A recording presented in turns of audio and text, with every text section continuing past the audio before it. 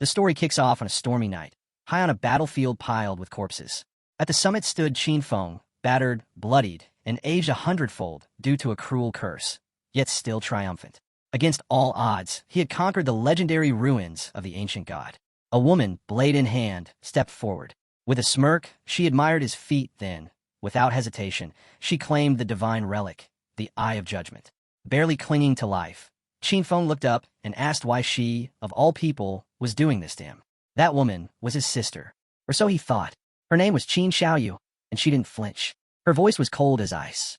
She reminded him that he was just an orphan taken in by her parents. They shared no blood, no bond. To her, he was nothing. Just then, a man with golden hair stepped into view, Song Fei. Resting a hand on Qin Xiaoyu's shoulder, he flashed a smug grin, clutching the divine artifact. "Thanks, Qin Feng," he said. "Without you, none of this would have been possible." The betrayal was complete. The blade lodged in Qin Feng's chest, soul-stealing steel. Song Fei had planted it there himself, draining what was left of his life in one blow. As if mocking him, he asked how the gift felt. Qin Feng had raised Qin Xiaoyu after their parents passed, supported her schooling, protected her when the world descended into chaos. He'd sacrificed everything, and now, all he got in return was this. Qin Xiaoyu looked him dead in the eye. To her, he had always been a burden, bossing her around, controlling her life. Back then, his strength was useful. But now that she and Song Fei had what they wanted, he was just dead weight. Song Fei lunged for the kill, promising he'd take care of Qin Xiaoyu from now on. As the final blow fell, Qin Feng swore he wouldn't let them get away with this. Then, everything went black. The year was 2025, the year the godforsaken game arrived. In this new world, lifespan became the only currency. Die, and you'd lose years. Kill, and you'd gain them. Lifespan could buy you real-world power, superhuman strength, blades that cut steel, even the ability to shrug off nuclear blasts. Everything had changed. Qin Feng had fought tooth and nail to survive, alongside his sister. They clawed their way through trials, disasters, and near death, eventually climbing into the world's top 100 powerhouses. He gave everything, and in the end, it all meant nothing. His hard-earned glory handed over to traitors. If he had another chance, he vowed, he'd live only for himself. And just like that, he opened his eyes. He was in his old room. Sitting upright in a panic, he scanned his surroundings. It was real. He was alive. He grabbed his phone, and the date confirmed it.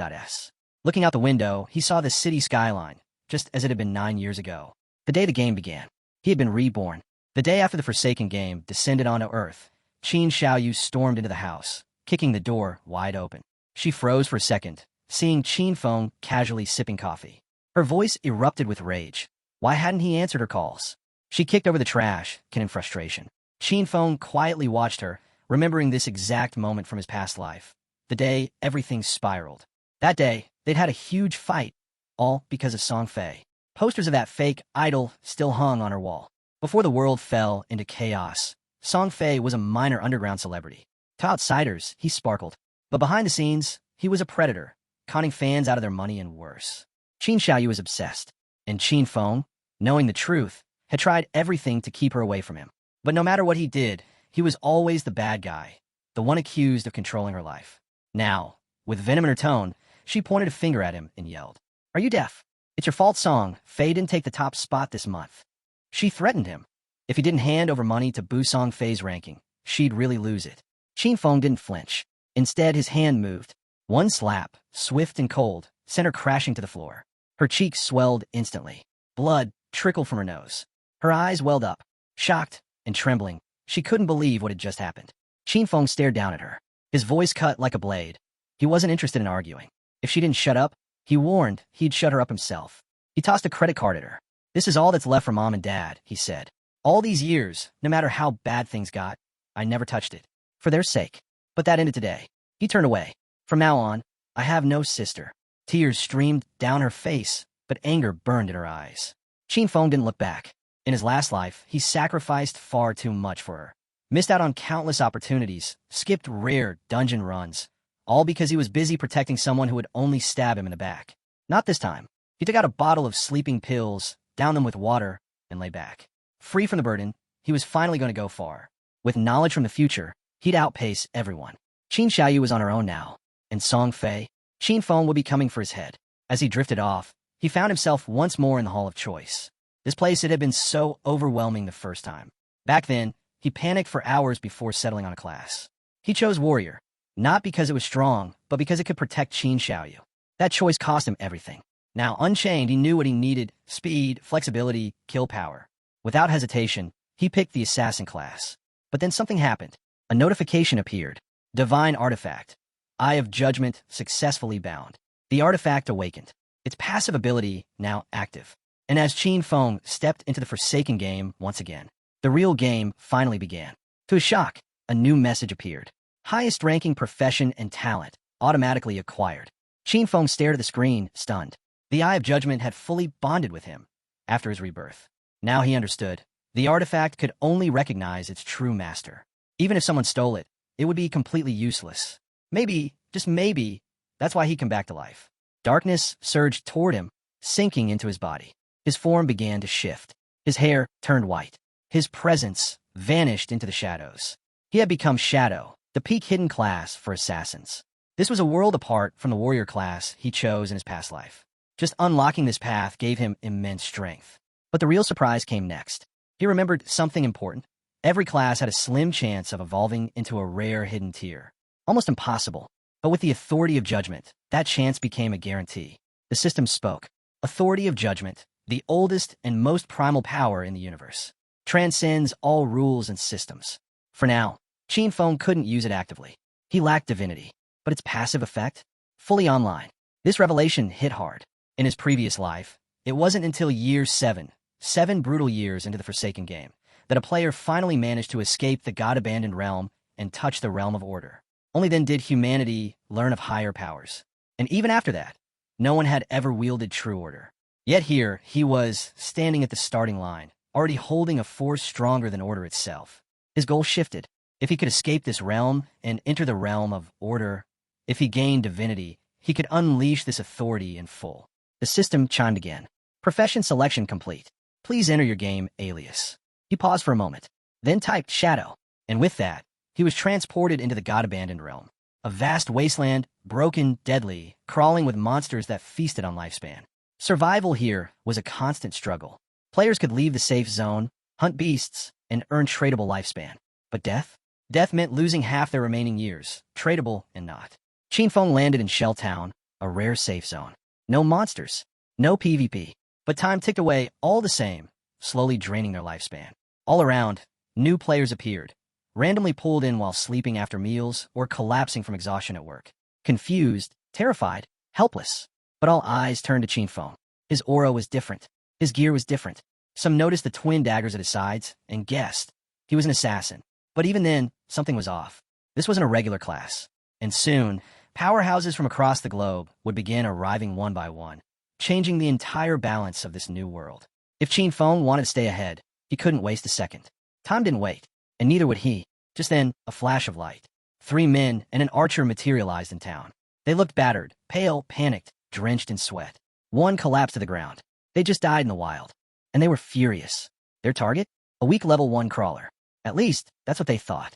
But with a single bite, the monster had wiped out all 4 of them, instantly draining their lifespan to 0. The group had only managed to chip away a third of the monster's health, together, before it wiped them out. Now, their lifespan had been halved. Panic set in as they turned to their archer, Lizzie, asking what they should do next. Qin Feng quietly watched her. She was holding a short bow. Archers usually started with those, but something fell off. She wasn't ordinary. She had a hidden class, too. Lizzie noticed him studying her. She smiled softly and called out, asking if he wanted to team up. The monsters out there were brutal, and they couldn't take him on solo. Her team had already been wiped once. They had experience now. But Qin Feng didn't slow down. No thanks, he replied and walked on. Her teammates scoffed behind him, calling him a pretender. 5 of them couldn't handle a low-level beast. What made this guy think he could go solo? To them, he was just throwing his life away. Curious, Lizzie pulled up the system interface. Alias, Shadow. That name alone was unusual. Qin Feng headed toward the town's edge. Lizzie couldn't help but trail after him. Maybe they could learn something. At worst, they'd watch him die. At best, they might pick up some monster data or skill insights. The God-abandoned realm was unforgiving. A single mistake could erase years from your life. Lizzie didn't know how she'd ended up here, but with her experience in online games, she'd quickly formed a team. Still, that first monster they faced had crushed them. They thought it was a weak crawler. It wasn't. No level 1 player should have tried that fight. Lizzie understood that now. Her friends were still bitter. One of them, the team's assassin, grumbled about Qinfeng's weapon. While he had a standard dagger, Qinfeng wielded a short blade, a rare start. Even worse, Qinfeng was faster than him. Faster than an assassin? That shouldn't be possible. And his outfit, completely different from standard class gear. Something about this guy didn't add up. Lizzie decided to keep following. Qinfeng noticed. He turned, eyes locked in their direction. Startled, Lizzie ducked back into cover, unsure if he had seen them. Too late. In the blink of an eye, he vanished. No trace. No sound. Just gone. He had used Shadow Sneak, a stealth ability that erased him from sight. The group stared, stunned. Even the assassin recognized it. That's an advanced stealth skill, he muttered. He's invisible. Qinfeng was gone. Lizzie shook her head. It was too risky to keep chasing. They'd already lost half their lifespan. They needed to regroup, find NPCs, and search for treasure chests or hidden quests. Anything that could boost their odds. Meanwhile, Qinfeng moved like a ghost through the terrain. Shadow Sneak cloaked him, allowing him to slip into stealth. Attacking would break the effect, but that first strike would hit harder than anything else. And thanks to stealth mastery, his stealth lasted longer and was harder to detect. Not even monsters could sense him. The Shadow class wasn't just rare, it was lethal. Normal assassins at this level were easy to spot. Not Qinfeng. He was untouchable. Watching Lizzie and her friends blunder around, Qinfeng couldn't help but sigh inwardly. They were still clinging to beginner mindsets. Shell Town didn't offer real strength. It was just a starting point. A safe zone. The real power? That lay beyond the gates. In this game, weak players were nothing more than food for the monsters. Seconds ticked by, and Qinfeng's stealth wore off. For now, the duration was short, but thankfully, the cooldown had already started the moment he activated it. Just a few more seconds, and he'd be able to vanish again. A glowing window opened in front of him, his status screen. Codename, Shadow. Class, Shadow. Non-tradable lifespan, 75 years. Tradable lifespan, 0. Stats, Strength, 13. Constitution, 13. Agility, 18. Spirit, 15. Every player began with a flat 10 points in each stat. Classes gave small bonuses. In his past life, when he picked Warrior, he'd only gained +3 in Strength and Constitution. But now, Shadow had buffed all his stats, and his agility alone had jumped by 8 points. He still had 5 unassigned attribute points. Most people rushed to boost Strength or Spirit to raise their attack power, physical or magical. That was a mistake. Without hesitation, Qinfeng dumped all 5 points into agility, pushing it to 23. In the early stages, no matter how you built your stats, monsters would always hit harder. The only way to survive and win was to never get hit. Speed was the key. Then he felt it. Movement behind a tree. His eyes locked on the figure of a level 1 crawler. Just a normal grade monster, except something was wrong. It was evolving. Qinfeng tensed. This was the same creature that had wiped out Lizzie and her team. It was still absorbing lifespan from its victims, and it was injured, down a chunk of health. The moment it sensed him, the crawler lunged. But Qinfeng jumped aside, dodging cleanly. He understood now. When monsters killed players, they could absorb their lifespan. Enough of it, and they would evolve into something far worse. No time to waste. Qinfeng triggered Shadow Sneak, drawing his short blade as his body faded into invisibility. The crawler snarled, spinning in place, searching. It sensed something was off, but couldn't see him. Suddenly, from above, Qinfeng reappeared midair. Stealth break strike. He crashed down, driving the short blade straight into the monster's head. 174 damage. The crawler crumpled to the ground, lifeless. Plus 10 experience. Qinfeng blinked. He hadn't expected a one-shot kill. Then he remembered, crawlers have a weak spot at the nape. A precise hit there triggered a critical. A system notification popped up. Skill unlocked. Backstab. Attacked from outside, an enemy's vision deal double damage. So that was it. Backstab, stacked with stealth break, and a critical to the weak point. The damage had multiplied, brutally. He stared down at the body, silent. In his past life, even with critical hits, his warrior strikes barely did 40 damage. Every crawler fight was a death match that left him one mistake away from the grave. Now, one clean hit. No risk. The monster's body dissolved, leaving behind a glowing orb. Lifespan. Qinfeng clenched his fist around it, and the power surged into him.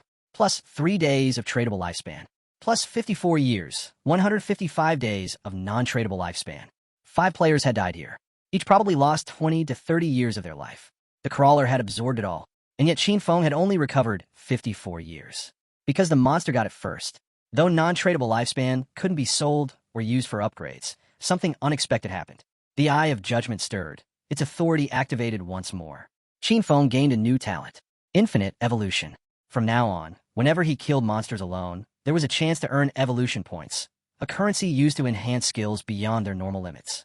Every 24 hours, he would passively gain 5 points, and defeating any boss-class monster solo would guarantee more. Right now, he had 5 to spend. In his previous life, he had never heard of anything like this. No matter what loot monsters dropped, equipment, skill books, it was all locked to a fixed grade. No one had ever found a way to evolve skills. This was something that broke every rule of the game, a power beyond the system itself. He decided to test it out. Qinfeng upgraded Shadow, Sneak, and Backstab, spending 4 points in total. The results were instant.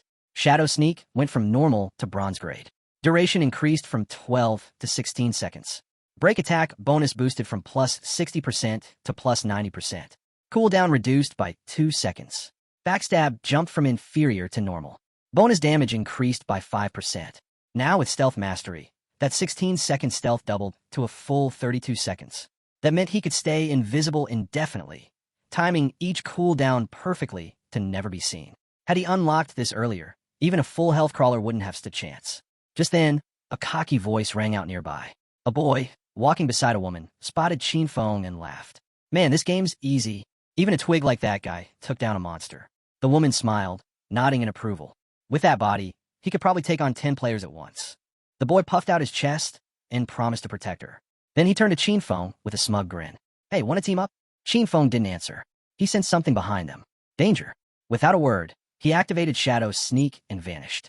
The boy blinked. Huh, did I scare him off? The air shifted. Suddenly, a massive spider dropped from the trees. Level 1, bronze grade monster, Nurturer. The couple didn't stand a chance. In seconds, it tore them apart. Qinfeng watched from the shadows. He remembered this monster well. It was a starter boss, deceptively strong with 16 HP bars, and it controlled a swarm of smaller spiders. Most rookies who tried to fight it never made it back. As the spider began to feast, Qinfeng moved in, using the distraction to test his upgraded abilities. Stealth Break Strike. He dove from above, blade piercing the Nurturer's eye. 338 damage. The spider shrieked and lashed out, but Qinfeng reacted instantly, dodging just in time.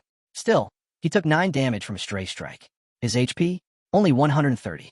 If that hit had landed clean, he'd be dead. But the impact, it was insane. Over 300 damage from a single blow? Even he was surprised. The Nurturer screeched and went berserk, crushing trees in a wild frenzy. Qinfeng knew these monsters weren't dumb. This one had realized it was being hunted. It began swinging blindly, trying to force him out of hiding. Even the little spiders joined in, scuttling in formation. Rushing in now would be suicide. So, while he was still searching, Qinfeng grabbed a rock. Thwack! It smashed into the spider's abdomen. Minus 299 damage. Direct hit. He picked up another. And just like that, he realized something crucial. His greatest weapon wasn't just his blade. It was precision. Thanks to his class skill enhancements and the passive bonuses from Stealth Ambush Strike, Qinfeng realized something unexpected. Even throwing rocks dealt serious damage.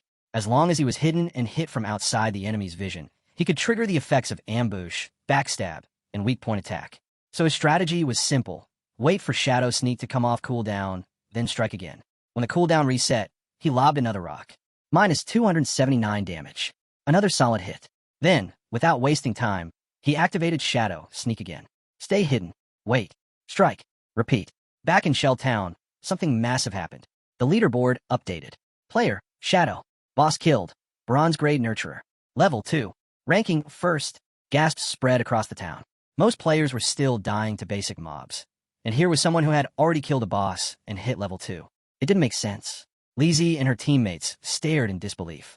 They had been wiped out by that same spider, together. And yet Qinfeng had killed it alone? They were convinced it had to be a bug. Meanwhile, the woman and the musclehead who had just respawned were frozen in shock. That weak-looking guy they ran into? He was Shadow. He had killed the very creature that had just torn them apart. Back in the forest, the system chimed again. Boss killed. Bronze grade Nurturer. Plus 300 XP. Plus 2 evolution points. Leaderboard unlocked. Shelltown ranking. Plus 1 reputation point. Qinfeng exhaled as the massive spider's body collapsed. He stepped forward and began absorbing the released lifespan. The moment the boss died, its minions scattered. A waste. If he'd killed the small spiders first, he could have earned even more experience. He made a mental note to avoid that mistake next time. Still, the rewards were impressive. Plus 46 days of tradable lifespan. A skill book, Greedy Hand, bronze quality. And a weapon, Corrosive Dagger. 35 damage. Plus 4 agility. He learned Greedy Hand instantly. The skill gave him a 20% chance to obtain extra loot from defeated enemies. An absolute jackpot for any assassin. Qin blinked. A skill like this from a low-level boss? He hadn't expected it. In his past life, this was considered a god-tier looter skill, especially in the late game.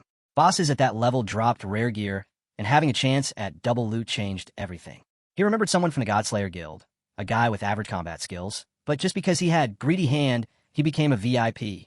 The guild even assigned him a personal bodyguard to protect him on dungeon runs. Qinfeng's eyes narrowed. If he combined this skill with infinite evolution, not only could he boost the drop rate, but also multiply the loot rewards endlessly. The possibilities were insane. The next morning, students were heading to school. Qin Xiaoyou's friend glanced at her. "You're really not going to call your brother? Maybe apologize?" She reminded her. They skipped the exam yesterday to secretly go support Song Fei. "I'm sure Qinfeng's upset." But Qin Xiaoyu shook her head, arms crossed. "I didn't do anything wrong. He's the one who made us late." In her mind, he owed her an apology. Her friend sighed. "Still, he's always treated you well. Don't you think he deserves?" Qin Xiaoyou's friend glanced at her bruised face, lowering her voice. "What happened to you?" Xiaoyu stood her ground, brushing it off. "I tripped. That's all." She wasn't about to admit that Qin had hit her. In her mind, he was just meddling again, always try to control her life. When they arrived at school, a large group of students had gathered in front of the classroom, whispering in confusion. Curious, the friend pushed through the crowd. Inside, she froze. Zhang Wei's body was fading, becoming semi-transparent. One of his friends tried to explain. He said he was going to take a nap, and the next thing we knew, he looked like that. But this wasn't just happening here. It was spreading fast. Reports were flooding in from around the world. Online forums, news alerts, emergency broadcasts. People everywhere were entering this ghost-like state the moment they fell asleep. No one knew why. No one had answers. Xiaoyou's friend went pale and pulled out her phone to call her parents. She turned to Xiaoyu. "You should call your brother, just in case." But Xiaoyu shook her head coldly. "I'd rather see him dead than talk to him." Meanwhile, deep in the god-abandoned realm, Qin was evolving. He had just upgraded Greedy Hand from bronze to gold. The loot bonus? Now a massive 70% chance to earn extra drops from defeated enemies. And the moment he activated it, the skill rewarded him with +2 evolution points, plus 46 days of tradable lifespan. He grinned and clenched his fist. Every bit of progress counted. He knew that upgrading Greedy Hand to the next tier, level 3, would cost 3 more points. But once he hit that mark, his loot chance would spike to 100%. Guaranteed. Qinfeng's mind shifted to the real world. By now, the world governments must have caught on. More and more people were being dragged into the Forsaken game. It wouldn't be long before the truth came out, that skills and equipment could be extracted into reality. And once that secret spread, chaos. But to extract anything, 2 things were required. Reach level 10. Accumulate enough tradable lifespan. He had no time to waste. Killing low-level mobs was inefficient. He needed to find stronger bosses.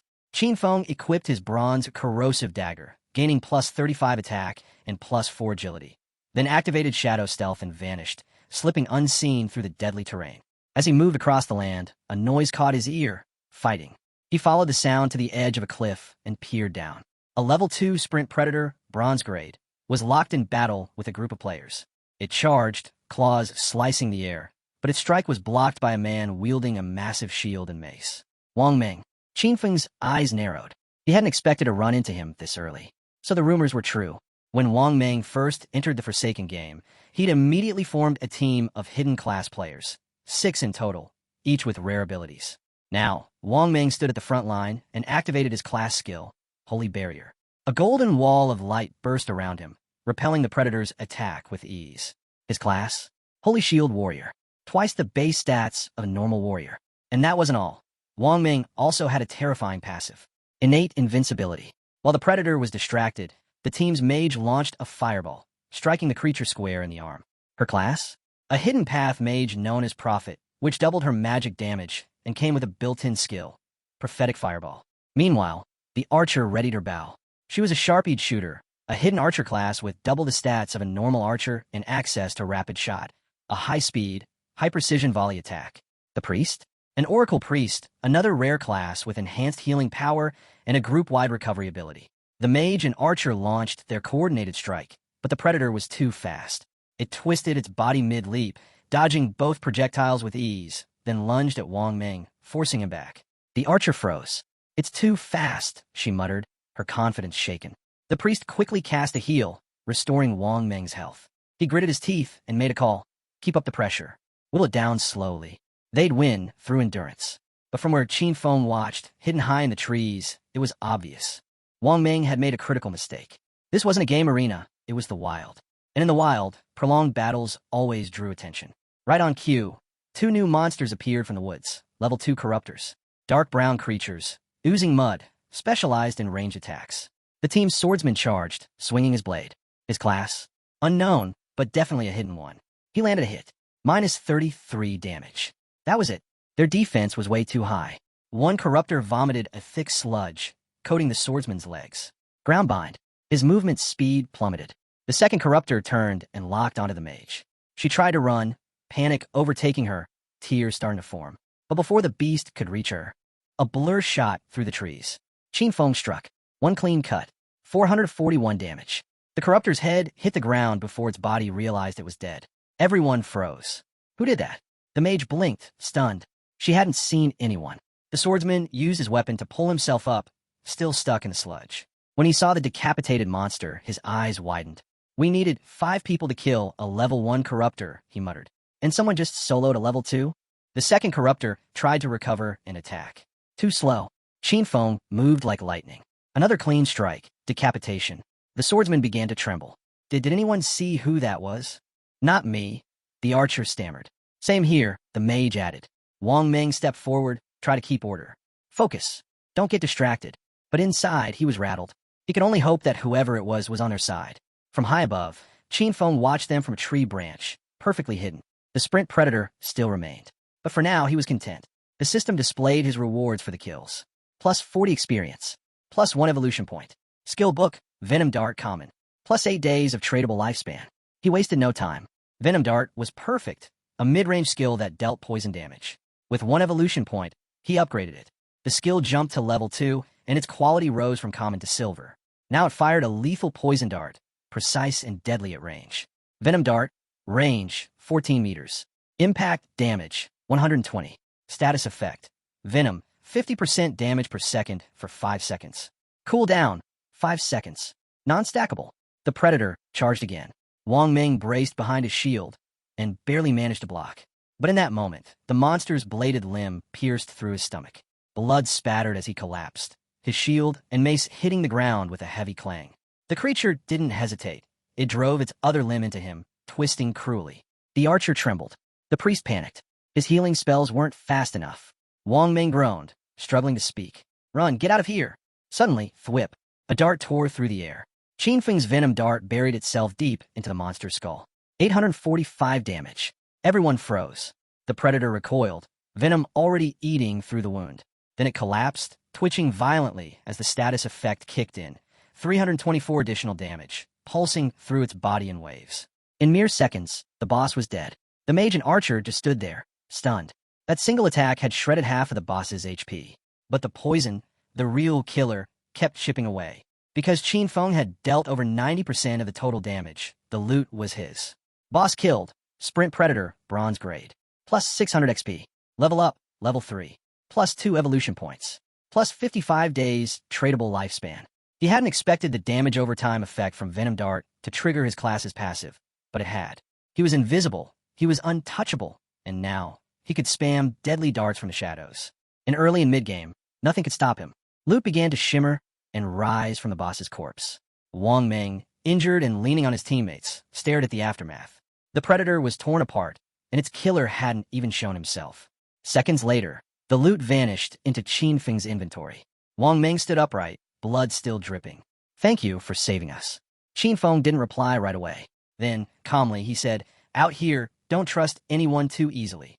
The team went silent. Even Wang Ming was momentarily stunned. But then, he gave a small nod. Sound advice. We won't forget it.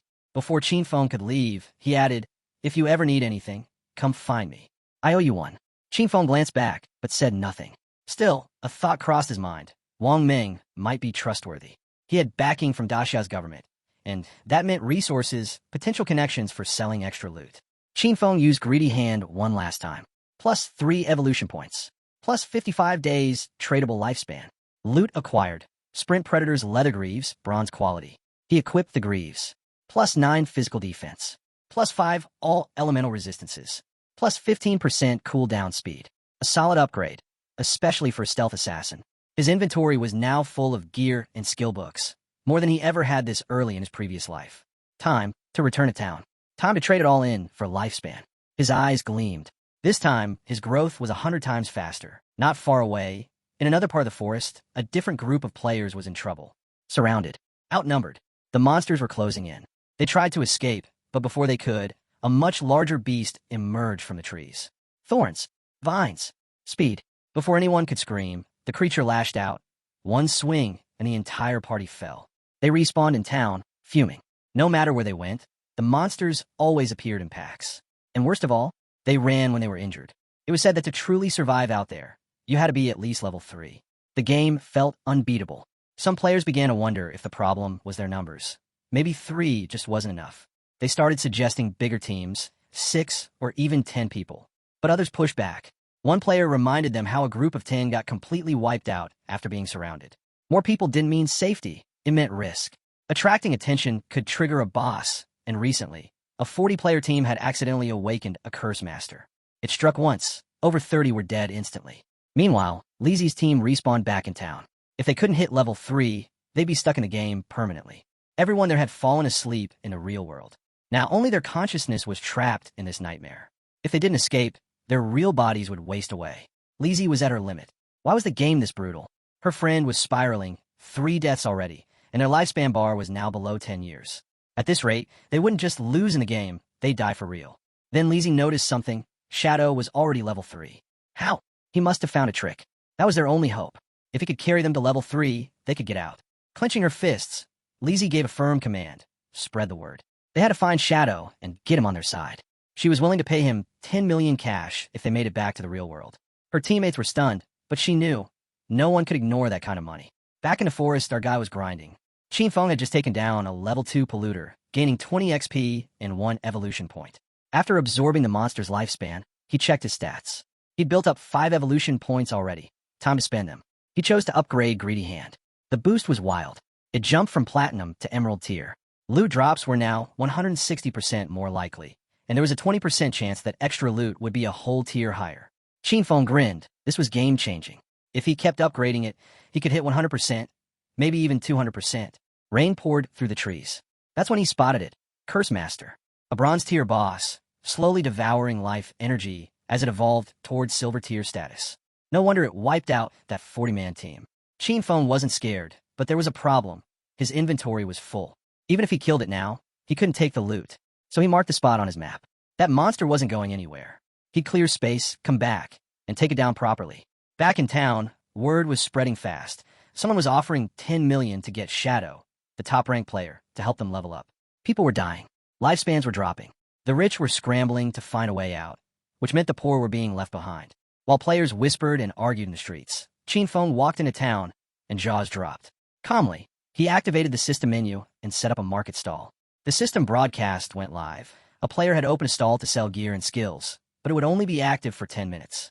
The entire town was stunned. Everyone turned to look. The man behind the stall was wearing 2 pieces of bronze tier equipment, and he was selling 2 more. People couldn't wrap their heads around it. Had he really taken down a bronze tier boss? One player asked why they couldn't see the seller's face. Another explained he'd activated the face concealment feature. In this game, your avatar matched your real appearance, so hiding your face was a good way to stay anonymous. Clearly, this guy wanted to stay a mystery. A mage walked up to the stall, curiosity in her eyes. How much for the ice cone spell? She asked. 100 days of tradable lifespan. Qinfeng replied without flinching.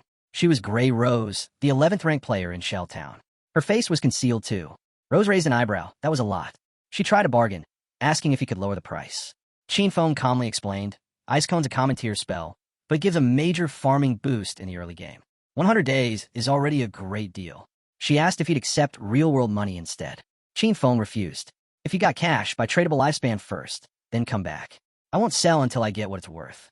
Rose paused, thinking it over. She switched to team chat and asked her squad what they thought. They'd hit level 2 quickly under her lead, and none of them objected. With Ice Cone, they could reach level 3 even faster. And right now, escaping was more important than hoarding resources.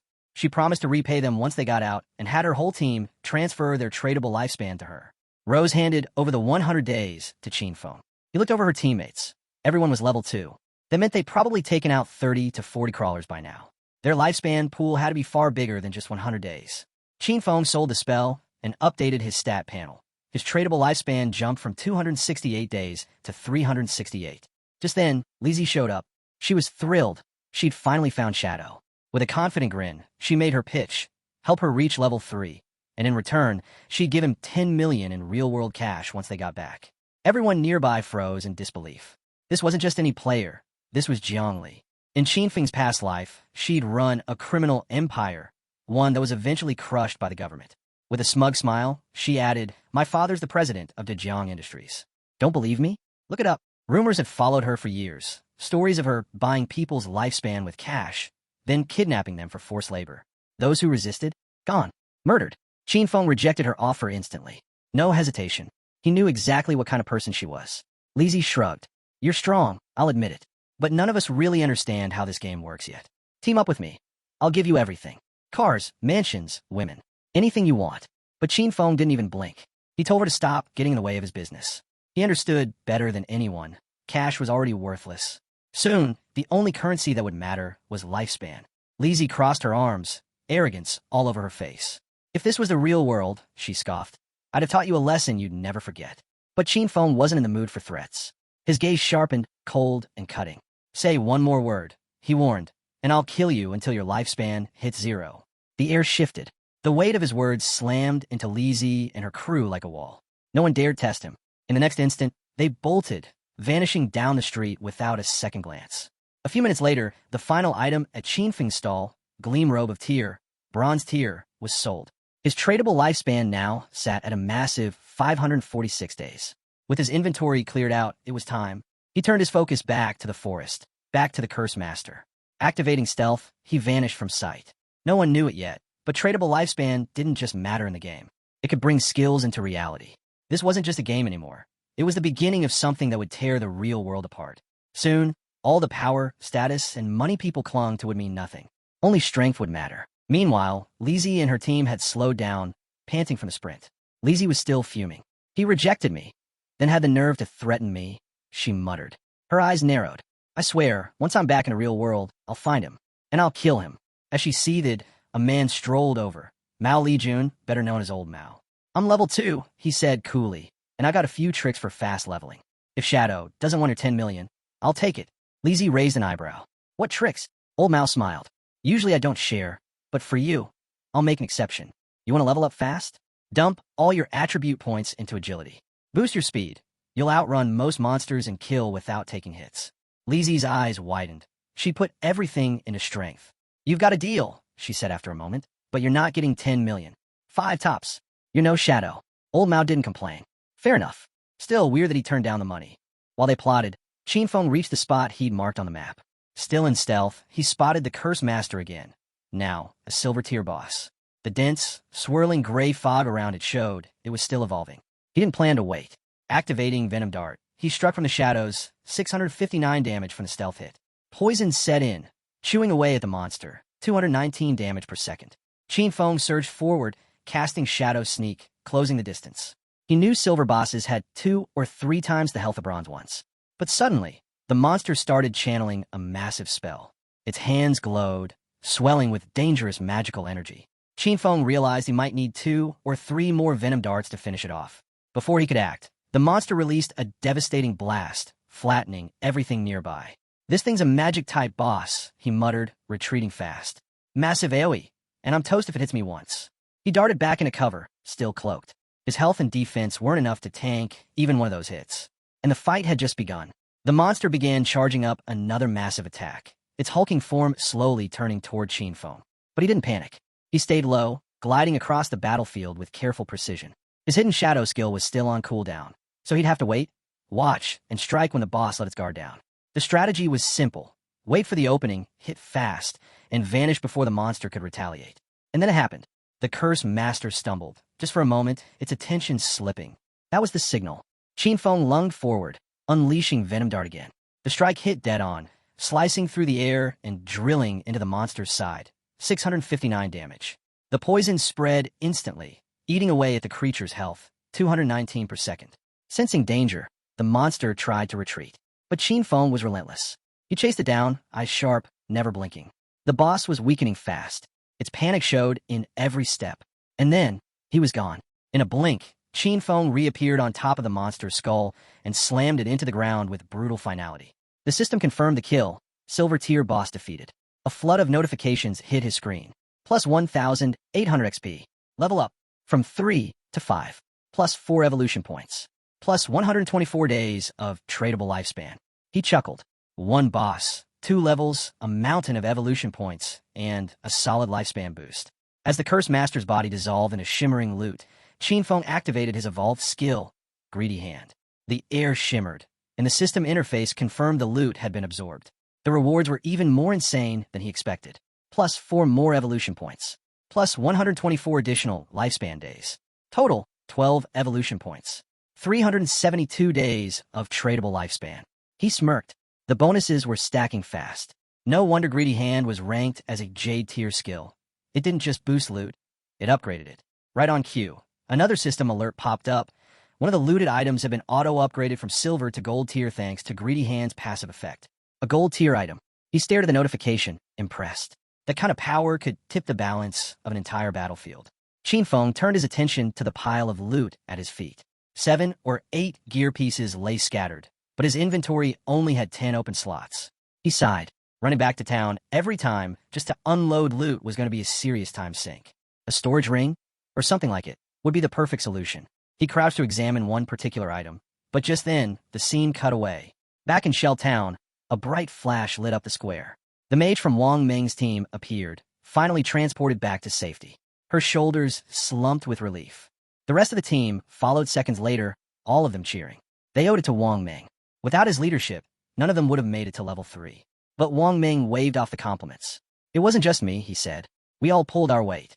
Even so, the mage couldn't shake a certain regret. She let out a soft sigh. I should have added that guy as a friend. In the forest. She remembered being covered in mud when they met. Maybe that was why he ignored her. One of her teammates nudged her with a grin. With that new outfit, if he sees you again, no way he's passing up the chance. As they laughed, a system-wide chime echoed through Shell Town. The leaderboard had just been updated, and at the very top was Shadow. News of Shadow reaching level 5 spread like wildfire through Shell Town. Players were stunned. Just moments ago, he was at level 3. How had he jumped 2 levels so fast? There's no way, someone muttered. He must have taken down a high-tier boss. Another chimed in. I literally saw him 10 minutes ago, just chilling in a market stall selling gear. Then a guy in the crowd said something wild. His sister had just turned 18, and if Shadow took a liking to her, maybe their whole family could ride his coattails. After all, having Shadow around would make leveling up a breeze. His friends quickly shut that down. Dude, he turned down 10 million cash. You think he's going to care about some matchmaking setup? Meanwhile, back at Wang Meng's camp, the mood shifted from celebration to concern. They just made it to level 3, only to find out that Shadow had already surged ahead to 5. But Wang Meng stayed composed. Don't worry about him, he said calmly. Right now, we need to log out and warn the people we care about. This game isn't just a game anymore. One by one, their bodies began to fade as the system logged them out. Wang Meng's final words echoed. If the world's headed into chaos, we can't leave our families unprepared. The scene switched. Back in the real world, Wang Meng's eyes snapped open. A voice called out, Captain. He wasn't just any player. Wang Meng was a police officer. His team rushed in, clearly shaken. One of them admitted they were terrified. His body had started going transparent while he was unconscious. The implications were horrifying. If you died in the game, or if your lifespan hit 0, you didn't just log out. You vanished, for real. But there was no time to process the terror. Wang Meng stood, serious as ever. Get everyone together. Something big's going on. An officer asked him for a report. Wang Meng recounted everything. How his squad had teamed up, each of them with a hidden profession, a major advantage. And yet, despite that edge, they were nearly wiped out by a single monster. Only one person saved them, an unknown player, Shadow. He confirmed every detail. When Shadow helped them, he was level 3. But by the time Wang Meng and his crew hit level 3 themselves, Shadow was already level 5. The officers looked at each other, worried. One finally asked what they were all thinking. Does this mean Shadow's the strongest player out there? How did he level up that fast? Speculation began flying. Wang Meng suggested the obvious. Maybe Shadow defeated a high-level boss or completed some rare mission. But then, one officer raised a sharp question. If he was already level 3, why didn't he log out like we did? The room went quiet. Maybe another officer hesitated, He doesn't have anyone waiting for him. No family. No friends. A female officer stepped forward, voice soft but certain. What if he's a transmigrator? Someone who just shows up, gets stronger like it's second nature. Like he's meant for it. She added quietly, transmigrators are usually orphans. That could explain why he hasn't left the game. The room fell completely silent. Realizing how heavy her words sounded, her face turned red with embarrassment. A senior officer frowned, clearly unimpressed. He said sternly, "This isn't the time for fantasy. Cut the transmigrator talk." He waved off her theory with a sigh. "You've been reading too many novels." Shifting the conversation back to serious matters, he shared a chilling update. Classified intel from the top levels had uncovered a disturbing trend. Across the country, elderly people had been mysteriously dying in their sleep. But then researchers started cross-checking data and found a horrifying connection. Many of these people had been players in the forgotten game of the gods, and they died multiple times inside it. The implication was crystal clear. If your lifespan hits 0 in the game, you die for real. One officer voiced what everyone was thinking. This game wasn't just a digital anomaly. It was something far beyond their understanding. A possible incursion from beings outside their reality. The room went silent again, the weight of that idea settling in. The head officer didn't waste time. "We've received new orders. Emergency protocol, straight from the top." This was no longer just a police matter. All officers will now form vanguard units, based on location. You'll be entering the forgotten game of the gods with a new objective: gather intelligence. Figure out what this is, and survive. He stressed the urgency. Every nation was now investigating the game. Falling behind could put them at a global disadvantage. For the sake of national security, they had to get ahead of this. Then came his official orders. "On you. You'll lead Team 1 as captain." She nodded, serious and composed. "Wang Meng, you're her vice captain. You two will choose your squad." Wang Meng gave a sharp nod. He knew what was at stake. But then, the officer turned to a name that had everyone on edge. "Shadow." He looked at Wang Meng. "You said Shadow saved your team. So far, he doesn't seem to be a threat. But we can't ignore someone that powerful." He tasked Anyu and Wang Meng with a new mission. Make contact with Shadow. Gain his trust. Work with him. The officer explained why Anyu was the right one for this. Her deep understanding of games and narrative tropes made her the best fit to approach someone whose actions felt ripped from a myth. "If Shadow can become our ally," he said, "we might gain critical intel. He could become our nation's representative inside the game." Meanwhile, the rest of the officers would focus on controlling the public, preventing mass panic, and keeping order. As the sun set, casting gold across the city skyline, the meeting ended. One by one, the officers moved out, ready to face the coming storm. The next morning, the scene shifted to a high school classroom. At her desk sat the protagonist's younger sister, lost in thought. Around her, the classroom buzzed with excited chatter. Everyone was talking about the game. Near her, a group of students discussed a big surprise. Zhang Wei, the student whose body had started fading, had reached level 3 and safely logged out. One of the girls leaned in, sharing what Zhang Wei had revealed, something game-changing. "If a bunch of people from the same area fall asleep at the same time," she said, "they all wake up in the same starter village." That one piece of news stirred a new wave of energy through the class. Half excitement, half fear. The mood in class shifted. Worry crept in among the students. One girl, clearly distressed, shook her head. "This won't work," she said urgently. "I need to bring my parents into the game, but they don't know how to play. What if something happens to them in there?" But another student pushed back. "No, don't rush into that. We need to get stronger first, then protect them. Going in blind could just make things worse." Across the room, the protagonist's younger sister sat quietly, staring at her phone, deep in thought. Something was bothering her, and it wasn't just the game. Why hasn't he called?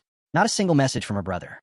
Not even after everything that happened. With something as insane as the forgotten game of the gods going on, he should have checked on her. Should have said something. But instead, just silence. What hurt more was the memory of earlier, when he hit her. Their parents had never laid a hand on her. Not once. But her brother, he had. That wasn't like him. In the past, no matter how angry he got, he always made up with her. A small gift, an apology, something. But today, nothing. She crossed her arms, still fuming. "I only skipped class to see Song Fei. Is that really such a big deal?" she muttered to herself. Pouting, she made a decision. Unless he calls and apologizes at least 1,000 times, I'm not forgiving him. But just as fast as the anger came, it melted into excitement. She started talking about Song Fei, her favorite idol. Looking back, she was actually happy she went to his concert yesterday. With the way this game was taking over, there might not be another chance to see him live again. Her eyes lit up as she replayed last night in her head. How close she got to the stage, how amazing he looked while performing. And then it hit her. If everyone enters the game while asleep, then Song Fei would too. Her cheeks turned red. Could she meet him in the game? Was this fate? Her heart raced just thinking about it. Determined, she started getting ready for bed. But before she lay down, something clicked. Zhang Wei had reached level 3 insanely fast. That meant he probably knew his stuff. If she wanted a shot at surviving, she needed advice from someone like him. She didn't hesitate. She pulled out her phone and sent Zhang Wei a message. Got any tips before I enter the game? At that moment, Zhang Wei was hanging out with classmates when he saw her message. His eyes widened. Her? Asking him? He grinned. This was his chance, whatever that meant. He fired back a quick reply. You're asking the right person. First tip, put all your starting points into agility. If you don't, you'll be too slow to outrun the monsters and you'll die. A lot. She responded right away. Even if I'm a mage? Especially as a mage, he replied. Agility helps with casting speed. Super important early on. Still unsure, she typed. And what if I still can't win, even with high agility? Zhang Wei's reply came with full confidence. Don't worry. As long as someone in your village hits level 5, the teleportation formation will activate. That'll connect all the starter zones. Once it does, you could just join a team and level up fast. I'll help you. Come find me once the teleportation circle activates, Zhang Wei added. The message lit up her screen, and just like that, she smiled. Lying in bed, she felt a wave of relief. It was comforting having someone like Zhang Wei on her side, someone who knew what they were doing. This is perfect. She'd enter the game before her brother, level up fast, and get strong on her own. And when he finally logged in, she'd give him a hard time. No help, no support. He'd have to figure things out on his own. Satisfied with her plan, she let her eyes close, excitement bubbling as she drifted into sleep. Back in the game, the protagonist stood silently over a fresh pile of loot from the boss he'd just defeated. His eyes scanned the spoils, but one item glowed brighter than the rest, an orb pulsing with energy. He picked it up. Item acquired. Curse ring, gold tier. A system prompt detailed its stats. It could be worn by any class. Added plus 8 points to all attributes. Boosted dark elemental resistance by 26, and increased weak point attack damage by 1.5x. The only requirement, the user had to be at least level 4. Qinfeng's eyes narrowed in thought. That was plus 32 attribute points total, the equivalent of 3 level-ups in one item. The dark resistance would be useful against certain enemies, and the weak point multiplier? A solid bonus. This wasn't just loot. This was a game changer. Before he could inspect it further, another system alert popped up. New skill acquired. Instant Shadow Slash, Silver Tier. The system explained. The skill unleashed a flurry of slashes in a straight line up to 15 meters, hitting every enemy in a 2.1 meter wide path 3 times. Each slash dealt 100 damage and counted as a backstab, though it didn't strike weak points. On top of that, it granted temporary invincibility for 5 seconds. Cooldown, 12 seconds. A strong area of effect skill with built-in survivability. No doubt, it was a powerful asset. Qinfeng didn't hesitate. He learned it instantly. With evolution points still to spare, he turned his attention to upgrading one of his key abilities, Greedy Hand. The system accepted 8 evolution points, boosting it from Jade rank to Diamond rank. New effect? Loot drop chance jumped from 160% to 220%. Upgrade chance on dropped loot increased from 20% to 40%. He nodded impressed. With this kind of improvement, each kill would now reward him with 2 loot items, and nearly half of those had a chance to be upgraded. Every battle would be 3 times as rewarding. Not wanting to waste the rest of his points, he turned to Instant Shadow Slash and upgraded it 3 more times. The system consumed his remaining 3 evolution points, leaving him with only 1. But the payoff was immediate. The skill evolved, jumping ranks, silver to gold, then to platinum. The attack range increased from 15 to 21 meters. The slash count rose from 3 to 5, hitting all enemies in a now 3.1 meter wide path. Invincibility extended to 7 seconds. Cooldown reduced to 10.43 seconds. Not massive, but enough to make a difference. It was official.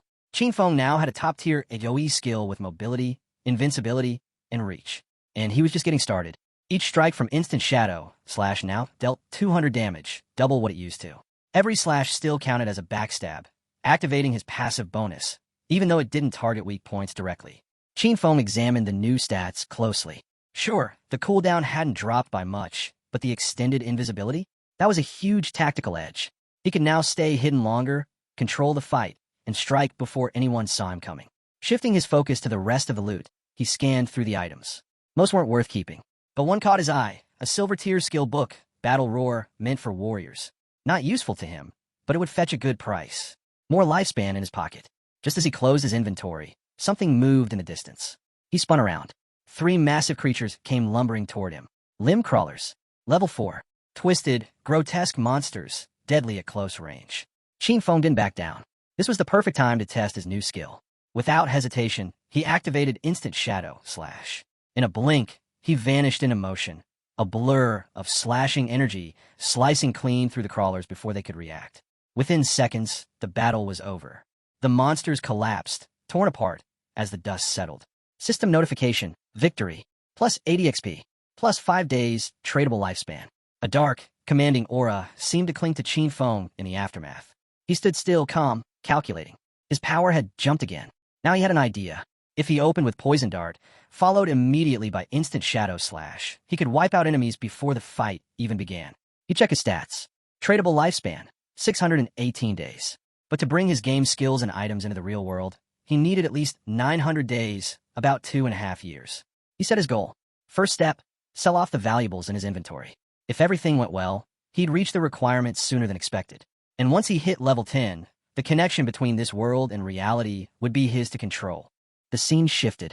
Qin Feng, now invisible thanks to latent image, made his way silently back toward the starter town. As he moved through the shadows, voices reached his ears. A man congratulated a woman on reaching level 3 and reminded her of a deal. He stopped to observe. It was Lizzie and Old Mao. From their conversation, the details of their arrangement became clear. Old Mao had helped Lizzie reach level 3 so she could safely log out. In exchange, she owed him 5 million in cash. Lizzie didn't seem worried. "Do you really think the Yang Industries can't spare the kind of pocket change?" she asked casually. "I'll log out and handle the transfer." "No problem." Before leaving, she handed him her phone number. "Call me after you log out," she added. But she wasn't done. She made another offer, $10,000 in cash for every day of tradable lifespan Old Mao owned. His eyes lit up. He agreed immediately, thrilled by the amount he'd earn. With a smug grin, he added, "King was a fool for turning you down. We'll talk more once we're back in the real world." He laughed, clueless, because just a few steps away, Qin Feng was right there, watching, hidden in plain sight. Unaware he was being observed, Old Mao waved off the importance of lifespan like it was nothing. "In the end, it's just like in-game gold," he scoffed. "Easy to get. No reason to stress." Old Mao chuckled to himself, still feeling clever. "Turning game achievements into real-world money. That's the smartest strategy," he muttered, proud of his plan. He had no idea the very person he mocked, King, had heard every word. The scene shifted to the starter town, where Qin Feng now stood before the teleportation gate. He raised his hand. The gate responded instantly, glowing with a brilliant blue light. Energy surged, swirling with force as a system notification popped up. "Congratulations! You've activated the teleportation formation in Shell Town. Reputation +1. The message continued. He could use the teleportation gate once a day for free. Additional uses? They'd cost tradable lifespan. But there was a catch. No other gates had been activated yet. For now, teleportation was useless. Qin Feng narrowed his eyes. He knew how the system worked. It was a two-way connection. Just unlocking one in didn't do much. Someone else in another starter town had to hit level 5 and activate their gate too. And he remembered exactly who might do it. Song Fei. In his past life, that guy had started in Firefly Town. Qin Feng wasn't going to sit around and wait. He set up an alert altar, locking it onto Firefly Town's gate. The moment it lit up, he'd know, and he'd be ready. As he walked deeper into town, his focus sharpened. For most players, town-to-town travel was the goal. But not for him. His true objective was level 10. That was the threshold. Once he reached it, he could enter the God's abandoned realm, a hidden space where he could finally awaken his authority. That's when the real game would begin. Later, he opened his market stall. A new system alert echoed out. A player has opened a limited-time stall. Equipment and skills available for the next 10 seconds. Nearby players lit up with excitement. Qin Feng's back. "I've been saving my lifespan just for this." One boasted he had 150 days saved up. Another recalled how last time, Qin Feng sold the Ice Cone spell, which helped Gray skyrocket to second place on the leaderboard. Then came a jackpot. Someone discovered a silver-tier skill book, Battle Roar, a warrior-exclusive ability. Without hesitation, he bought it. Battle Roar has been sold for 300 days of tradable lifespan. Gasps echoed through the crowd. Is a single skill book really worth 300 days? Totally, another player cut in. That skill lets warriors farm like crazy. You'll earn that back in less than 2 days. The crowd understood instantly. Everything Qin Feng sold was high value, and in just seconds, the entire shop was sold out. Qin Feng checked his system panel. In 1 minute, he'd gained 650 days of tradable lifespan. Total, 2,174 days. Still, he wasn't satisfied. To carry everything, his attributes, skills, and gear, into the real world, he needed much more. As the crowd slowly dispersed, some players grumbled, upset they missed their chance. "Will you open your stall again?" one asked. Chinfeng gave a nod. "I will." Just then, a voice cut through the noise. A female player stepped forward. "I've got something special," she said confidently. "A treasure. Want to make a deal?" As he turns around, his eyes land on someone familiar. She's part of Wang Meng's team. Almost instantly, the system identifies the item she's holding. A space ring with 12 inventory slots. Not only that, it confirms the ring doesn't take up any backpack or equipment slots. Chinfeng freezes for a moment. He knows exactly what that means. Space rings are incredibly rare. Most players dream of getting their hands on one.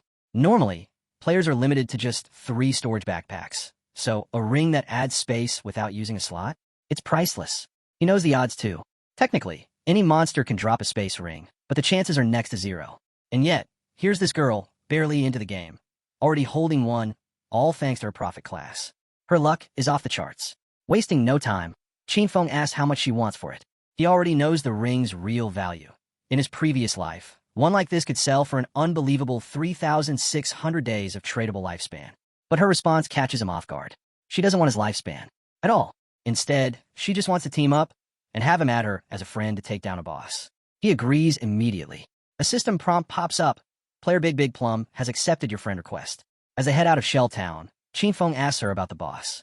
Big Plum explains that it's a gold-tier monster, though she didn't catch its exact name. It was too far off, but she did see it on an old beat-up boat in the middle of a swamp. Chinfeng's eyes widen. A broken boat in a swamp?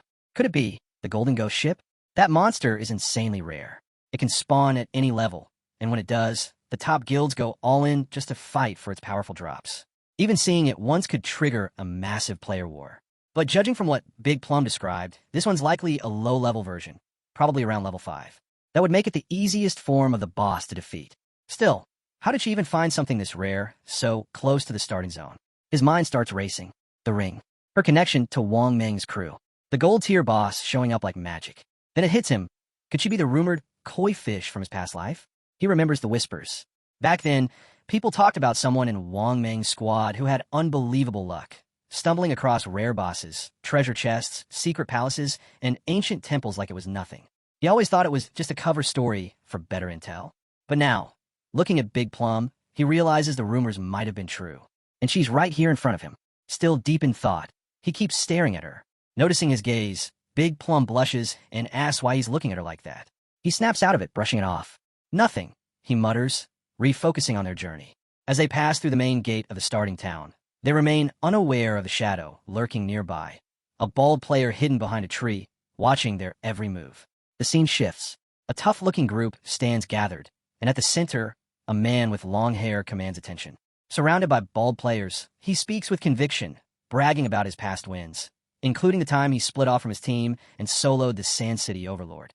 He tells his crew that if they follow him, success in the game is guaranteed. But before he can say more, the bald scout rushes back. He's got news. Chinfeng just left town with a girl. The boss smirks, letting out a short laugh. To him, Chinfeng is just another rookie getting sidetracked by a pretty face. Without wasting a second, he rallies his group. It's time to strike. Meanwhile, outside the town walls, Chinfeng and Big Plum continue walking. As they go, Chinfeng brings up his conditions for helping out her team. If the boss drops any gear or skill books she can use, they're hers. But everything else? That's his take. Big Plum considers the offer and asks, "What about the others? Like Wang Meng, what do they get out of it?" Chinfeng explains that every party has different roles, and there's no guarantee gear for an assassin like him will drop. If that happens, he'd walk away empty-handed. Not exactly fair in his book. Big Plum nods. She gets it, but she adds a small condition of her own.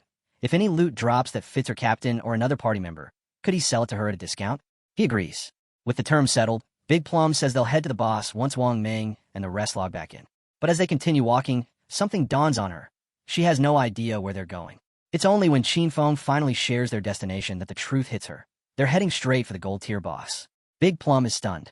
It sounds insane. He's an assassin, sure. He can vanish. But she's a mage. One solid hit, and she's done. The thought of taking on a gold-tier boss this early, with just the two of them, feels like suicide. But Chinfeng doesn't flinch. His tone is steady, confident. He tells her he has no intention of letting her fight. She'll stay at a distance, safe, while he handles everything himself. Even with his assurance, Big Plum finds it hard to believe. She knows he's strong, but soloing a gold-tier boss? That's unheard of. Just as she's about to say something, Qin Feng suddenly stops. His expression shifts. Without a word, he activates latent image and vanishes into thin air. Big Plum blinks. 1 second, he was right next to her. The next, nothing. She spins around, confused. Qin Feng, she calls out, but there's only silence. From behind a tree in the distance, a group of bald-headed players watches the two from the shadows. Their leader grins confidently, sure they got the upper hand. Then, one of them speaks up. Qin Feng's gone. They scan the area, baffled. The boss just shrugs it off. He ditched her, he says smugly. Left her to fend for herself. With a wave, he commands his men to move in. The plan? Grab Big Plum, have her fun, then worry about the rest. As they close in, he reminds them of his promise. Stick with him, and life's easy. Now, even girls are falling into their laps. But just as they break into the clearing, a dark silhouette appears right in front of them. The leader skids to a stop, his grin fading fast. His eyes lock on the swirling black aura ahead, confusion creeping in. What is that? Before they can even react, Qin Feng activates Instant Shadow. In a blink, it's over. A cold flash cuts through the air, clean, deadly. The group drops where they stand, torn apart before they even realize what hit them. Their lifeless bodies hit the ground without a sound. And just like that, Qin Feng fades back into the shadows, vanishing without a trace. A system alert flashes, 5 players killed, plus 12 days of tradable lifespan earned. He barely spares the corpses a glance. Their loot? Useless. To him, it was no different than clearing out a couple of low-level mobs. Moments later, he reappears next to Big Plum, calm and composed like nothing happened. Big Plum, still unaware of the chaos he just left behind, looks up and immediately asks where he disappeared to. He gives a casual shrug. Some people were tailing us. I sent them back to town. She nods, seemingly satisfied at first. But her curiosity won't quit. She grins and teases. For a second, I thought you want to take a leak. Must be convenient being invisible for that kind of thing. Qin Feng shoots her a flat look, clearly not in the mood. Focus. We've got a boss to handle. Let's go. Meanwhile, back in Shell Town, a bright light flares up on the ground. And in that glow, Qin Feng's sister materializes, now officially spawned as a healer. Her eyes go wide as she picks up a nearby magic staff. The weight, the feel, it's all real. This world wasn't just immersive. It was reality. Other players glance her way, noting the arrival of another new face. She's thrilled, especially after discovering she's landed the rare hidden class, Sacrifice. To her, it has to be powerful. With this, she's sure she'll finally catch Song Fei's attention. But her excitement quickly turns bitter. Where was Song Fei anyway? Did he know the secret behind the different starting points? Her expression twists with frustration. Qin Feng had always hovered around her, never giving her space. But now, in a critical moment, he was nowhere to be found. Useless. Still, she pushes the thoughts aside. She has a hidden class now, and Zhang Wei had promised to help her level up. From now on, Qin Feng was on his own. She had better things to focus on. Then her eyes land on the leaderboard, and her heart skips. Rank 1 Shadow. Level 6. Her jaw tightens. Zhang Wei was only level 3, yet kept boasting like he was some kind of top-tier player. But this Shadow, he was the real deal. She quickly starts thinking. If she could just stay close to Shadow, she'd level up far faster than anything Zhang Wei could offer. But one big question looms. Where could she find him? Not far away. A group of players gathers, murmuring nervously. It's Wang Meng's team, and they're in trouble. Their healer, Sui, has gone silent. No messages. No contact. Wang Meng frowns. They can't afford to stall. Ideas, he asks. One player speaks up hesitantly. Without a healer, fighting mobs is a gamble. Another chimes in, frustrated. We're not Shadow. We can't solo farm. We need to find someone fast. Just as they're debating what to do next, a voice greets them from behind. They turn, and there she is. Qin Feng's sister. And for her, this meeting, it's the perfect opportunity. With a bright smile, she stepped forward and asked, "Need a healer?" Then added casually, "I've got the hidden class, Life's Sacrifice." Meanwhile, deep in the forest, Qin Feng and Big Plum stood atop a cliff, peering down into the murky swamp below. Lurking in the water was their target, the Golden Ghost ship. Without warning, Qin Feng vanished using Shadow Sneak. His voice drifted to Big Plum, telling her to stay hidden and watch for any ambushes while he handled the boss. Big Plum gave a hesitant nod. "All right, but be careful." Down below, Qin Feng landed silently in the swamp. A system prompt popped up the moment his feet hit the ground. This area has entered a violent domain. Lifespan loss increased by 100x. Doing the math quickly, Qin Feng realized that every 15 minutes spent here would burn a full day of his tradable lifespan. Not ideal, but manageable. Then came another alert: Golden Tier boss detected. Level 5, Golden Ghost Ship. And just when he thought that was it, a countdown appeared on his screen. 45 minutes, 25 seconds. A timer? For a boss fight? That was new. But 45 minutes was more than enough for him. No hesitation. He activated Instant Shadow Slash and surged forward. Like a thunderclap, he struck the ship, his blade landing clean and hard, racking up 150 points of damage before the boss could even register the hit. He then dropped his stealth, launched a venom dart, and nailed the ghost ship's bell directly. The strike triggered a critical hit and broke his invisibility, while poison damage started ticking steadily in the background. He backed off immediately to re-strategize. The Golden Ghost ship wasn't easy prey. Most players guessed its weak point was its eerie skeletal hull, or maybe the ship itself. But Qin Feng knew better. The true weakness? That ghostly fire bell at the tip of the ship. Sure enough, hitting the bell enraged the boss. With a low groan, it stirred the swamp's waters, summoning massive, spiraling water pillars from below. It was launching a devastating AoE attack. Dodging swiftly between the crushing waves, Qin Feng darted closer. These water pillars packed absurd damage, enough to one-shot early warriors in silver gear. Thankfully, his agility as a shadow class gave him the edge. Then, from the swamp, decaying hands began to rise. Ghosts, 12 of them. Twisted, dripping monsters known as decaying water ghosts. Each one carried the strength of a silver tier elite. He remembered this part well. After every AoE blast, the ship summoned exactly 12 of these undead. And worse, one more would appear every 3 minutes. Let them pile up, and even the best teams would get wiped. But Qin Feng was still cloaked. The ghost didn't even know he was there. Standing in the middle of them, unnoticed, he waited, then struck. Activating Instant Shadow Slash, he zipped through the crowd, tearing through every ghost with pinpoint precision.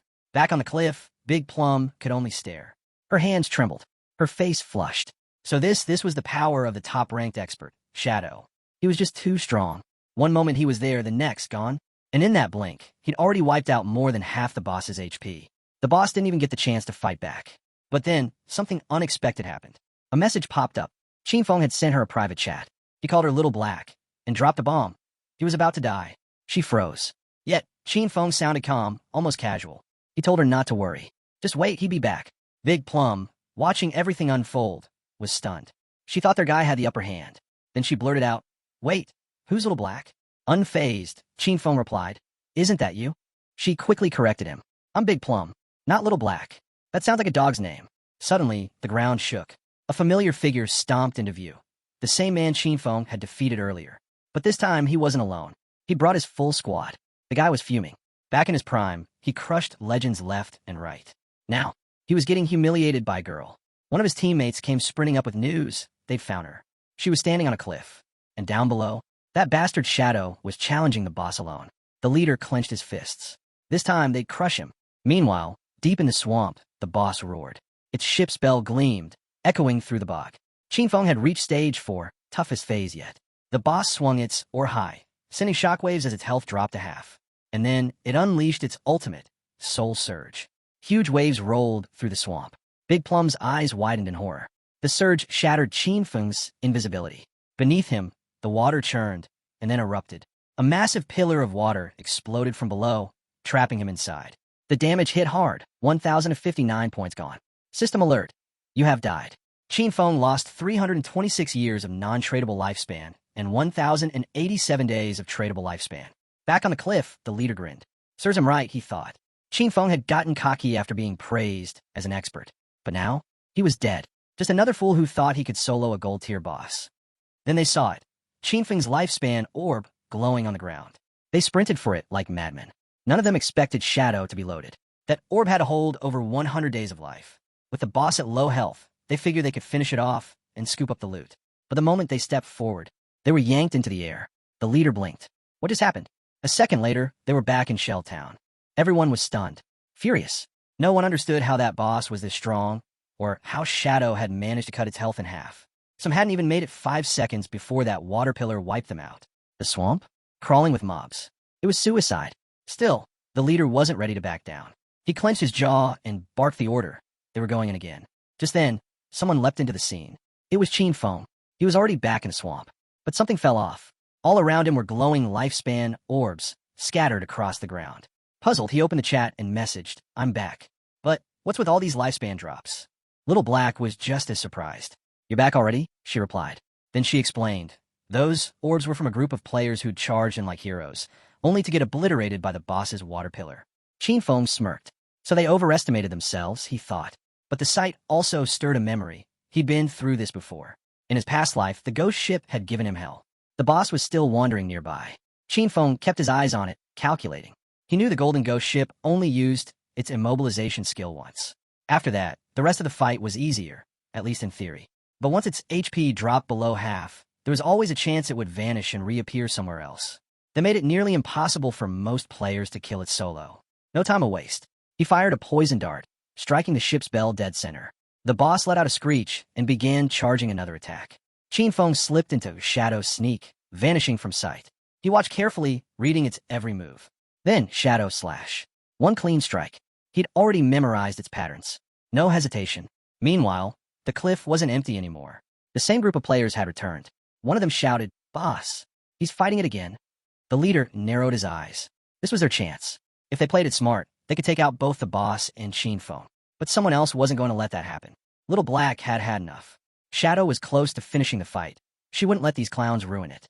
She gripped her staff, focused her magic, and summoned thunder. A bolt of lightning cracked down from the sky, hitting the men squarely. Smoke curled off their scorched armor. The rest froze, stunned by the sudden blast. The leader, furious, shouted, "Who did that?" One of his guys pointed. "It was her." He grabbed his axe and roared, "Kill her." Little Black's eyes widened. She turned and ran, yelling for help as the men chased her down, vowing to tear her apart. But she wasn't alone. From behind a nearby tree, a figure watched everything unfold. Another man stood just behind him. As the chaos came closer, both of them ducked back into hiding. Back at the swamp, Qinfeng was still locked in battle. He kept his distance, eyes sharp. The boss was on its last legs. Just as he'd guessed, this level 5 Golden Ghost ship wasn't an easy solo kill. His damage was too low, and the fight had dragged on, long enough to draw an audience. He spotted the crowd gathering on the cliff, same ones who had just died. And to the side, more players lingered by the swamp, clearly waiting for him to finish the boss so they could swoop in and take everything. But it was too late. The poison was working. The boss's eyes began to glow, and then its body started to fade. System alert. Golden Ghost ship, gold grade, defeated. Qinfeng's screen lit up. 4,800 experience points. He hit level 8. 7 evolution points. 216 days of tradable lifespan. Not bad. He slipped into Shadow Sneak again, his form vanishing. It had been a dream run, but he knew he'd slightly miscalculated. Then, a global system message boomed across the server. Player Shadow from Shelltown has defeated the first gold grade boss. Reward, +3 reputation. All eyes turned. Players across the map froze. Who the hell was Shadow? And why was he so strong? Many were furious. The first gold boss kill should have come from Han City, not some nobody from Shelltown. In Shelltown, Wang Ming stared at the alert, dumbfounded. Just a little while ago, Shadow had been soloing a bronze boss. And now, a gold boss, down solo. The gap was unbelievable. Somewhere else, Qinfeng's sister saw the message. Her eyes lit up. He really is the strongest, she thought. If Shadow helped her level up, maybe she'd finally get the chance to see Brother Songfei again. Back in the swamp, the boss's body vanished, leaving behind shimmering lifespan and piles of loot. Hidden nearby, the enemy leader smirked. Jackpot. So much loot just sitting there. But Shadow wasn't picking it up. He must have gone invisible again, cautious after spotting them. The leader turned to Guang. Use your skill. Find him. We're taking everything. Guang nodded, pulled out his bow, and activated Phantom Horn Eagle. The arrow flew through the air, transforming mid-flight into a glowing eagle. It exploded, releasing spectral feathers that floated across the swamp. Qinfeng narrowed his eyes. So that hunter picked up an anti-stealth skill already? Impressive. But he wasn't worried. His class had an extra point in stealth. Guang's ability was still just level 1. It couldn't detect him. Feeling confident, Guang turned and reported he ran. Must have bolted after seeing us all. The leader waved his men forward. Get to the loot. We'll guard it. Stay sharp. 5 minutes. That's how long it took before unclaimed loot became fair game. If they held the ground, it would all be theirs. They were grinning, already tasting victory, until a shadow appeared. Him. Before they could react, Qinfeng struck like lightning, tearing through their ranks with blinding speed. Silence returned to the swamp. With the threat gone, Qinfeng turned back to the loot. But one thing tugged at his mind. Where did Little Black go? He shrugged it off. He'd find her later. For now, it was time to cash in. He had enough evolution points to upgrade Greedy Hand. Without hesitation, he did. From diamond quality, it rose to epic. The skill now worked on monster corpses with a boosted success rate, 220% to 300%. Greedy Hand triggered an extra loot drop, this time guaranteed to be one tier higher. Qin Feng didn't waste the chance. He activated the skill, watching as the loot around him lit up. With full focus, he gathered all the orbs together, then squeezed them tight. Greedy Hand began absorbing everything, and a grin spread across his face. Suddenly, a flash of light burst from the forest. When it faded, the results were in 21 evolution points, 648 days of tradable lifespan, and 2 special items, Ghost Fire Bells. His eyes widened. 2 Ghost Fire Bells. Jackpot. These weren't just any items. Once equipped, they prevented lifespan loss on death, cooldown, 1,560 seconds. Even better, they came with 2 powerful effects. The passive ability, Soul Absorption, boosted dropped lifespan by 20% when killing monsters. And with 2 bells, that bonus doubled. The active skill, Soul Shock, let him ring the bell to immobilize all enemies within a 100-meter radius for 3 seconds. Cooldown, 512 seconds. Best part? They weren't considered equipment. They didn't take up gear slots. Both bells used just 1 inventory space. Clean and efficient. Just as he was admiring his haul, a message came in. Little Black. She sounded frantic. She needed help.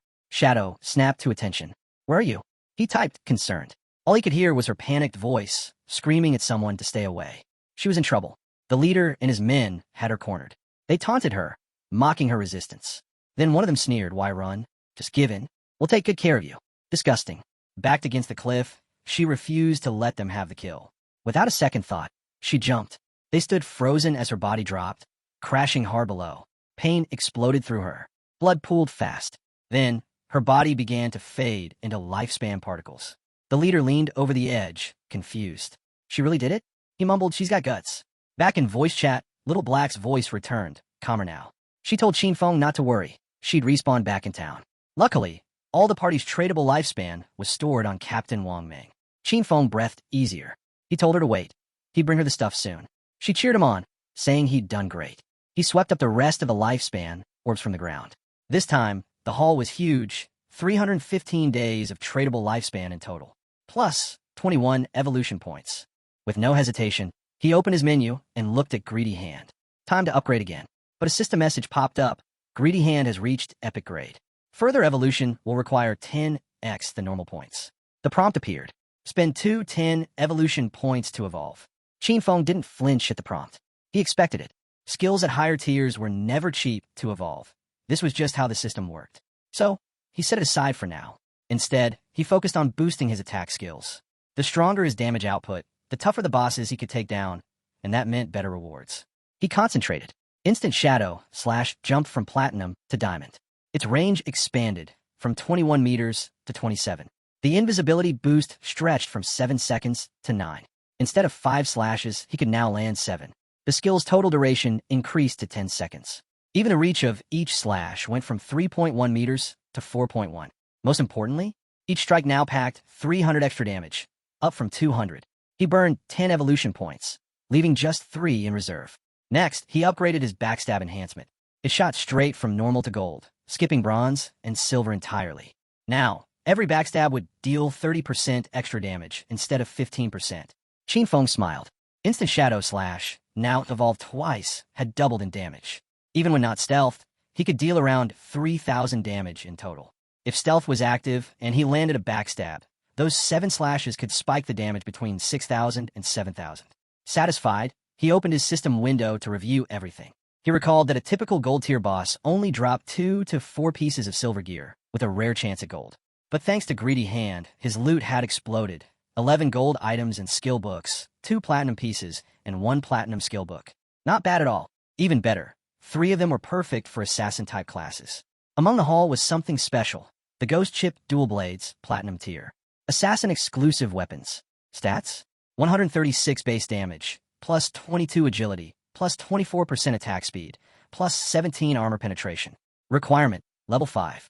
The unique effect? Each normal attack hit twice. Qin Feng equipped them immediately. The double attack perk wasn't game-changing for him. He relied more on skills, but the raw stats were too good to ignore. High base damage, speed, agility. It would speed up his casting and cooldowns. Definitely worth it. Then came the armor. Ghost Fire Leather Armor, gold grade. Plus 25 physical defense. Plus 50 fire resistance. Plus 14 damage block. Plus 419 health points. Requirement, level 5. He blinked in disbelief. Leveling up hadn't boosted his constitution, but this armor alone had raised his health to 769, up from 350. That meant most players wouldn't even be able to scratch his defense now. Smartly, he used the system settings to make his defensive gear invisible, keeping the default assassin appearance. That way, other players wouldn't see his gear unless they opened the game interface. And he wasn't done yet. There was still one final piece left in his loot. As he scanned his inventory, something caught his eye, a skill book. Ghost Shadow Blur, gold tier. Assassin class. It was a passive skill. Boosted dodge rate by 15%, and when a dodge triggered, it granted full damage immunity. Qinfeng grinned. Finally, a real survival skill for assassins. But then he paused. He remembered why this one wasn't so popular. In this game, boosting dodge rate was tough. You'd have to sacrifice other stats just to raise it. And if dodge didn't activate when you needed it most, the result could be fatal. Still, he wasn't like the others. His skills could evolve endlessly. He could stack dodge without weakening the rest of his build. For him, it was pure upside. His body glowed faintly as he moved out of the area, heading back. The rest of the loot? Gear for warriors, priests, and archers. He didn't need it, but he knew someone who might. He planned to sell the gear to Wang Ming, offering a 10% discount. Even if they couldn't pay now, he was certain Wang Ming would take it on credit. He was that kind of guy. But really, this whole breakthrough? It was thanks to Little Black. Without her, he never would have found that level 5 ghost ship. He owed her. As he walked past a tree, movement caught his attention. The enemy leader and his crew. Faces twisted in fear the moment they spotted Shadow. They didn't hesitate. They ran. Just as expected, Qinfeng wasn't letting anyone escape. He activated Shadow Stealth, exhaled slowly, and vanished. Before the group could take another step, he struck. Like a thunderclap, he dropped all the subordinates in one instant. The leader panicked. He turned and sprinted. Too slow. Qinfeng reappeared right in front of him. The man skidded to a stop, eyes wide, nose to nose with death. Tears welled up. "I'm sorry. I was wrong. Please let me go. I've only got less than a year of lifespan left." But Qinfeng stared coldly. "Did you think about your own life when you were out there hunting others?" Without another word, he threw a poison dart. The leader dropped, writhing in agony. Qinfeng turned and walked away. A new status appeared, Killer. He had entered the first layer. If he died now, he'd lose 75% of his current lifespan. Still, he remained calm. With the Ghost Fire Bell, even if he slipped up and died once, he wouldn't lose a thing. Back in Shell Town, all eyes were on him. Whispers spread. People had heard the system alert. He was the one who'd killed the gold tier boss. But he wasn't wearing any gear. Some suspected he'd exploited a bug. Others simply didn't know what to believe. As he strolled through the crowd, a man stepped forward. "Wait, please." Qinfeng paused. The man smiled nervously, holding out a skill book. "We, accidentally bought this assassin skill. Please take it. No hard feelings, okay?" The system scanned it. Skill book, Impale. Common tier, Impale. A single target skill. On hit, it added plus 20 attack and stunned the target for 2 seconds. Cool down, 22 seconds. Qinfeng's eyes lit up. A control skill. He took the book without hesitation, nodding slightly before heading on his way. The man who gave it to him and his group turned back, walking in the opposite direction. But tension lingered. One of the men, seething, muttered to Xian Xiao, "We really had a hand over a skill book to that guy, pathetic." Another nodded. "No one treats us like this." They weren't letting it go. That's when someone suggested rallying everyone they knew. "If we each spit once, we could drown him in it," he sneered. "No need to fear one guy." Xian Xiao's face turned cold. Shadow's leveling way too fast. He's doing it alone, so he must have a secret. His eyes narrowed. "We find him in real life. Kidnap him, get the truth, and make him farm lifespan for us." The others were stunned, but one of them grinned. "Genius." Xian Xiao smirked. "He doesn't sound local. Definitely not from our circle. Probably dirt poor." That sealed it. They'd sent a professional beauty to lure him in. Someone irresistible. A setup. Meanwhile, Qinfeng reunited with Little Black. He smiled and asked her to accept the trade. He had something to give her. Her eyes sparkled, but she gently corrected him. "I'm not Little Black. I'm Big Plum." He handed her a powerful skill sealed in a necklace. The moment she used it, flames erupted from her staff. Her damage soared. Even her mana regeneration had doubled. She was thrilled, thanking him sincerely. Qinfeng waved it off. "Just keep on my promise." Then he asked for the space ring. Still smiling, she pulled it from her inventory and handed it over. "You can keep it," she said, cheeks flushed. Then, with a small laugh, she shared something unexpected. While running through the forest earlier, she'd stumbled on a hidden cave. Looked like the entrance to some ruins. Want to check it out? That caught his attention. First the ghost ship, now a ruin? This girl really was a walking Lucky Charm. And she had no reason to tell him, unless she truly meant to share the benefit. If he hadn't gifted her those 2 gold-grade items, she probably would have kept it to herself. With the new space ring, his inventory hit 27 slots. He asked where Wang Meng was, saying he'd swing by to sell the spare gear first, then check out the ruins. She held out her hand. Captain and the others went to train the new priest. They won't be back for a while. She opened her map, marked the location, and described the spot, behind some bushes, a flat stone slab.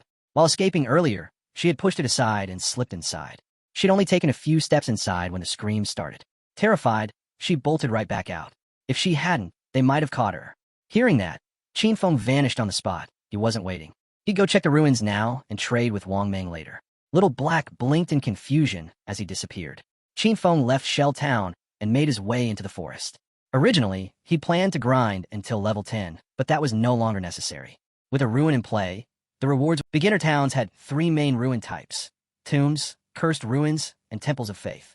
Didn't matter which one it was, inside there'd be mobs. Most were bronze tier, sometimes silver. For him, it was a goldmine of lifespan and evolution points. Following the map marker from Little Black, he soon reached the entrance. No hesitation. He stepped inside. Once again, the 3 ruin types flashed through his mind. Tombs packed with relentless monsters and often capped off with a gold boss. Cursed ruins, full of beings twisted by ancient and evil gods. Some had been human once. And temples, those were complex, their walls covered in murals. Devotees of ancient deities filled the halls. At the very end, special items or rare skill books. As he walked, Qin Feng scanned the walls. Murals. He narrowed his eyes. A temple of faith. And these carvings, they looked familiar. Roars echoed through the corridor as he advanced. The symbols on the walls confirmed it. This was a temple of the ancient god of judgment. The same source as his Eye of Judgment. Elsewhere in the forest, Wang Meng and his party were locked in battle. He raised a shield, bracing against a monster's heavy assault. The impact rattled through his arms. Then, with terrifying speed, the beast lunged again. Its claws slammed into him, sending him flying. He crashed to the ground with a sickening thud. Seeing their captain injured, the archer panicked. "Healer, heal now." Qin Feng's sister froze. Gripping her staff tightly, she stammered through tears. "How do I do that?" The monster moved in again. The swordsman barked a command. "Use your skill now." But she dropped to her knees, shaking.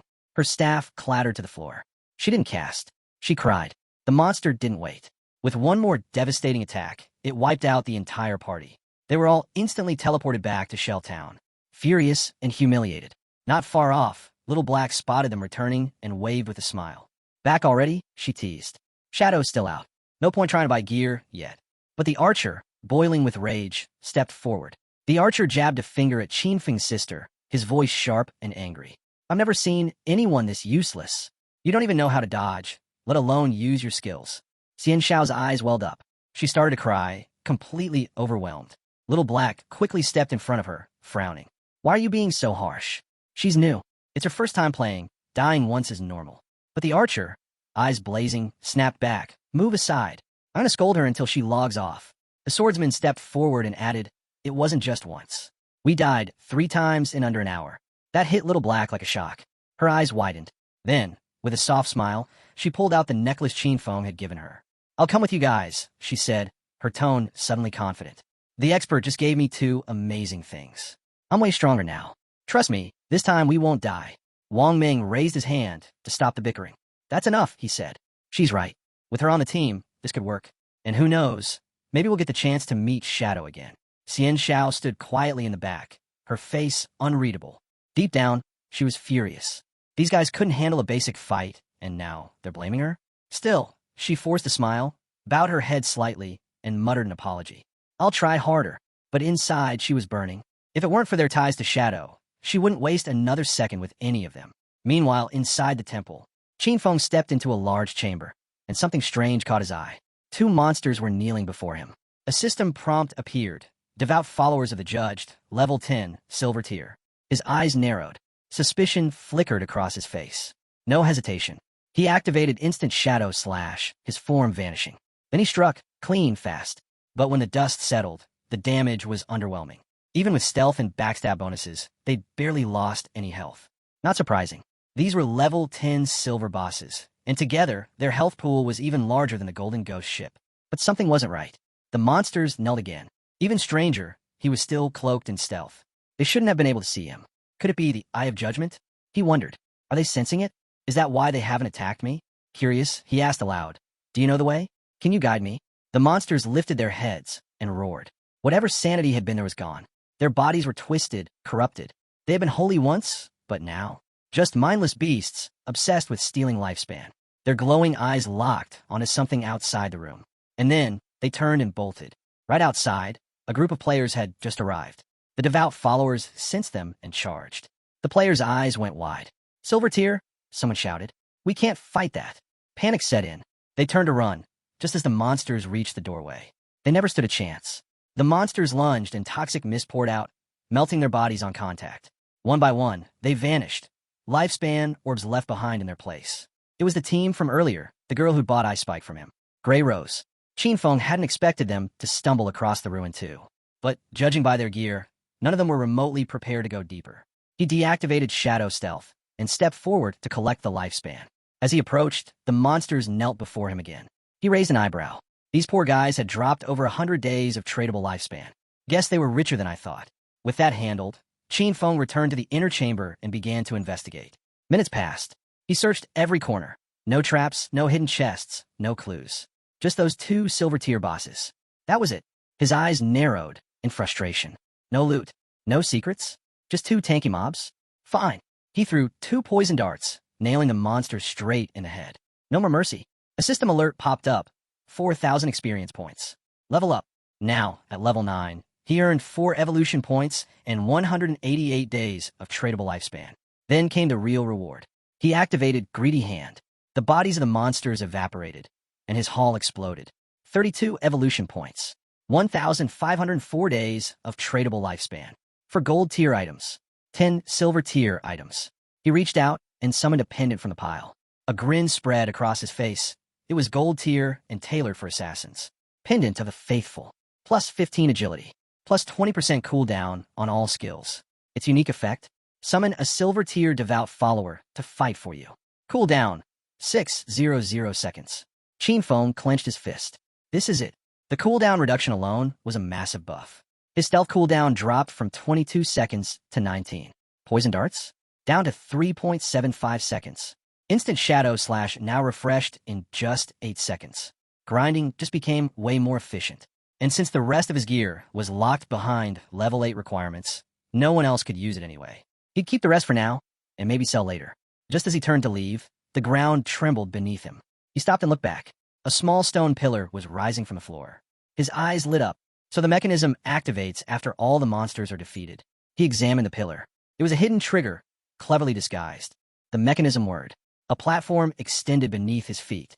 A panel on the floor slid open, and slowly, the platform began to descend. It was a lift. He stood still as the stone floor lowered him deeper and deeper. The light above faded. The platform sank for what felt like minutes. Finally, it stopped. Qinfeng guessed he had dropped at least 300, maybe 400 meters. It was dark, quiet, cold. His gaze swept the area. He knew this place. He had heard of it before. A maze hidden beneath the temple. Not many players knew, but there was always a chance for a secret labyrinth to spawn under ruins. And in his past life, he'd explored plenty. He also knew exactly what came next. Traps. And lots of them. Exploring the maze wasn't all that risky. As long as there were others to serve as cannon fodder, the danger was minimal. The real issue was the time it took. With steady eyes, he pulled out a pendant. Given his current stats, triggering a trap meant certain death. But thankfully, he had a trump card. This pendant could summon a silver tier devout follower to fight in his place. Stretching out his hand, he activated the pendant's power. A zombie emerged from the ground, ready to serve. Pointing down the maze corridor, he gave a single order, scout ahead. The follower rose and shuffled into the hallway. Arms crossed, Qinfeng watched with satisfaction. Having a scout made navigating the place so much easier. Still, he wasn't careless. There was always the chance of something going wrong. Just to be safe, he decided to upgrade his dodge skill first. Spending 11 evolution points, he boosted Ghost Shadow Blur from Gold Tier to Epic. His passive dodge rate skyrocketed from 15% to 75%. And now, whenever the dodge triggered, it made him immune to all damage. 75% was already an insane number. With just enough points left, he turned his attention to instant shadow slash. Using 13 evolution points, he upgraded it from diamond to epic. The skill's range stretched out to 30 meters, and it now lasted 12 seconds. Instead of 7 slashes, he could now unleash 9, with a cooldown of just 8.8 seconds. The slash width expanded to 5 meters, and damage climbed from 300 to 400. Qinfeng's eyes lit up. Evolving from epic to legendary took 10 times the base evolution points. That's where things got interesting. The higher a skill's starting tier, the more cost-effective it was to evolve. For instance, if a skill began at epic tier, evolving it to legendary only required 1 base point. So 1 times 10 is equal to 10 points. That meant if he could get epic skills right from the start, he could push them to legendary, then mythical, ancient, even immortal tier with far fewer points overall. But starting from lower tier skills? That was a different story. A skill that began at normal tier had to be upgraded multiple times just to hit epic. By the time it reached the legendary stage, it would demand hundreds of points. Still, the takeaway was clear. He could now afford to make sure all his skills hit epic tier. With 11 evolution points left, he focused on his starter skill, Shadow Sneak. Spending 8 points, he upgraded it from silver to platinum. Its duration stretched from 16 seconds to 24, and the stealth-breaking attack damage jumped from 120 to 150. The cooldown dropped from 26 seconds to 22. Thanks to his 35% cooldown reduction attribute, the final cooldown came down to 16.3 seconds. Even so, that was still a bit long, and the damage felt underwhelming. He made a mental note. This skill would need to be replaced later. As they moved deeper into the hallway, the devout follower continued to lead the way. The devout follower stepped on a hidden pressure plate, triggering a trap. A massive boulder came crashing down, crushing its body. In an instant, it vanished into light. With the summon gone, Qinfeng had no choice but to wait for the cooldown before calling another one. This maze was treacherous, and the only way forward was slowly, step by cautious step. He could only hope it'd be worth it in the end. Meanwhile, on the temple's upper level, a man with a shield and a hooded woman peeked through a door. He turned to his captain, Grey Rose, and reported that the monsters had all vanished. Grey Rose raised an eyebrow. That was unexpected. They entered the room. That's when Grey Rose noticed something else was gone too. The monsters' lifespans had disappeared.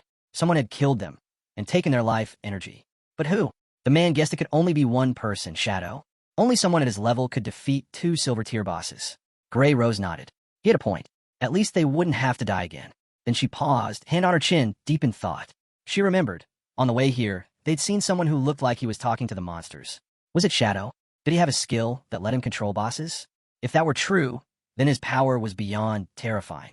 Back on the second floor, Qinfeng's newly summoned follower met the same fate, crushed by another trap. Ahead of him stretched a long path ending at a door. He'd been navigating this maze for 3 hours now. Judging by his past life memories, reaching this point usually cost hundreds of lives. That meant he was close. Using the pendant again, he summoned another devout follower. It moved forward cautiously, with Qinfeng close behind. Once they reached the door, he commanded the follower to open it. The monster tried, pushing with all its strength. But nothing happened. Its body started trembling from the strain. Qinfeng narrowed his eyes, suspicious. Why couldn't it open? He stepped forward and placed his hand on the door. As soon as he touched it, the door began to creak open, slowly but surely. Qinfeng stood frozen, stunned by the sudden reaction. Then came the wave, followed by a thick curtain of smoke rolling out from the other side. Sweat beaded on his forehead. This didn't feel right. He stepped through the doorway and into a chamber lined with pillars. In the center stood a chest wrapped tightly in thorn-covered vines. Qinfeng scanned the room. The chest was clearly locked, but beside it stood an NPC, her lower face covered in bandages. The system tried to scan her. Nothing. Qinfeng's eyes widened. No data at all? This was a first. The woman started whispering in some unknown language. Then, without warning, she dropped to her knees. Her body glowed and slowly began to dissolve into light. Qinfeng watched closely, puzzled. Why did she vanish? Then the thorns around the chest began to fade away. But even with the thorns gone, he didn't lower his guard. That woman, he couldn't see her stats, couldn't identify her. And that made her even more dangerous. She had to be connected to the Eye of Judgment. That was the only explanation. The chest began to glow with a golden light. Qinfeng's eyes narrowed. It was packed with epic tier loot. But he didn't let excitement cloud his judgment. This could still be a trap, or worse, a mimic. Without hesitation, he pointed to the chest and ordered his summon to open it. The follower obeyed. As the chest creaked open, a brilliant light burst out, nearly blinding. Qinfeng's eyes widened. It was a skill book. And not just any book, but a god-tier assassin skill. It held both passive and active abilities and belonged to the epic tier. The name? Bestowal of Mercy. The passive effect was insane. 100% accuracy when targeting weak points and double damage to them. The active skill was even more outrageous, Slit Throat. His next strike would apply a debuff that dealt damage equal to 100% of that attack per second, for 3 whole seconds. It had a 60-second cooldown, but thanks to his skill cooldown reduction, it dropped to 44.4 seconds. Qin Feng examined it closely. The passive doubled the size of every enemy's weak spot, making precision strikes nearly guaranteed. But the active was the real monster. If he landed a 300 damage attack, the Slit Throat effect would deal 300 per second for 3 seconds. That's 900 bonus damage, triple the original hit. He kept reading. Multi-hit moves like Instant Shadow Slash would only trigger Slit Throat on the first hit. Still, this skill was only at the epic tier, which meant evolving it to legendary would cost just 10 evolution points. This was jackpot level loot. His burst damage had just taken a massive leap. With that, Qin Feng turned toward the exit. It was time to head back. All of this had been made possible because of Little Black. He figured he could return the favor by selling her party some leftover gear. Opening the chat, he messaged her, asking her to tell Wang Ming to head back to town. When word got out that Shadow had cleared the ruins, the others quickly made their way back too. As Qin Feng arrived in the starter town, he was stunned. A huge crowd had gathered, players from all over. Everyone wanted to add him as a friend. Some even offered to be his loyal followers, promising to support him however they could. Even the chairman of Jianghai City's Runding Group showed up, formally inviting Shadow to join their corporation. Fans from Firefly Town had traveled just to meet him. Players from distant towns asked to form teams. That's when he realized the teleportation gates between towns had finally been activated, which meant he could now head to Firefly Town, to Song Fei, without delay. Without another word, he vanished. Using his invisibility skill, Qin Feng melted into the shadows, slipping away while the crowd erupted into chaos. Arguing, shouting, blaming each other for scaring him off. He reappeared near Little Black. She noticed him instantly and raised her hand to alert her captain. "The expert Shadow is here," she said. Then, something caught Qin Feng's eye. His sister, Qin Xiaoyu, was there. She greeted him with a soft smile. His mind flooded with questions. How had she managed to join Wang Ming's crew? If anything happened to her, Wang Ming's team could be wiped out. He had to stay sharp. Everyone knew how dangerous it was to be associated with Shadow.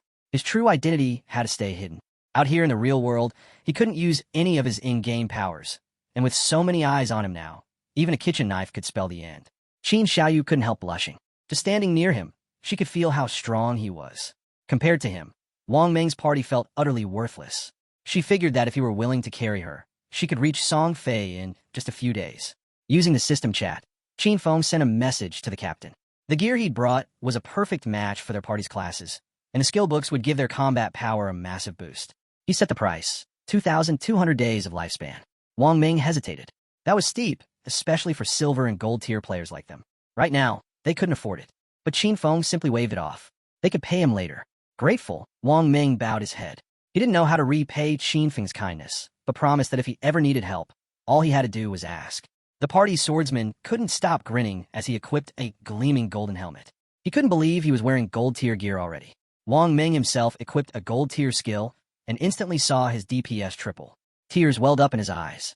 Shadow even let them buy on credit. It meant he trusted them. Wang Ming checked his inventory, looking for items suited to priests, but found nothing. Qin Xiaoyu looked confused. The party's archer was fuming. She was only around to leech XP, and now she had nothing to show for it. Qin Xiaoyu walked over to Qin Feng and introduced herself as the party's priest. She asked if he had any items for her class. Just then, a system message popped up. Player Little Graceful wants to add you as a friend. Qin Feng's expression turned ice cold. He stared at Qin Xiaoyu for a moment and vanished into thin air. Qin Xiaoyu froze, stunned. "Where did Shadow go?" she asked, her voice uncertain. Wang Ming tried to reassure her. Maybe he just didn't get any priest drops this time. Next time might be different. But the archer wasn't so kind.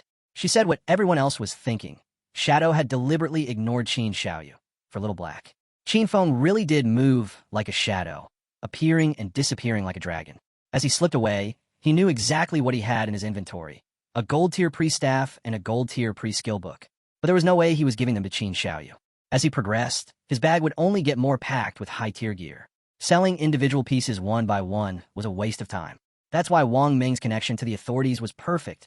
He could offload gear in bulk through them. He wasn't about to let Qin Xiaoyu jeopardize that partnership. What he needed now was a real priest for Wang Ming's team. someone he could count on. His eyes sharpened. He had to find little Xue, Gu Yixue, the former manager of the Godslayer Guild in his past life. She held a rare class, White Aven Priestess, with a mystical white bird that could heal and buff in battle. She was the only priest he'd ever seen take down epic tier bosses alone. Compared to her, Qin Xiaoyu was nothing. He activated the teleport gate. Time to track down little Xue. Little Xue was from Firefly Town, just like Song Fei. If Qin Feng could track her down, he'd slot her right into Wang Meng's party. Wasting no time, he stepped through the teleport gate and arrived in Firefly Town.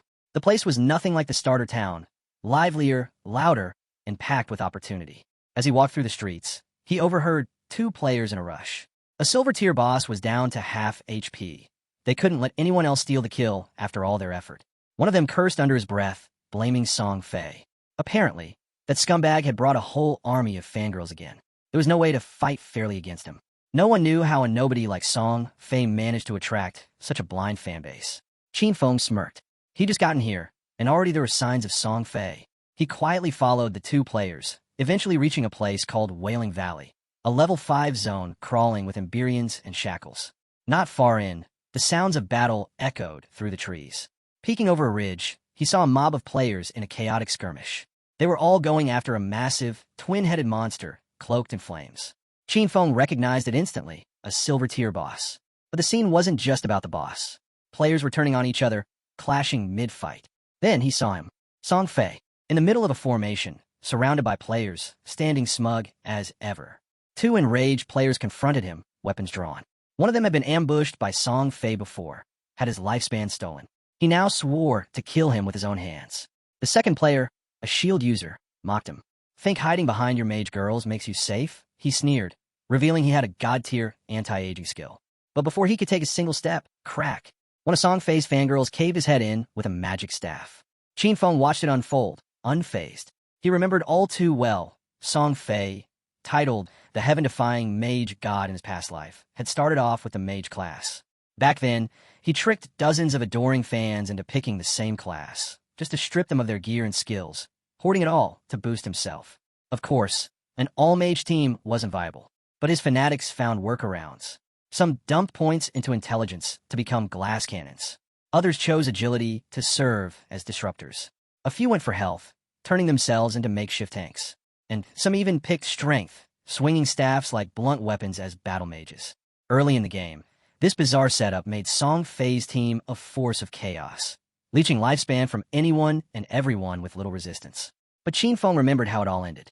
Most of those fangirls, gone, burned out and dead within weeks. Back in the valley, Song Fei raised a hand and pointed at the boss.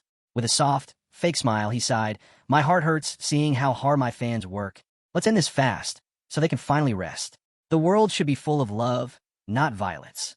The twin-headed Emberian started lumbering toward his team. One of his fans, teary-eyed, declared that he was the one who deserved peace. He worked so hard, they couldn't let him suffer anymore. She raised her staff and aimed at the monster. For Song Fei, they all followed her lead, unleashing spells in unison. Their goal wasn't loot or XP. They just wanted their idol to become a king, and they'd follow him to the ends of the game to make it happen.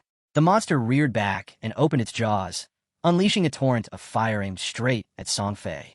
His eyes widened, he was caught off guard. But before the flames could reach him, one of his fangirls rushed forward and took the hit head-on. Her body began to disintegrate, fading into particles of light. Song Fei grabbed her hand and put on a sorrowful expression. With tears in her eyes, the girl swore she'd do anything for him, anything to help him rise to the top. Nearby, a chubby girl clutched her staff tightly and shouted to the others, "Get angry! If we kill this ugly beast, Brother Song Fei will reach number 1.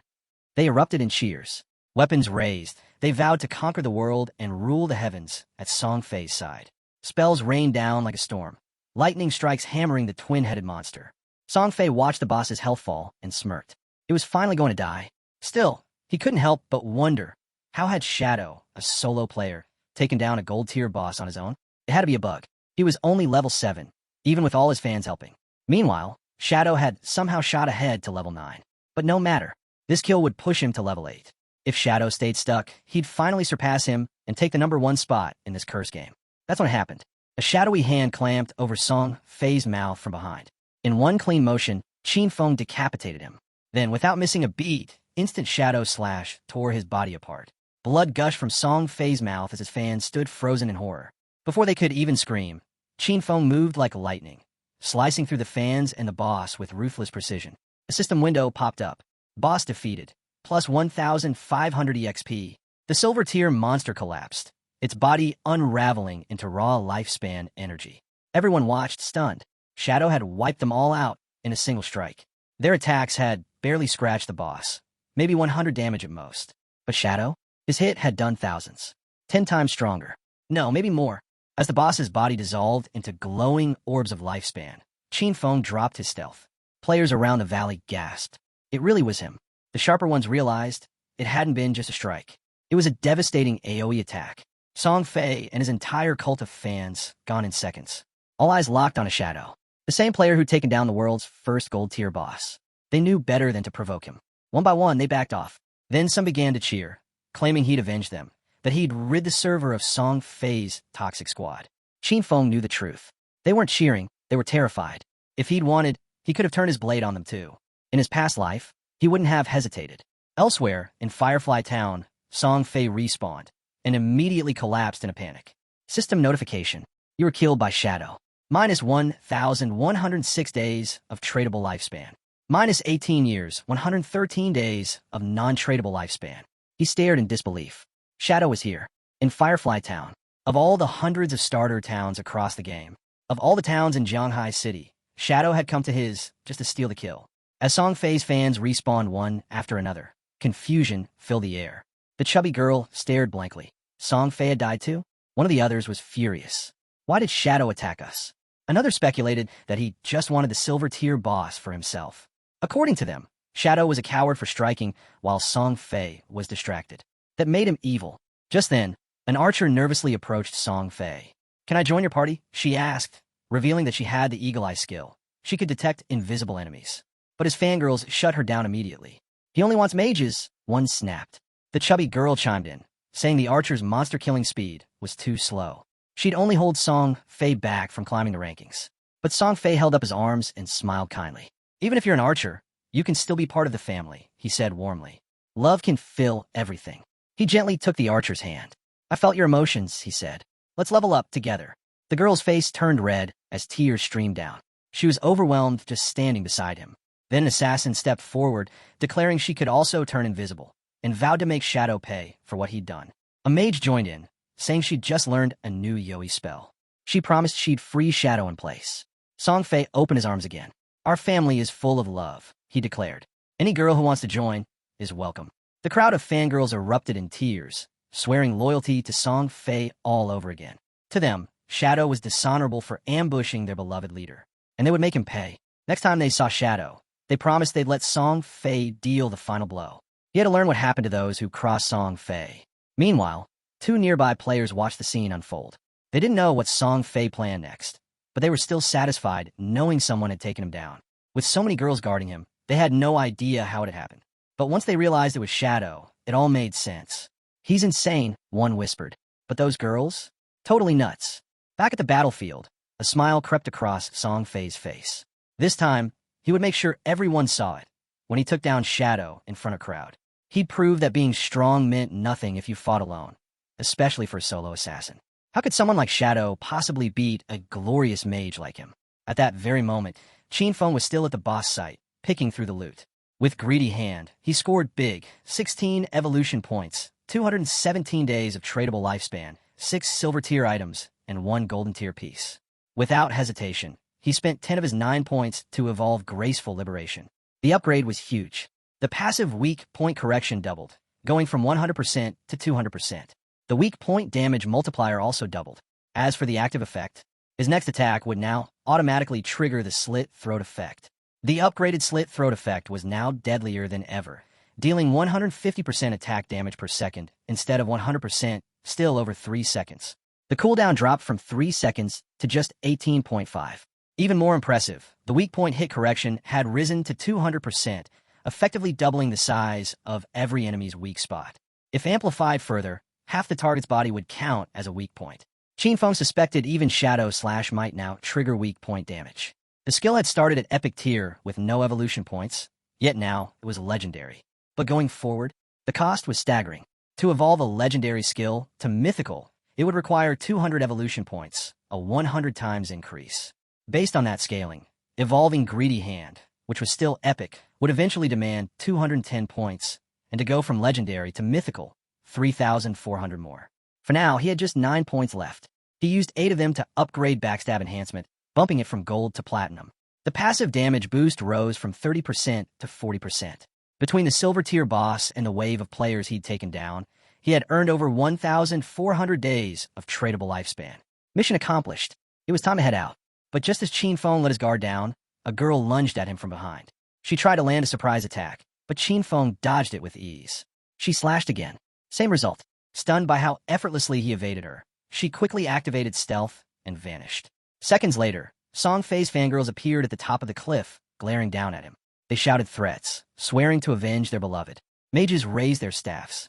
The newly accepted archer aimed her bow. Without hesitation, Qin Feng disappeared into shadow. But the archer wasn't done. She activated Eagle Eye, her special skill that could pierce through stealth. Her arrow morphed into a ghostly eagle, soaring through the sky, until it burst into a shower of glowing feathers. The feathers rained down across the battlefield like shimmering snow. They touched someone cloaked in stealth, the assassin from Song Fei's party. Her body flickered into view as her stealth was forcefully broken. The chubby fangirl clenched her fist, thinking they had successfully flushed out Qin Feng. Hit her with everything you've got, she ordered. With no hesitation, the entire group unleashed their strongest spells in a massive wave of destruction. The assassin's eyes widened in terror. "Wait, I'm not," she shouted. But it was too late. A devastating explosion erupted as the spells hit, obliterating her on the spot. No one mourned. The chubby girl just scowled. She wasn't even a mage. She didn't truly love Song Fei, she muttered. This was divine punishment for her betrayal. She turned back to the archer. "Launch Eagle Eye again. Find him." The archer nodded and prepared to act. But before she could loose the arrow, Qin Feng struck. He pulled out the ghost fire bell and rang it. The moment it rang, the active effect, Soul Attack, triggered. A pulse swept out across 100 meters, and every enemy within range froze in place, immobilized for 3 seconds. It cooled down? A brutal 521 seconds. But those 3 seconds? More than enough for Qin Feng to make his move. Just as the archer prepared to use Eagle Eye again, a strange aura wrapped around her and everyone near her. Their bodies froze. Confused, none of them could even blink before Qin Feng emerged from the shadows. Instant slash. He struck like lightning, cutting through every one of them. Their bodies were sliced to pieces before they even had time to scream. Behind a nearby corner, Song Fei cautiously peeked out, eyes narrowing. He didn't understand what had just happened. Everyone was dead, but how? His first thought was Shadow. But no, if Shadow had attacked, he would have revealed himself. Right? Wrong. Qin Feng was already standing behind him, still invisible. His gaze sharp, his voice cold. "You're next." Song Fei froze. The second he heard that voice, his whole body trembled. Panic spread across his face. With shaking hands, he activated his magic shield, summoning a glowing barrier around himself. But Qin Feng didn't even blink. He pulled out a poison dart and launched it. The dart passed through the shield like it was made of paper, shattering it instantly and hitting Song Fei square in the forehead. Song Fei screamed. His body began to disintegrate, breaking apart into glowing orbs of lifespan. Qin Feng dropped stealth and stepped into view. As the last of Song Fei's body vanished, Qin Feng realized something shocking. He'd been carrying over 2,000 days of tradable lifespan. But his fangirls? Nothing. Not a single drop of tradable lifespan among them. It clicked. They'd given it all to him. So much time, hundreds of years' worth of lifespan, sacrificed to feed a fraud. All of it now just floating through the air, ready to be absorbed by nearby monsters. Qin Feng shook his head. To some, this was still just a game. But these obsessive fans, they were something else. Back in Firefly Town, Song Fei and his squad respawned again. But this time, Song Fei was furious. His lifespan had dropped to 500 days from over 2,000. He glared at the archer. "Why couldn't you find him with Eagle Eye?" She nervously explained she had used it, but it only revealed their party's assassin, her sister. The chubby girl chimed in, saying the archer's detection level wasn't high enough. The archer confirmed it. Her Eagle Eye only countered stealth level 1. If the enemy's stealth was higher, she couldn't see them at all. Song Fei clenched his fists. Shadow kept attacking from nowhere and vanishing without a trace. How was he supposed to fight back? Touching his face, he muttered, "I haven't even done anything to him." But then another thought hit him. Maybe Shadow's just jealous of my flawless beauty. He shivered. What if Shadow came for him again? His fangirls, weapons raised, quickly made a decision. For everyone's safety, it was time to level up somewhere else. Wherever Song Fei went, they would follow. No matter what. Not long after, Qin Feng returned to Firefly Town. He looked around for a while, but something fell off. Song Fei and his fans were gone. He couldn't tell if they had changed towns, or if it just logged out. Deactivating stealth, Qin Feng stepped into the open. Qin Feng spotted a player nearby and approached, asking if he'd seen where Song Fei and his fan club had gone. The man flinched the moment he realized who he was talking to. Nervously, he pointed to a path off to the side. They went that way, he whispered. Then, dropping his voice even lower, he begged, please, kill Song Fei. Then came an odd request. If you do, could you spare my girlfriend? She's a hunter, goes by the name A Fei Bao, Kitty. Qin Feng raised an eyebrow. You should probably find a new girlfriend. The man's face went pale. He quickly realized his girlfriend was the one who could detect stealth. Before he could say another word, Qin Feng vanished into the air. But the desperate man called out, please. I worked so hard to find her. Qin Feng now knew the direction they'd gone, but not their destination. Searching town after town would take too long. Suddenly, he heard the man shouting again, calling for Shadow like a lost dog. Just then, a woman walked past him. Qin Feng stopped in his tracks. It was her, Gu Yixue. He dropped his stealth and smiled. Hey, beautiful. Think you can help me out? Gu Yixue turned, surprised to see Shadow standing there. Qin Feng pulled out the gold-tier priest staff from his inventory. I heard your class can track targets across wide areas, he said. Help me find Song Fei, and I'll give you the staff for cheap. Her eyes lit up. Opening her system window, she looked at him curiously. How do you know I can do wide area tracking? I've never told anyone. Qin Feng tilted his head. Do you want the staff or not? She hesitated. I don't know if I can afford it. Wait, he said. You don't even have 500 days of tradable lifespan? The original price is 700 or 800. She checked her system window and realized she did have 700 days. Deal. They completed the transaction. A confirmation popped up, and she clutched the golden staff with both hands, nearly drooling. Qin Feng chuckled and gently tapped her cheek. Focus. Let's not lose time. Her cheeks turned red as she nodded and smiled. With her new staff in hand, she began to focus, channeling her ability. An owl familiar appeared and started circling above her. Even though this was their first time meeting, Shadow gave her a strange sense of familiarity. As her owl flapped its wings, Gu Yixue gave him a sideways glance. You're not worried? I'll just take the staff and leave. Qin Feng's expression stayed calm. Don't you hate Song Fei? Her eyes went wide. How did you know that? She couldn't tell if Shadow was someone she knew in real life, but his voice didn't feel unfamiliar. Qin Feng just smiled. Take a guess. She sighed and raised her hand. Too lazy to guess. Just then, her eyes sharpened. The owl flew high over the town and in the distance. Deep in the heart of the canyon, she finally spotted Song Fei and his crew. Her owl had tracked them through the rocky maze and now hovered above their hideout. Wasting no time, she relayed the location to Qin Feng and urged him to hurry. Song Fei might vanish again if he didn't get there fast. The owl had speed, sure, but shadowing them for too long would wear it out. Shadow didn't miss a beat. Don't worry, he said. I'll be there in no time. And just like that, Qin Feng shot off, darting over jagged rocks and rough terrain without missing a step. But then, the owl suddenly stopped. That wasn't normal. Qin Feng halted too. Something was interfering with their trail. Scanning his surroundings, he caught sight of a strange marking carved into a tree. Curious, he reached out to her again. At his request, the owl began to sweep the area. Soon, it spotted 2 more trees, each marked with the same symbol. One 100 meters ahead, another 100 meters to the left. Qin Feng approached them carefully, placing a bit of his energy into each symbol as he touched them. That's when it happened. A surge of light connected all 3 trees. The earth between them lit up, and from the glowing ground, a treasure chest slowly emerged, radiant green light spilling out, golden energy swirling around it. Feng froze. A treasure chest like this, hidden in an ordinary place like Firefly Town? It didn't add up. These ancient divine relics were incredibly rare. When they appeared, chaos usually followed, either beasts, monsters, or unimaginable rewards. From the owl's vantage point, she was just as stunned. That green glow, it could mean 1,000 days of life, or over 10 million in hard currency. Qin Feng gave her a silent nod of respect. Her instincts had nailed it again. In his past life, a single year of lifespan had gone for 1:10,000. By day 2, that price had skyrocketed to 1:50,000 plus. She wasn't done yet, though. Eyes sharp, she began memorizing the symbols. Whatever hidden patterns they held, she'd uncover them. Back at the chest, Qin Feng opened it. Inside was a skill book, pitch black, with a dark aura leaking out from it. The title, Curse of the Blossoms. A high-tier, emerald-level ability.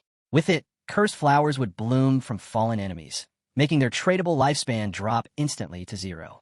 No cooldown, but it had to be used within 15 seconds of the kill. Feng remembered this spell. In his past life, it had been deadly. Every enemy he dropped could be turned into pure profit.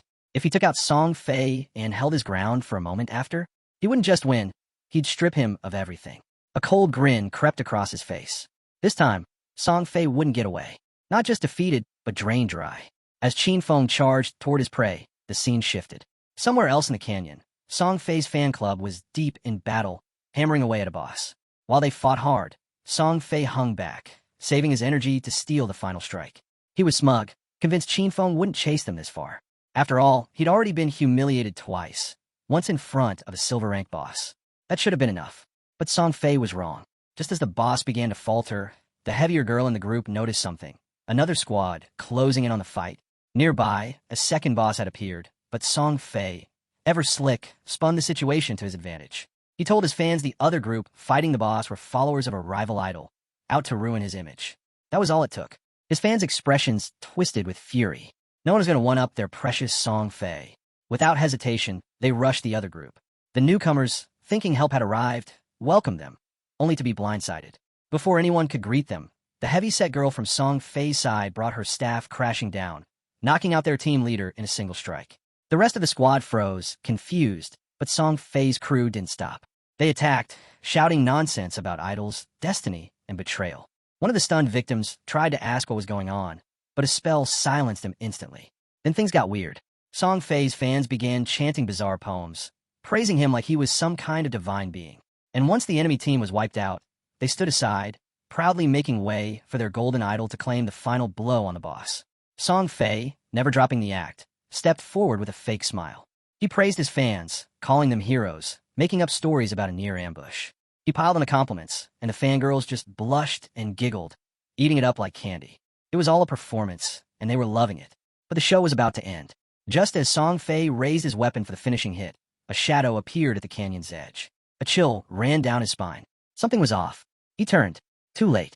Feng's blade sliced through the air like judgment itself, and in one fluid strike, Song Fei's head was gone. His body hit the dirt before anyone could react. This time, Shadow didn't just walk away. He knelt beside the corpse and activated Curse of the Blossoms. A deep red flower burst from Song Fei's chest, its petals twitching unnaturally as they drained away every bit of his tradable lifespan. The fangirls watched, frozen. None of them could make sense of what they were seeing. Then everything faded. Song Fei reappeared at Firefly Town's portal, dazed and irritated. He couldn't figure out, why was Shadow always chasing him?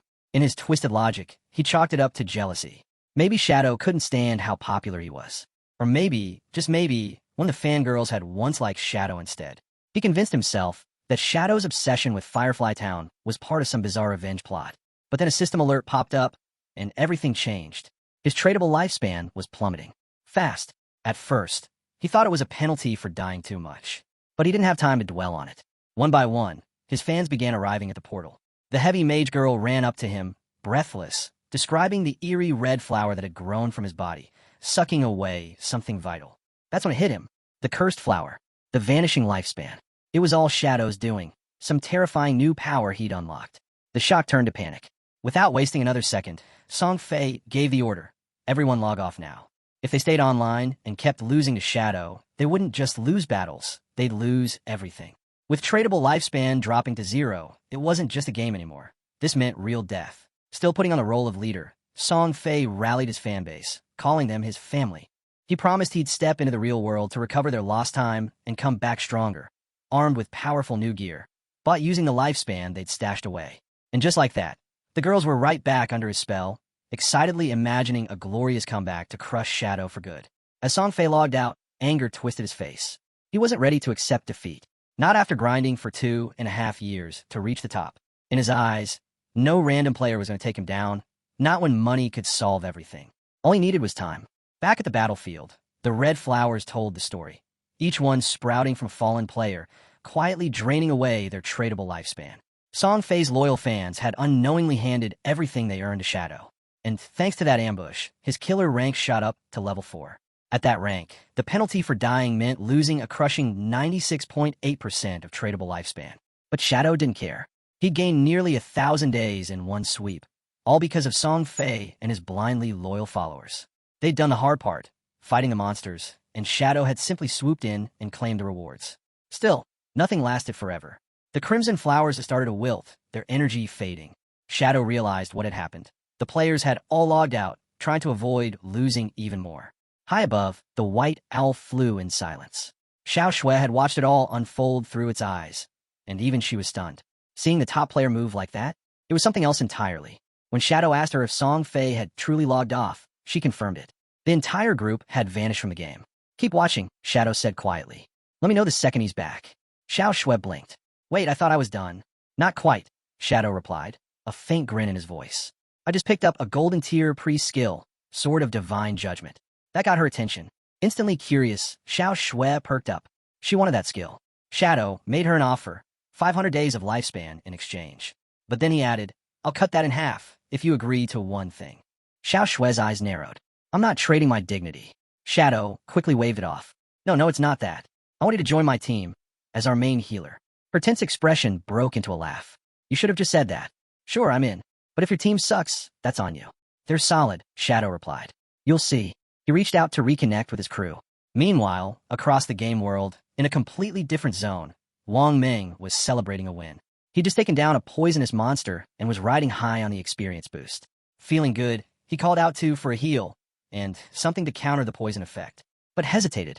Still unsure about her priest class, she froze, unsure of what to do. Wang tried to jog her memory, reminding her that priests had a toxin cleanse. But before she could properly respond, she misclicked. The spell hit a tree instead of Wang. Seconds later, his HP hit 0. He collapsed on the ground, the poison claiming him. All that effort, wasted. Frustration hung in the air. The team stared in disbelief at Feng's sister, still standing blankly near the teleportation stone. After everything that just happened, no one could understand how she'd been that useless. Later, their team leader faced a tough call. They couldn't go on like this. Not with a healer who didn't know how to heal. But finding a capable hidden class priest now? Nearly impossible. The good ones were already taken. Meanwhile, Xiao was completely unaware of the storm around her. Lost in her own world, she was busy daydreaming, seeing herself as some chosen goddess destined to dominate this new realm. Her quick leveling? Proof, she thought, of her rising greatness. In her mind, she'd soon stand beside her brother Song Fei in all his glory. Then, out of nowhere, exciting news arrived, straight from Shadow. Wang Ming's heart leapt. A hidden class healer had agreed to join them. Not just any healer either, a whitebird priest, strong in multiple roles. This was exactly what they needed. The moment Shadow confirmed her location, Firefly Town, the leader didn't hesitate. Sure, it wasn't the best place for leveling, but it didn't matter. They had to regroup. Wang agreed instantly and started prepping for the trip. But first, he had to deal with Xiao. He broke it to her gently, saying they were heading to a higher-level zone and Shell Town was just too crowded. He made it sound like her low level was the only issue, careful not to crush her pride. Before she could say anything, the team was already gone, clearly relieved to ditch a priest who couldn't heal. But Xiao didn't take it the way they expected. Not even close. She took their departure as a blessing, convinced they weren't worthy of her greatness. With her inflated sense of destiny still intact, she made a bold new plan. Find Shadow and make him help her level up. Meanwhile, Wang Ming arrived in Firefly Town and quickly linked up with Shadow and Xiao Shui. He handed over the lifespan he'd gained from their last battle, ready to lock in the new team. As they started coordinating, Wang brought up someone new, an ally named Anyu. The second Shadow heard the name, he froze. That name wasn't random. And then she appeared. With a bright wave and an easy smile, Anyu strolled over, instantly catching the attention of both men. Shadow was stunned. The woman standing before him wasn't just any player. She was the Anyu, also known by her other title, Justice Execution. She was the only player with the Dragon Swordsman hidden class. In Shadow's past life, she'd been one of the top 20 players in the entire world. More than that, she played a key role in the official forces of the country. A national figure, respected and feared in equal measure. And here she was, arriving early, radiant, and looking directly at him with clear admiration. Xiao Shui introduced herself with a warm smile, even joking that Shadow might be a time traveler or a reincarnated champion. No one rose in power this fast without a secret. Shadow said nothing. His mind drifted to darker memories of the time when their paths had crossed under much different and much more dire circumstances. Back then, she hadn't been part of Wang's team. That made her appearance, now, all the more shocking. She likely already had a large amount of tradable lifespan stockpiled, probably from her work with government factions. And with a class like Dragon Swordsman, known for its insane resilience and power, she was the perfect candidate to hold it. Shadow could see why the authorities had chosen her, and he respected it. Anyu didn't waste words either. She looked right at him and said. Anyu's tone was sweet, but her words were firm. She asked if Shadow had any gear to sell. Her group was interested in buying. With a light smile, she reminded him of the weight she carried. Responsibility for an entire city. Shadow saw no reason to turn her down. Opposing her now would do more harm than good, and both of them knew it. He agreed without hesitation, pointing out it would be foolish to pass up such a mutually beneficial deal. Despite her cheerful, unthreatening demeanor, Qinfeng knew better. There was much more to Anyu than what she showed on the surface. Meanwhile, Songfei's fans had logged off, and reality came crashing down. An official system announcement had dropped like a bomb. Lifespan in the game was real, and if it hit 0, it meant actual death. They were stunned. The archer was the first to explode. She had donated every last day of her tradable lifespan to Songfei. Others were barely hanging on, with just a few days left. The assassin, who'd taken out multiple players, was horrified. Each kill had earned her assassin stats, but dying one more time would now cost her double the lifespan. No one could believe how punishing 3 deaths could be. Lifespan gone just like that. The chubby girl, still trying to process it, began scrolling through her messages. Her face turned pale with sweat as she did the math. As a tank mage, she'd always been on the front lines, charging in a battle, racking up kills and deaths. Now, she only had 1 day of lifespan left. If that number dropped to 0, it would be the end, permanent death, even outside the game. Then, a message caught her eye. Brother Songfei was buying lifespan. Her eyes lit up. Of course he would help her. Quickly, she changed clothes, even considering wearing her full Brother Songfei support outfit, from head to toe. She was convinced this was her big break. She even thought about his latest product release, the Songfei Ultra Thin Anti-Side Leak. Wrapped in merchandise, buzzing with hope, she rushed out the door, off to find Songfei. Her destination, the concert hall. Not far from there, in another part of the city, Qinfeng's sister had also logged out. But now, even in the real world, she wasn't sure what was real anymore. She checked her phone and smiled. Lifespan was now selling for 15,000 per day. With the 200 days she still had, she could become a millionaire overnight. But her smile vanished. News hit her like a punch. Shadow had killed Songfei. Not once, but 3 times. She broke down. Tears of rage and sorrow streamed down her face. She remembered the warnings. If your lifespan hit 0 in the game, you'd really die. Even with over 100 years of non-tradable life remaining, those 3 deaths had drained her to just 12 years. Then her thoughts circled back to Songfei. Why had Shadow gone after him? She dove into the group chats, desperate for answers. The rumors were true. Despite being surrounded by dozens of players, Shadow had taken Songfei out 3 times. To her, Shadow wasn't just strong. He was terrifying. Back in the chat, the chubby girl sprang into action. She sent out a desperate call. Brother Songfei needs help.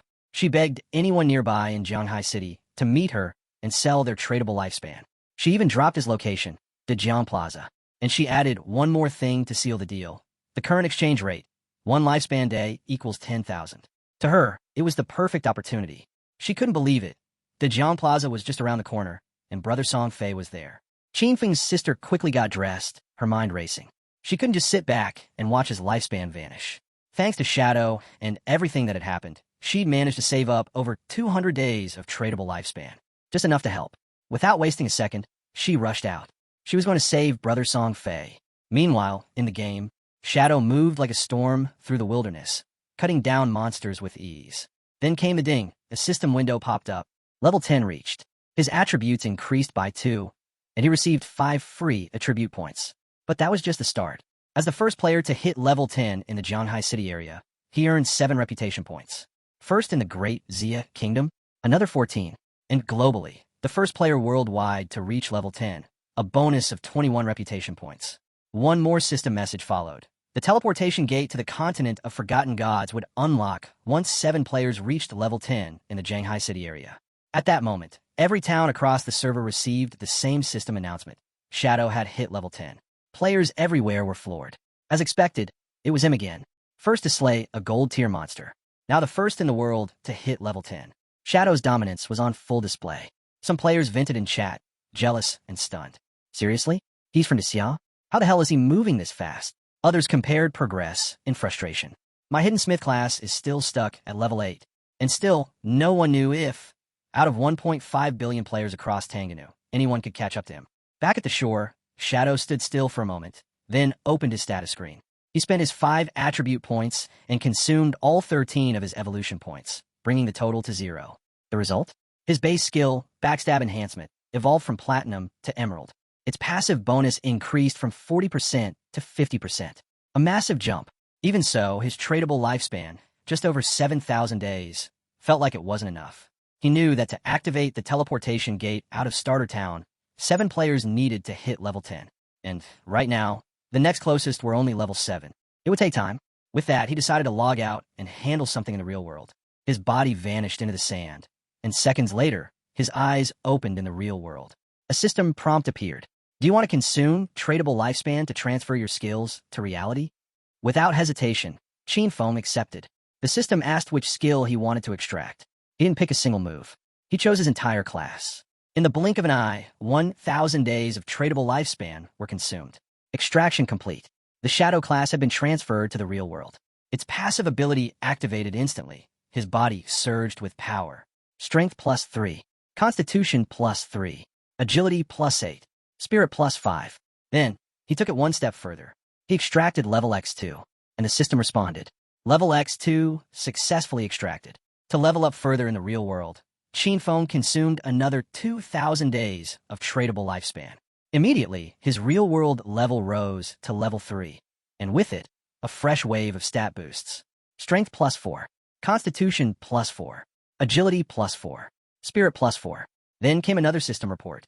He had used 900 days to extract a new skill, Shadow Step, ranked Platinum tier. And another 2,262 days had gone into extracting Venomous Dagger, a deadly silver tier skill. Still, Qin Feng was satisfied. He had 1,292 days of tradable lifespan left.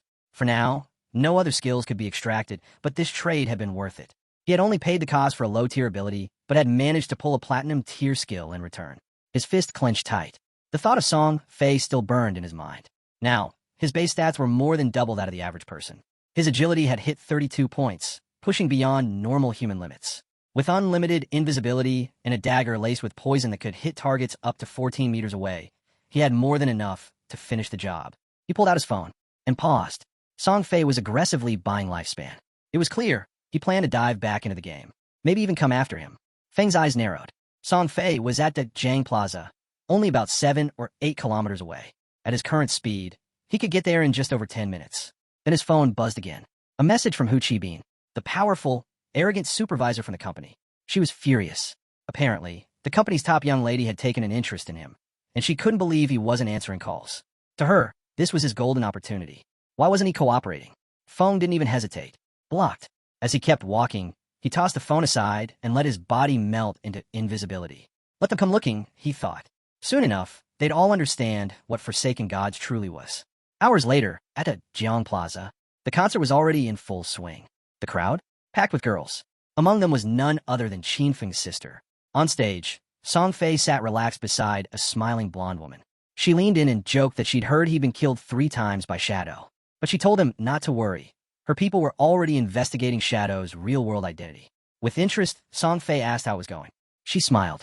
Her people were already en route to Firefly Town, working to establish contact. The plan was simple. Offer Shadow an amount he couldn't refuse. The moment he stepped out to collect the reward, they'd catch him. And when they did, she'd make sure Song Fei had a chance to vent his frustration properly. Song Fei smiled wide. Let me know when it happens, he said. Then he casually asked if she'd heard what Jiang Corporation had been doing, using the same tactic to manipulate players into working for free. Hu Qibin laughed. According to her, the players were pathetic, weak, barely able to gather any lifespan. Working with Song Fei was far better. So many girls gave him their lifespan willingly, some even ready to die for him. Song Fei's laugh turned cold. Then, from the crowd, a man's voice rang out, furious and sharp. Stop! Stop recklessly selling your lifespan.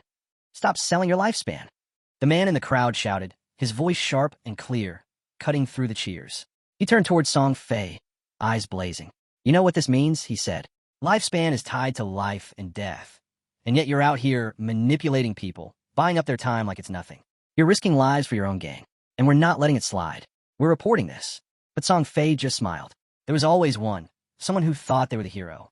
He stood up slowly and faced the crowd, calm and composed. His voice rang out over the plaza. I've seen the concerns, the discussions happening lately. And I understand. My actions, my purchases of lifespan, may have used certain public resources. It might have caused disruptions. And, for that, I offer my deepest apologies. A hush fell, but before he could say more, his fans shouted out in protest. You don't need to apologize. You didn't do anything wrong. Still smiling, Song Fei continued with gentle sincerity. I'm truly thankful for your love and support. But more than anything, I want to remind everyone, true love should be rational. It should be uplifting.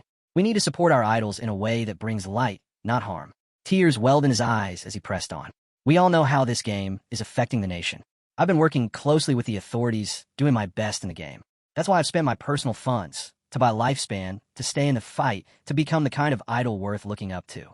He paused, his voice heavy with emotion. I just wanted to give something back to you all. I wanted you to find hope, not just in the game, but in real life. Peace, safety, a better tomorrow. But I never imagined it would cause so much trouble for everyone. The crowd grew emotional. Fans began sobbing. He bowed deeply. I'm sorry for the inconvenience I've caused. Truly, that broke them. They yelled at the man who'd spoken up, calling him heartless, a savage. We're giving him our lifespan because we want to. Don't you dare insult our love. Then the chubby girl stepped onto the stage, defiant. Don't listen to those ridiculous rumors, she shouted. Only brainless pigs believe that lifespan in-game affects you in real life. What proof do they even have? She placed a hand over her chest and declared proudly, I'm the one who only has a day of lifespan left. And look at me, I'm fine. Even if the rumors were true, if you don't have the courage to die for Brother Song Fei, then you don't deserve to say you love him. Her words lit a fire in the crowd. A wave of devotion surged. More fans stepped forward, ready to give up the last of their lifespan. All for him. Song Fei's face lit up with gratitude. He reached out a hand toward her. Being loved by someone like you, he said gently, it's an honor. She broke down, crying as she swore she would die for him. And then, it happened. Something whistled through the air. Thud. It struck Song Fei in the head. Silence fell like a hammer. Blood spilled from his mouth. His hair began to fall, scattering like autumn leaves in the wind. Song Fei's body collapsed onto the chubby girl's shoulder. Her eyes went wide with terror. She stumbled backward, landing hard on the ground, her voice breaking into a scream. Panic gripped her. She had no idea what had just happened. Then the truth hit. Song Fei was dead. All around, his fans erupted in chaos. Screams echoed through the plaza. Some tried to run. Others froze, staring in disbelief. It was like the entire world cracked in that moment. The guards rushed to protect Hu Chi-bin, pulling her away from the stage. But even she couldn't hold it together. Tears streamed down her face as she shouted. I saw it. When he died in the game, he was surrounded by a ring of lifespan. Her voice shook. We have to leave now. Whoever did this wasn't normal. The realization dawned, slow and horrifying. The person who killed Song Fei had used a game skill. And if that were true, if skills from the game could be used in the real world, then everything was about to change. She replayed it in her mind. The sudden kill, the vanishing act, the way the lifespan was absorbed. There was only one person who could have pulled that off. Shadow. But before she could say another word, before she could run or scream or warn anyone, thwip, a dart struck her head. She dropped instantly, dead. The guards froze, stunned and powerless. And somewhere in the panicked crowd, watching it all unfold, was Qin Feng. Dusk had fallen when the news broke. A shocking report announced the death of superstar Zhu Fei at the Jian Plaza. But that wasn't all. His most devoted fans, overwhelmed by grief, gave up the last of their lifespans, collapsing beside his lifeless body. Police investigations soon uncovered the chilling truth. Zhu Fei's death wasn't natural. It was caused by supernatural abilities. Meanwhile, tears streaked down the faces of Qin Feng's sister and her friend. Fear gripped them. Just yesterday, they were cheering at Zhu Fei's concert. And now he was gone. Her friend, sharp and observant, pieced it together quickly. The throwing knives, the invisibility. These weren't coincidences. These were skills from that curse game. Could have been Shadow. She had heard the rumors. Shadow had killed Zhu Fei 3 times in-game. Could the same have happened in the real world? Xiao couldn't wrap her head around it. Game abilities appearing in reality? Impossible, or so she thought. Still, she kept replaying it in her mind. The way Shadow had killed him in the game. And now this? The signs matched. Throwing knives. Stealth. Assassin techniques. It could only be him. Her brother, killed by Shadow. In that moment, something inside her broke. If Shadow had figured out how to bring game skills into the real world, then so would she. She would get close to him, no matter what it took. From that moment on, she had only one goal, to grow stronger. Strong enough to take him down. The taxi came to a halt. As they stepped out, her friend looked at her concerned. You okay? Zaya didn't answer. Her eyes burned with fury. All she wanted was revenge, to make Shadow pay for Zhu Fei's death. While all this unfolded, our boy, he was casually slurping noodles in a small restaurant. Even in a game world where players couldn't die, their bodies still needed food. Hunger was real. Just then his phone buzzed. A message popped up. It was from Yang Zioya. She warned him. Fatty, who was livid.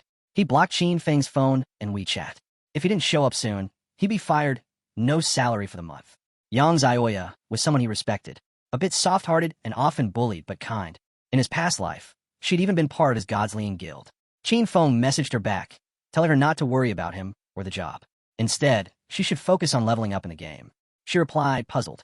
Wait, have you played this game before? I heard it's crazy hard. People are literally burning through their lifespans. He explained simply. No matter what class she picked, the key early on was to boost agility. Just focus on that. She nodded, unsure but willing to trust him. Still, she brought up another concern. She'd heard the lifespan rewards in the game were insanely expensive. Then, curiously, she asked about his own progress. How much have you earned so far? Qin Feng smirked and replied, not much. Already spent most of it. He wasn't worried about Fatty Who. That guy was just a pawn. The real issue? His boss, Qian Shishir, the president's daughter, the one who actually ran the company where he used to work. And this girl? She wasn't someone to be taken lightly. All day, Qian Shishir had done nothing but chase men. First, she was spotted entering a hotel with 6 older foreign guys. Then, she was seen cruising in a flashy sports car with 3 African men, just for the thrill. And now, she was suddenly taking an interest in him. Qian Shishir was obsessed with anything foreign. After the game launched, she ditched Asia and headed to North America. There, she founded one of the top 3 guilds in the region, Alice's Wonderland. In his past life, she had stood directly against Daxia, constantly making things difficult for the Godslian Guild. She was a problem then, and she'd be an even bigger one now if he let her go. If he didn't stop her before she left the country, things could spiral. Once she made it back to North America, she'd be nearly untouchable. But if she were to die now, Alice's Wonderland might never exist. Rumor had it that all the core founders of Alice's guild were tied to Qian Shishir in one way or another. Without her, that connection would fall apart. His phone buzzed again. It was a call from Zayu. She sounded surprised he was even answering. Wasn't he supposed to be dead in the game? But now that she knew he was still alive, she told him straight. She had enough money to buy a house. He didn't need to worry about her anymore. He decided to keep playing along. Anything else you want to say? Her reply was cold. Don't contact me again. I won't look for you either. And don't even think about finding out where I live. With that, she cut him off completely. He ended the call, smiling. Honestly, he felt relieved. Time to head back and grind some more. It wouldn't be long before someone hit level 10. And when that happened, the truth about transferring game skills into reality would explode. From then on, peace would be a thing of the past. Elsewhere, Zayu and her friend logged into the game again. Her friend hesitated. Wasn't that a little harsh? Cutting your brother off like that? Maybe try making peace. But Zayu didn't waver. She revealed the truth. She had sold her lifespan to the Xian group for a full 2 million. Her friend stared at her, stunned. Zayu added that she'd bought a house, and they would live together from now on. She also mentioned that she'd soon be meeting Shadow. When that time came, Qin Feng would be completely irrelevant. Right then, a player passed by and caught her attention. With a grin, he handed her a book, the assassin skill book she'd been after. He reminded her of the promise she'd made. She smiled sweetly and nodded. Once everything's done, I'll grant your little wishes. But in her mind, she scoffed. Idiot. The moment she met Shadow, she wouldn't even spare a glance at trash like him. Still, he had his uses. She contacted Wang Ming and told him she had a control-type assassin skill book. If Shadow wanted it, she was willing to hand it over. A sly grin spread across her face. Flatterers like Zhang Wei might be pathetic, but even they could come in handy, especially when they had something this good in their hands. She believed this skill book would be the red thread that tied her to Shadow. Her plan was simple. Stay close to him. Quiet. Supportive. She'd be the one to heal his wounds, fight by his side, help him rise in level and power. She wanted him to feel her presence, truly notice her, trust her, see her as someone irreplaceable. His other half. But once she was strong enough, once he was no longer useful, she would end it with her own hands. She'd kill him, rip out his eyes, all in the name of her brother, Zhu Fei. But things didn't go as expected. Wang Ming got back to her with Shadow's answer. Shadow said the skill was trash. He didn't want it. She could sell it if she wanted. Just like that, dismissed. Elsewhere, Shadow had logged into the game. Almost immediately, he heard the clash of battle. This wasn't your usual fight. It sounded serious. He followed the sounds and spotted a player struggling with a massive boss. The guy, shield in hand, was trying to fend off a multi-armed creature. But escape was futile. Moments later, the beast shredded him into pieces. Shadow recognized the monster right away. Golden Arachnid. Level 8. Gold tier. Worse. It had anti-stealth level 2. That meant his invisibility would be useless here. The monster could see right through it. The arachnid let out a terrifying roar. Qin Feng didn't flinch. He burst from hiding and launched a direct attack, Shadow Slash, landing several strikes in rapid succession. Thousands of points in damage. His current buff gave him double damage when striking from outside the target's vision. But since the arachnid could see through stealth, that bonus didn't apply. His damage took a hit. Luckily, Graceful Liberation kicked in. Its legendary effect boosted weak point hits, specifically to the head and heart, by 200%. Of the 9 hits he landed, 3 struck true, triggering triple weak point damage. It made up for the loss in overall damage. A clutch move, and he silently thanked Xiao Hai. She had helped him find the Faith Temple. That skill was paying off now. A nearby mage watched, stunned. One single skill, and the Golden Arachnid's health bar dropped by 1/16. Then, Qin Feng threw a venomous throwing knife. It landed right in the monster's skull, dealing 1,783 damage. But he could feel it. This silver tier skill was already falling behind. If he wanted to keep up, he had to evolve. He needed a higher tier of invisibility, a new class advancement. Just then, the arachnid turned on him, lunging to strike. The mage froze in panic. But not him. Qin Feng's eyes lit up, not with fear, but certainty. The monster attacked. He weaved through its strikes effortlessly, dodging with pinpoint precision. The mage and her friend were speechless. It wasn't just his speed, it was his awareness. His reactions. It was like he knew the arachnid's every move. Truth was he did. He had fought this boss more times than he could count. In his past life, he'd teamed up with Qin Xiaoyou, who could barely protect herself, let alone heal him. So he had adapted, learned to survive on pure skill alone. A true warrior wasn't just about defense. It took movement, timing, evasion. That's how he made it to the top 100 in the world. And now, he was only getting started. Armed with nothing more than a basic warrior class, he launched another barrage of slashes at the boss. In no time, the Golden Arachnid's health dropped below half, then vanished. He activated stealth, disappearing from sight. Compared to bosses like the Golden Ghost ship, whose attacks were impossible to dodge, this one felt almost easy. The mage watching nearby was stunned, especially when the boss turned to flee. But Qin Feng wasn't about to let it get away. He dashed forward, drew his dagger, and slit the creature's throat clean. A system notification flashed in front of him. Level 8 gold tier boss defeated. Plus 6,400 EXP. Plus 7 evolution points. Plus 497 days of tradable lifespan. Then, he activated Greedy Feng, stacking an additional 21 evolution points and another 497 days of lifespan. Nearly 2,000 days of tradable time and 28 evolution points in total from a single fight. But the surprises weren't over. A second window popped up. He had earned a skill book, Blacklight Shield, an assassin-exclusive ability. Its active effect? For 8 seconds, it converted all dodge rate into a damage reduction shield. Cooldown, 60 seconds. For every 20% dodge rate, he gained 1 layer of shielding. Once the timer ended or the shield broke, the dodge rate returned to normal. He was stunned. A skill like this was a game-changer. Paired with Phantom Blur, his epic tier skill that granted 75% dodge, Blacklight Shield could stack 3 full layers of damage reduction. With this, he could take on powerful bosses without even getting scratched. Without hesitation, he spent 6 evolution points to upgrade the skill. Platinum, epic tier. The results were immediate. Duration extended to 14 seconds, up from 8. Conversion rate improved. Now every 10% dodge added a shield layer. His new total? 7 layers of damage reduction. That alone gave him the power to explore high-level zones well before anyone else. Still holding 22 evolution points, he turned to his venomous throwing knife. It needed more bite. He poured in 16 points, and the silver tier weapon evolved into emerald tier. Upgrades included max range, 17 meters. Damage over time, no longer reliant on weak points. Continuous effect, 5 seconds, non-stackable. On-hit damage, 120%, 240% of attack. Poison damage, 50%, 80% of attack per second. The result? Its damage had more than doubled.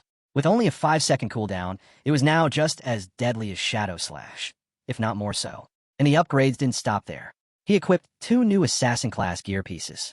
Agile Ring, Platinum tier, plus 20 agility, plus 20% movement speed, plus 20% attack speed, plus 20% cooldown speed. Requires level 8. Heavy red leather gloves, gold tier, plus 18 physical defense, plus 15 all elemental resistances, plus 12 constitution, plus 588 HP. Requires level 6. With both equipped, his cooldown speed skyrocketed to 55%. What used to take time now came almost instantly. Shadow Slash used to have a 12-second cooldown. Now, just 7.7 seconds. On top of that, his stats had jumped. Plus 51 constitution, plus 106 physical defense, plus 1,517 HP. He could now take 3 full hits from the golden arachnid without dying. Add Blacklight Shield to that. His survivability had soared. The mage and a few others came over, still in awe. They praised him for taking down the boss like it was nothing. No one could believe he'd done it solo. Then, the mage asked if he had any gear or skills for mages she was interested in buying. He told her he did. A gold-tier skill book for mages, Frostball Bounce, a powerful area attack. It launched ice balls that could bounce up to 10 times. One-time use price? 800 days of tradable lifespan. She hesitated. Isn't that steep? I saw someone sell a level 5 gold skill for just 400 days earlier. But he looked her dead in the eye. This is level 7. Over 40% more damage than level 5. 800 days isn't expensive, it's fair. She didn't argue further. Deal made. The system confirmed the trade. As the transaction completed, he activated stealth again. Right now, there was no early game boss that could even threaten him. Time to move. He returned to town and posted a message, looking to gather intel on the locations of silver and gold tier bosses. The more bosses he hunted, the faster he could level up. Then, a message from Wang Meng. Zayu, the priestess from your old squad. Want to send you a skill book. That caught his attention. A skill book from Zayu? And it was bronze tier? He was curious, but cautious. Everyone was already whispering that he was the one who killed Jufei. And now she suddenly wanted to send him a skill? Was she trying to get close to him? Spy on him? Or maybe take revenge? He didn't trust it. He told Wang Meng to reject it. Tell her the skill's trash. I don't need it. She can sell it for cash.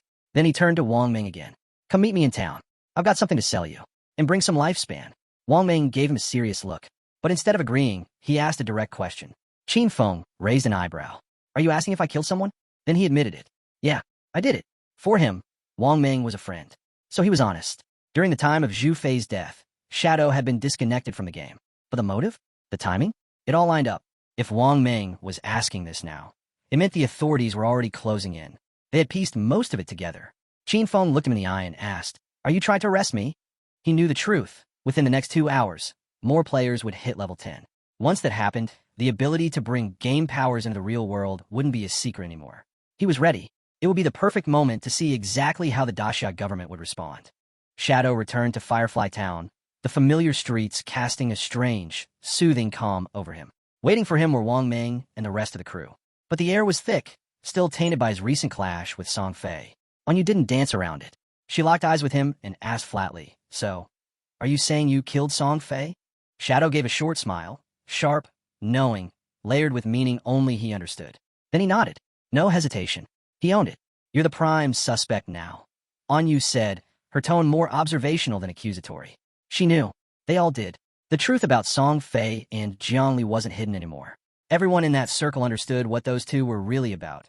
Twisting the system for their own gain, corrupt to the core. The Jiang Industries, the force behind all, had long turned players into pawns. Slavery masked as work. Death dressed as duty. Survival meant doing what had to be done. Shadow remembered his past life. Back then, he followed the rules. Play nice. Trusted the system. It got him nowhere. But now, this time he acted first. Song Fei, Jiangli, gone, before they could make their move. How this would shift the game's balance was anyone's guess. Fate was a tangled web, and he just ripped out a key thread. Rebirth gave him another shot. The question now was, could he rewrite the outcome? But bigger questions could wait. He had gear, platinum tier, weapons, armor, skill books. Stuff he didn't need anymore. The Shanghai city officials, though, they'd kill for it. Always hungry for power, always short on supply. With a few taps in the system window, Shadow started unloading it all. Premium loot for top dollar. The team stared, stunned. Their eyes widened as each item appeared. Wait, did you take down a platinum-grade boss? Someone asked, practically gasping. Shadow gave a small shrug, smiling like it was no big deal. No global alert, so I guess I got lucky. Shao, you can back me up, he added casually. The mage nodded. She'd seen the emerald tier chest, watched the magic pour out of it. Nothing surprised her anymore. Then there was Little Black, trying to keep cool, but clearly agitated as the spotlight shifted to Shadow again. He'd already mocked her earlier by calling her Sue. Now he doubled down. You, he said offhandedly, not even looking at her. Little Black bristled. Call me that again, and you'll regret it. Shadow just smirked. Wang Ming exhaled deeply, sensing where this might go. They'd barely survived a silver-tier boss. Meanwhile, Shadow was pulling platinum and emerald loot like it was pocket change. Breaking the tension, Shadow made his offer. Platinum-grade Archer skill book, 25,500 days. Berserker weapon, 1,500. Mage skill book, 3,000. For the full gold set, equipment and skill books, 8,000 days, Shadow said smoothly, like he'd done this countless times before. When he finished tallying everything, including the leftover platinum gear, the grand total hit 16,000 days. Wang Ming blinked, trying to process the number. He turned to Waiyu, voice hushed with disbelief. Just pay whatever he's asking. You're not even going to bargain? He asked. Wanyu gave a calm smile. No need. It's a fair price. Then she added, I'll throw in what Xiao and Wang Ming still owe me. And that was it. Deal closed. No hesitation. Trade complete in moments. Shadow was impressed. Now that's the kind of woman I respect, he said. Direct, decisive, just the way I like it. But even as he complimented her, his mind was already racing through numbers. Once a trade reached 10,000 days, the system converted it into years. That meant this deal was roughly 60 years, or 22,000 days, worth of value. At the current exchange rate, that translated to nearly 400 million in cash. Even for the elite authorities of Shanghai City, that was a heavy cost. But the payoff? More than worth it. With these items, they could fast-track their growth, dominate in the game, and build real-world influence. The stronger they became, the less resistance they'd face. They could even gain the upper hand in global power plays. Still, not everything was smooth. And Shadow's contact within the official ranks brought bad news. The Jiang Industries had started detaining players. A rescue mission was forming, and they wanted Shadow in. He paused, weighing the situation. Was this genuine? Or a veiled attempt to rope him in, or cover up his killing of Song Fei? I'm not going, he said finally firm. But I'll be honest with you. Your suspicions are spot on. I used game skills. I killed them. Both of them. No one else could have pulled it off. The weight of his words hit like a hammer. Everyone fell silent. The message was clear. Once players hit level 10, they could use their lifespan to extract skills, bringing them from the game into reality. That's why the Jiang had been hoarding lifespan. Once their agents crossed that threshold, the rescue team wouldn't just face danger. They'd face living weapons. The stakes had just skyrocketed. But, and understood. She always did. Without another word, Shadow faded into darkness, literally, melding into shadow form and vanishing on the spot. En's expression hardened. She turned to Wang Ming, all business. From now on, we split, she ordered. Our 6-person party is too strong. We're crushing weak monsters too fast, no experience gains. If each of us leads our own squad, we'll level up much faster. Wang Ming nodded. It made sense. Everyone needs to hit level 10, and added. Then take a break. Log off. I'll need you to report intel. Just as they were preparing to head out, 2 players nearby in Firefly Town turned their eyes toward them. Shadow had set up his usual stall, but today, something was different. He wasn't selling. He was buying. A system window blinked to life for all nearby players to see. Shadow is purchasing silver boss coordinates, 30 days, gold boss coordinates, 100 days. That caught attention fast. One player, unable to hold back his excitement, strutted over to Shadow. His voice practically buzzed with energy. My lady says if you help her level up, she'll pay you 300 million, plus shares in Dodge Industries. He leaned in, eyes darting around, voice dropping to a whisper. Opportunities like this don't come twice. Nearby players stirred, whispering among themselves. None had heard of any such deal before. What they didn't know was that the lady from Jiang Industries was already dead, eliminated by Shadow. In real life. She's gone, one player whispered stunned. But she was so useful. The man's face darkened, rage simmering behind his forced smile. His mind replayed the betrayal. That woman had tried to trap Shadow, capture him offline, and force him into illegal labor. But Shadow turned the tables, ending it in a single, fatal moment. She never stood a chance. And it wasn't just her. Jiang Lai, her accomplice, was dead too. The man remembered all too well. Jiang Lai had offered him 10 million to help power level her. When Shadow declined, the woman spun another web. She promised him 5 million, lured him in, and the moment he showed up to collect, darkness. He woke up shackled in a basement, tortured daily, forced to grind lifespan and lure others into the same trap. She used him, controlled him, and now, she was gone. A low laugh escaped him, bitter and hollow. She got what she deserved, he muttered. Died like she lived. Ruthless. He had mocked Shadow before, called him a fool. Now, he was the fool. Shadow's eyes locked on him, sharp and unreadable. But in that instant, he saw everything. This man had helped trap people, played a bigger role in the corruption than he let on. Panic crept into the man's voice. I was forced into it. I didn't have a choice. Shadow didn't even blink. You're trash, he said, his voice cold and final. Let the officers deal with you. He motioned. Seconds later, the city guard stepped in and dragged the man away. Before the moment could settle, two other players stepped forward, eager to make their own trades. We've got silver boss coordinates. 30 days each, one of them said, holding out the info. But before the deal could be made, a sudden shift rippled through the crowd. Someone new had entered the city, and all eyes turned. Ace of Spades, K, and Sure, a name that carried weight both in the game and in reality. A known member of the kin group, ruthless, dangerous. Whispers spread like wildfire. Stay clear of her. She's killed players before. She drains lifespan. Be careful. Shunny, better known as Ace of Spades, stepped into the game with her crew in tow. Her smile was sharp, chilling. She looked around with disdain, unimpressed by the virtual world. It's easy, she said, her voice cutting through the murmurs. Buy your way to the top. Load up on gear. Grab the skills. Then target anyone who's sitting on lifespan. Her mood soured as she thought about her delayed flight. She should have been living it up in North America with Max Fackle by now. Instead, she was stuck here, in this game. Her glare swept over the city, then narrowed in on two players who trembled under her gaze. She looked at the two trembling players like they were insects, small, pitiful things from Dacia. Their weakness disgusted her. Tony, one of her crew, followed her gaze and smirked, full of swagger. Nice eye, he said, his voice oozing arrogance. These Dacia guys, they don't compare to what we've got. Wait till you see us in the real world. Kay and Sure, better known as Ace of Spades, felt her cheeks flush at the thought. Tony's confidence was infectious, and the idea that his men were leagues above these nobodies, it made her smile, her excitement slipping through despite herself. Then she caught wind of the latest news. Songfei's player was dead. She fought him once, barely. He disappeared in under a minute. To her, he'd been a joke, a low-tier obstacle that barely registered. But now, he was dead, and more importantly, Shadow had killed him. A player from Dacia, now sitting at the top of the world rankings.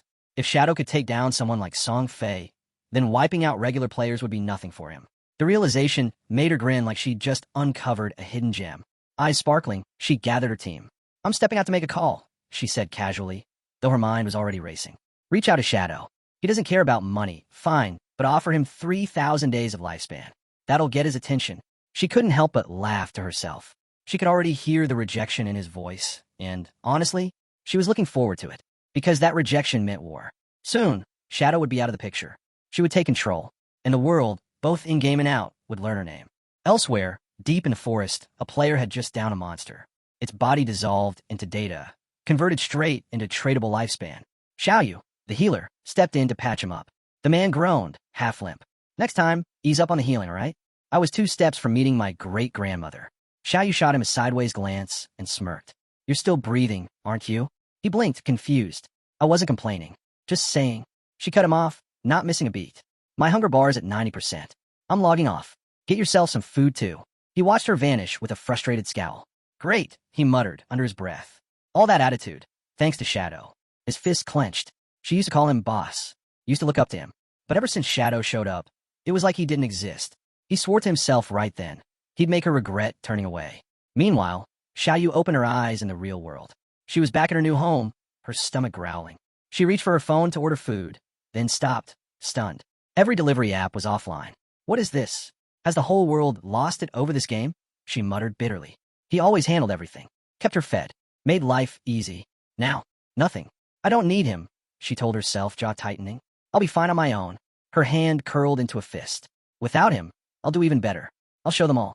A small crab scuttled from a cave near the shoreline, desperate to escape. It didn't make it far. Shadow's blade flashed, clean, efficient. The crab dropped instantly, dissolving into mist.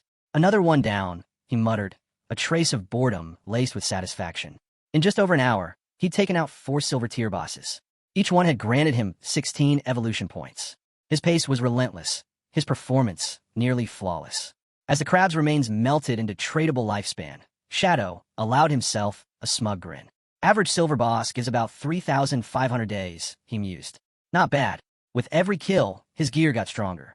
Now, every piece was gold tier or better. His cooldowns had improved drastically. Skills that once took 12 seconds were down to 6.8. Shadow Slash, his signature move, had nearly doubled in speed. But still no platinum bosses near the outskirts of the safe zone. Gold tier was the ceiling here. To go further, he'd need a profession upgrade. And more importantly, a higher stealth level. Platinum bosses had at least level 2 anti-stealth. With only level 1, he didn't stand a chance. He was still more than 20,000 XP away from level 3 stealth. And time was ticking. "I've got to move faster," he muttered, already formulating his next plan. "Let's head back to town. 105 years worth of tradable lifespan. Enough to make serious moves. Time to offload some loot and get ahead." Back in town, a player flagged him down, eyes wide with hope. "Next time you've got equipment to sell, could I get first dibs?" Shadow didn't respond right away. With nearly 40,000 days of lifespan stacked up, selling gear was tempting, but he had plans for that. He needed it for extracting skills. Still, he gave a faint smile. Let them wonder. Before he could respond, a figure stepped from the shadows, a man lurking behind a pillar. His eyes locked on Shadow, and his face lit up in recognition. "It's him," the man whispered to himself, a crooked smile spreading. Shadow didn't stop. He moved like a ghost, unseen by most, untouchable. But the man wasn't letting this chance slip. He stepped forward with a purposeful stride, something sinister glinting in his eyes. "I've got a job for you," he said quietly, slipping a contract into Shadow's hand. "Real-world hit. Name's Foam. The payout's worth your time." Shadow didn't even look at the paper. He kept walking, unreadable. The man grew tense, stepping in front of him. "Wait, just hear me out. It's nothing big. Just a regular guy. Easy work." He dropped his voice. "You took out Song Fei, right? This'll be nothing for you. I'll pay well. Don't turn down free money." Shadow's gaze finally snapped to him. "Cold. Cutting. Did I provoke you?" His voice was low and lethal. "Do you want to die right here?" The question wasn't a bluff. It was a warning. The man paled, but forced a grin. "No one's dying. Yet. Just think about it." Then he dangled the bait. 3,000 tradable days. That's the reward. Shadow let out a dry chuckle. 3,000 days. About 50 million in cash. Now that was a serious offer. His eyes narrowed, calculating. He had no idea who this man really worked for. He didn't recognize him, not in-game, and definitely not in real life. But someone powerful was behind this.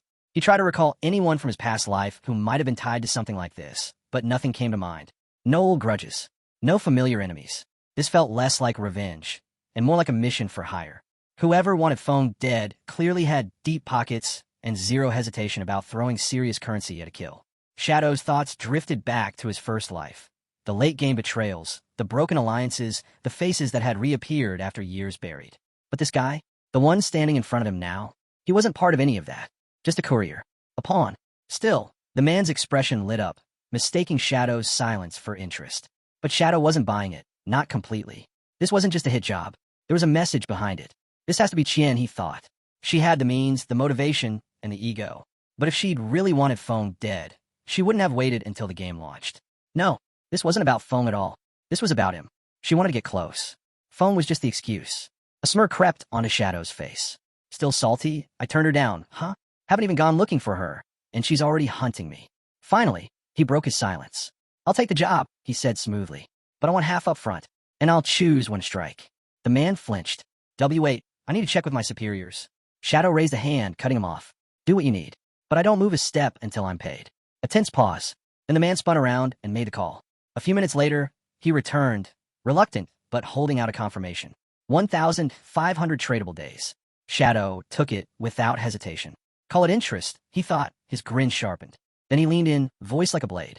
"Tell your superiors I'll be paying them a visit soon." That shook the man. Visibly nervous now, he handed over the target's info. Shadow scanned the details, surprised by the precision.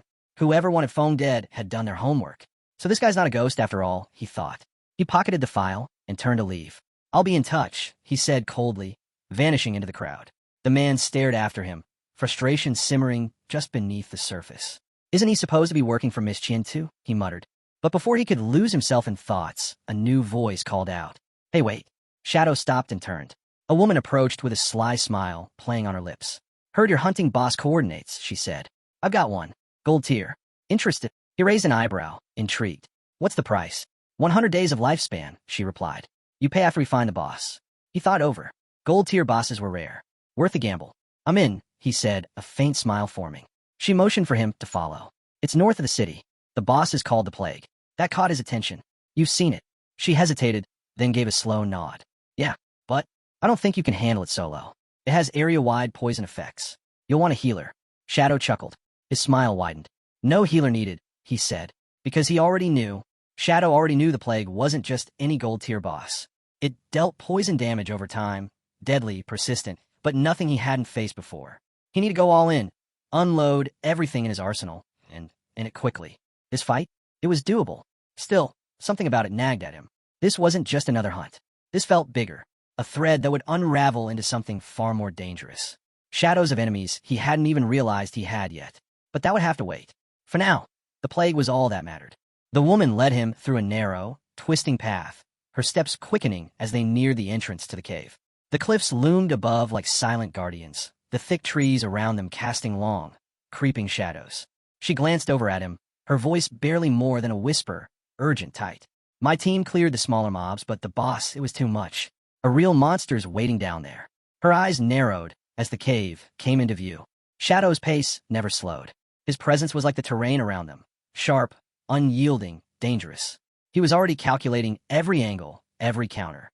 Dripping water echoed faintly through the tunnel as they descended. The air grew colder, damp, and heavy with the scent of earth and rot. At the cliff's edge, the woman stopped. She raised her hand and pointed downward. There, that's where it's waiting. Shadow stepped up beside her, and what he saw could have been pulled from a nightmare. A swirling mist of toxic green hovered over the ground like it was alive. At the center stood a massive tree-like creature, its bark warped into grotesque, jagged shapes. A fiery red glow pulsed from deep within its core, like a heart-pumping venom. Shadow didn't flinch. His eyes locked on the boss. He studied it, memorizing every twisted branch, every movement of the fog. Then, without a word, he completed a life trade, offering 100 days of lifespan. The woman blinked, caught off guard, but she said nothing. Shadow was already shifting into battle mode. Cool, calculated. The poison would be intense, but his ghost shadow ability had a 75% dodge rate. That would be enough. He stepped forward, but her voice stopped him cold. Wait, there was tension now, real urgency. There's something you need to know, she said, her voice tight. This place, it's a setup. The moment you engage the boss, they'll come for you. Players with advanced tracking gear. You'll be surrounded. Shadow's gaze sharpened, but his tone stayed calm. That's supposed to scare me? He asked. Smooth. I see. I'm not some hero you ambush for glory. She hesitated. It's not just a random ambush. My role was to stall you. Keep you here long enough. They don't just want to kill you. They want your identity. They want to use it. That made him stop. He stared at her, the pieces falling into place. You're being used, he said quietly, voice cold enough to freeze stone. Who's behind this? She met his stare, and for a moment, her mask slipped, regret and fear flashing across her features. It's Dongfang Xuan. His in-game ID is Yen. He's the one who wants you dead. Shadow felt something click. A name from the past. Dongfang Xuan. He remembered now. The man who once tried to steal a golden ghost boss from him in another life. The same one who, he remembered that fake apology, so polished, so hollow. It had come wrapped in smug arrogance. And just like that, Shadow's memory flared, the bitterness vivid. Dongfang Xuan. Shadow let out a dry, humorless laugh. That guy, just a nuisance. Was a nuisance. The woman's voice turned urgent, nearly pleading. He's brought 3 full teams, 18 players. Please, Shadow, if anyone can stop him, it's you. I'm risking everything by helping you. Shadow didn't flinch. His smirk was sharp cold. 18 players, he echoed, almost amused. If Dongfang thinks I'm worth remembering, he's already made his first mistake. He turned his back on her and faced the cave once more. You keep doing your part, he said without looking. Let Dongfang's team come. I'll handle them when they show. The woman stood frozen, anxiety flooding her chest. She remembered. She'd seen this before. Dongfang, confident and ruthless, marching in with 18 strong, only to have them wiped out. All of them, in under a minute. His shadow walking straight into death. The cave filled with a sickly green haze. The plague's poisonous aura leaked out like a flood, thick and suffocating. It stole the very breath from the air. She remembered what happened to the others, how none of them could drop the boss below half health. The constant damage, the suffocating pressure, no one had lasted long. But Shadow? He moved like death itself. His escape skill activated, and in a flash he was airborne, gliding effortlessly through the boss's attacks. Silent, lethal. The boss's weak point, a glowing red core, flared open. Shadow didn't hesitate. Weak point burst. Throat slash. His blade struck like lightning. Massive damage numbers exploded on screen, erupting like a storm of fireworks. A blur of motion. Every strike brutal. Every step calculated. In mere seconds, he dropped the boss's health by a third. The woman gasped. Her hand flew to her mouth. Did he just... She couldn't finish the thought. 80,000 plus damage in one strike. Was this guy even human? The boss reeled, its roar echoing through the cavern. But Shadow was already 2 steps ahead. He stepped back, fluid and controlled, letting the cooldown timer reset on his escape skill. Normally, it would take 25 seconds. With his 75% cooldown reduction, 14.3 seconds. He smiled, cold and calm. The boss isn't the real fight. Dongfang's crew is, and they were walking straight into his trap. Deeper inside the tunnels, Dongfang's squads had finally arrived. Their boots thudded heavily against stone, their movements echoing off the cavern walls. Dongfang barked out orders, his tone sharp and ruthless. Energy radiated off him like a blade unsheathed. Move in. Take the boss down. Show no mercy. Anyone who gets in your way, eliminate them. His team surged forward like a pack of wolves, hungry and eager. He yelled again. No hesitation. Anyone blocks you, deal with them. But just as they pushed forward, one of his men stopped. Eyes wide, jaw clenched. He saw her, standing firm with a golden shield raised in front of her. You, he shouted, pointing in disbelief. You're siding with him now? His voice cracked between betrayal and anger. It was all the confirmation he needed. Their decoy, the one meant to stall Shadow, had switched sides. And now, she was standing in their way. She was meant to stall their advance, buy Dongfang enough time to launch his real attack. But as the enemy forces charged, Shadow couldn't help but wonder.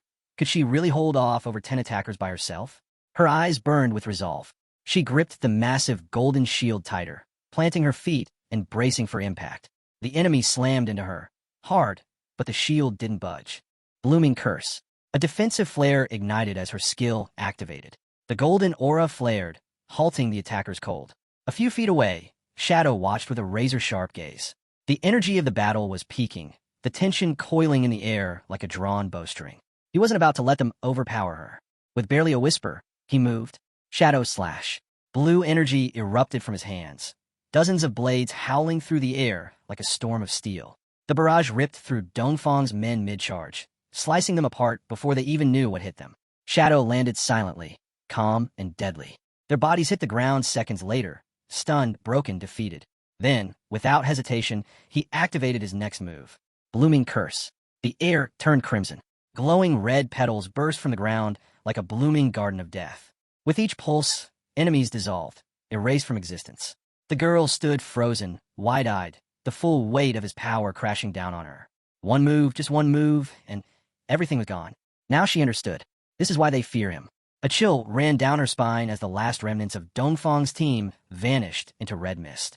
She realized, had she stayed loyal to Dongfang, she'd be lying in pieces like the rest. Trying to hold onto her courage, she stepped forward, her voice wavering but quick. If you add me, I'll give you Dongfang's real-world location. Every detail. All of it. Shadow didn't even blink. Sure, he said coolly, giving the nod without looking at her. Then, as if emboldened by the moment, she leaned in a bit more, her tone shifting. Flirtatious, almost too smooth. If you ever need anything, I'll be permanently free. For you. Shadow finally looked at her, his gaze cold, dissecting. I see, he said dryly. You're from that kind of line of work. His voice carried no emotion, just an edge. That explains the shameless behavior. He didn't linger. Without another word, he turned and leapt back down into the boss chamber. She stood at the edge, breath catching in her throat. Admiration warred with unease. She had no idea what she'd just stepped into. Below, the monstrous, tree-like creature with its glowing red core loomed, waiting. Shadow didn't wait. He struck. Everything he had. All at once. The final blow landed like judgment. The boss erupted in a burst of energy, its twisted form disintegrating before it could even react. System message, Blade of Plague obtained. A rush of rewards followed. Experience points, evolution stats, and 555 days of tradable lifespan. Shadow stood among the glowing loot, a smirk forming. That lifespan alone, more than I've earned from dozens of players. He shook his head, scoffing at the wasted efforts of others. They're busy stirring up trouble when they should have been leveling up. He glanced at the orb in his hand. They deserve to die, he muttered under his breath. Then, her voice cut in from above. Shadow, are you still there? His eyes narrowed. That glare sharp, piercing. She hesitated. She waved from above, calling down to him. I'm leaving now. Shadow didn't respond. He was focused, absorbing the glowing orbs of energy that floated around him like drifting embers. His hand pulsed with power as he drew in the spoils of victory. His eyes caught something unusual, something rare, a skilled book for assassins. His pulse spiked. It's been forever since I've seen one of these, he muttered, half in disbelief. The cover shimmered, platinum grade. The skill, Dark Moment. A move that unleashed a wave of darkness from the blade, blinding enemies within range. Shadow's lips curled into a smile. Perfect. He didn't waste a second. He selected the skill, and in an instant, golden energy wrapped around his body, hot electric. If I can rob them of vision, even if they aren't caught off guard, it still triggers double damage. He mused, gears already turning. With this new ability, high-tier bosses could be shredded in seconds. Then he reached for his newest weapon, Blade of Plague. Platinum tier. Its passive effect added poison damage, dealing an additional 50% power 3 seconds after contact. Shadow studied the stats, admiring its lethal potential. A new skill, a new weapon, and rising confidence. He turned away from the dungeon with calm steps and a sharp focus. Another victory in the bag. His evolution points had hit 98, just 2 more, and his rare dagger would ascend to legendary status.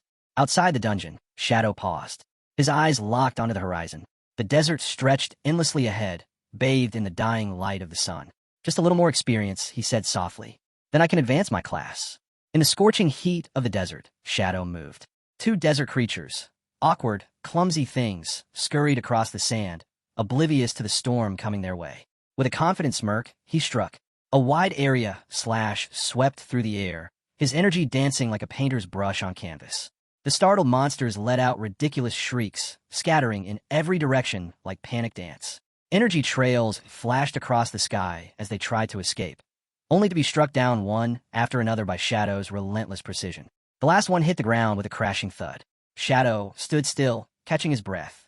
Finally, he whispered, wiping sweat from his brow. That's enough. Then it began. A golden vortex swirled around him, pulling air and energy into a focused spiral. The desert held its breath. Light enveloped him, brilliant, blinding, divine. System message, job advancement complete. You have ascended from Tier 0 to Tier 1. Power surged through him like a lightning strike. His stats updated instantly. Strength, 3-9. Constitution, 3-9. Agility, 8-24. Spirit, 5-15. His entire form glowed, wrapped in radiant gold. A sense of invincibility washed over him. A new world had opened. Tier 1 unlocked passive traits that enhanced his stealth and active abilities that allowed him to strike while invisible. His stealth duration increased dramatically. And now, critical hits had a whole new meaning. Multipliers now triggered under certain conditions, and Shadow's eyes gleamed as he took in the full scale of his transformation. As long as I manage my cooldowns, he murmured, a grin tugging at his lips, I can stay hidden permanently. This stealth? Near unstoppable. His body had fully advanced, and with every movement, he felt sharper, deadlier. Attacks launched from outside an enemy's field of vision now dealt triple damage instead of double. Triple damage, he thought, impressed. No wonder this hidden class is ranked the strongest. Then it happened. A system-wide announcement echoed across Shanghai City. System notification. Over 10 players have reached level 10 within the last 10 minutes. Qualified players will now be transported to the Divine Spirit Ruins. Shadow looked up, eyes narrowing. Time to move. He pulled up the leaderboard, scanning quickly. Dark Shadow, his alias, sat at the very top. Beneath him were names he recognized. Players from his past life. Global elites, professionals who had once ruled the rankings. But not anymore. This time, he had changed the game, and with it the fate of the world. As night fell across the city, the real-world authorities were already making their move. In front of a high-security building, a long line of arrested individuals, members of the notorious Jiang Industrial Crime Group, were being let out in cuffs. Heads down, faces blank with shame. One officer stood at attention, saluting as he gave his report. Most of the group's core members are in custody, but 3 key suspects remain in-game, unconscious in the real world, unreachable for now. The superior officer didn't hesitate. Notify the team. We need to force them offline. If we can catch them logging out, we can arrest them on the spot. A brainstorm followed quickly. Players couldn't be attacked in safe zones, but their real bodies? Still vulnerable. And real bodies needed food. Once those players logged out to eat, they'd be exposed. That was their moment to strike. Shadows made this easier, one officer added. He not only exposed the Jiang's operations, he showed us how dangerous these game abilities can be in the real world. They exchanged grim looks. Explosions had already begun to rock other cities. Unrest was spreading fast. Powers from the game bleeding into reality. Another officer spoke firmly. Our teams reached level 10, thanks to the gear and skill books Shadow provided. He's more than an asset now. He's vital. The commander nodded. Do whatever it takes to keep Shadow on our side. Shadow arrives. He stepped into town just as the warm hum of evening settled in. Peaceful. Almost too peaceful. The quiet didn't match the chaos he'd just come from. A familiar voice rang out, cutting through the stillness. There he is, the defender of justice himself. The girl approached with a big, over-the-top smile. You don't need to be humble, Shadow. The authorities have already gone public with what you've done. He said nothing. His eyes scanned the area, calm but alert. Inside, he understood what this meant. The announcement wasn't just praise, it was leverage. Cooperation with the government would be smoother now, at least for a while. The girl's smile faltered just slightly. Dongfang, he hasn't logged out. I've been keeping an eye on him. Shadow gave a small nod, acknowledging her update. No need for words. He already knew what came next. Shadow moved with purpose, his next stop locked in, Divine Spirit Ruins. He walked toward the teleportation altar at the town center, boots striking the stone path with steady rhythm. The air buzzed with energy around the portal. Players came and went, vanishing to far-off places. Yet one portal stood untouched, the one leading to the ruins. It was sealed off to most. As he stepped onto the glowing platform, a wave of energy pulsed beneath him. His eyes narrowed. A system alert blinked into view. Destination confirmed, teleporting to Divine Spirit Ruins. He gave a quiet smirk. The starter zones were just the warm-up, he muttered. Now the real game begins. A burst of searing light exploded around the platform, crackling with fierce energy. Conversations nearby stopped mid-sentence. Players turned in confusion. No one had seen anyone step onto the altar. Then one player, with a basic stealth detection skill, scanned the area, visibly unsettled. Wait, was that Shadow? He blurted, more to himself than anyone. Whispers spread like wildfire. His stealth, it's beyond level 2. No way, he's invisible even here? It became clear. Shadow wasn't a rumor. He was the real deal. A player beyond their reach, a ghost in the game. All they could do was watch. A glowing portal flared open across a ruined skyline, and from it, Shadow stepped into view. The city before him stretched out in silence, scarred and abandoned. The sun bled orange across the shattered rooftops. He recognized it instantly. Shanghai's city, or at least what remained of it. Every player's first visit to the Divine Spirit Ruins began here, in a warped version of their own city, twisted and decayed. Why the cities mirrored the real world, no one knew. Not even him. Something shifted in the air. He wasn't alone. His senses sharpened. Steps slowed. The silence wasn't peaceful. It was loaded. The scent of rot clung to the streets. Then, like a blade slicing through the quiet, a high-pitched screech tore the air. A beast lunged from a rooftop, claws aimed right for his head. Fast, feral, and heavy with killing intent. But Shadow didn't hesitate. He tilted slightly, vanishing just as the claws came down like thunder. The impact shook the pavement, but he was already gone. His body flickered in and out, the ghost shadow blur activating perfectly. The monster's eyes darted, trying to track what wasn't there. Without a word, Shadow struck. Instant shadow slash flared to life, a sharp arc of blue energy slicing through the air. It hit hard and true, splitting the beast in two. The creature collapsed, a broken mass of limbs and gore. But there was no time to breathe. The ground shook violently beneath him. Shadow turned, just in time to see massive tentacles erupt from the earth. The ground erupted beneath him. Tentacles lashed out in all directions. Shadow reacted instantly, flipping back through the air just as one of them sliced past where he'd been standing. A pulse of red energy surged around him. Graceful escape kicked in, launching him clear of the trap in the nick of time. Landing smoothly, he didn't hesitate.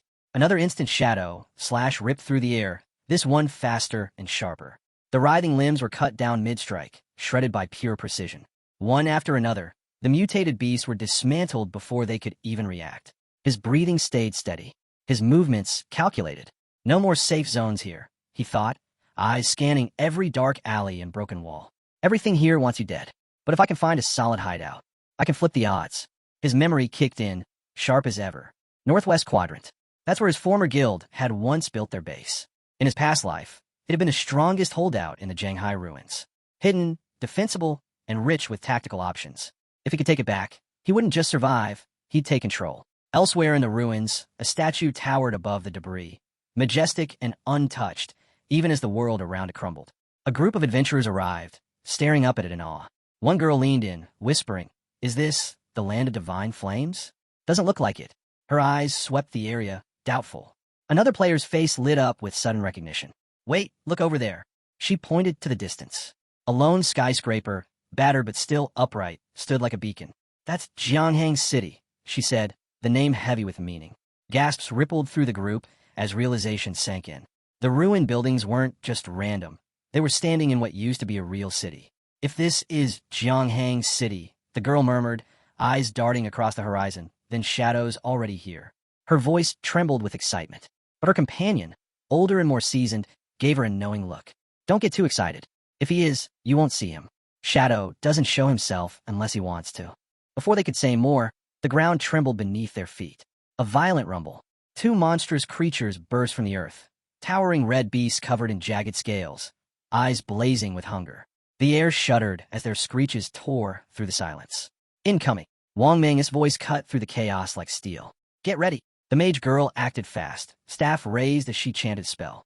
A barrier formed around the warrior just in time. One of the monsters lunged, its massive jaws slamming into the shield. The shockwave from the impact rocked the group. Damage indicators flashed violently across the HUD. These things hit harder than the silver-ranked bosses near the starter towns. The mage warned, narrowing her eyes.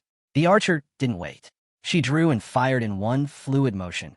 Her arrow glowed with energy as it streaked through the air, piercing the monster square in the chest.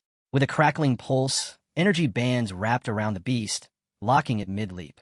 It thrashed in place, struggling, but it was stuck. Now the mage shouted, "Hit it with everything you've got." With a flick of her staff, she summoned two enormous fireballs, prophetic fireball, burning with raw magic. Above her head, the mage directed the twin fireballs with a sharp sweep of her staff. They shot forward, crashing into the immobilized beast. Flames erupted on impact, engulfing the monster in a raging inferno.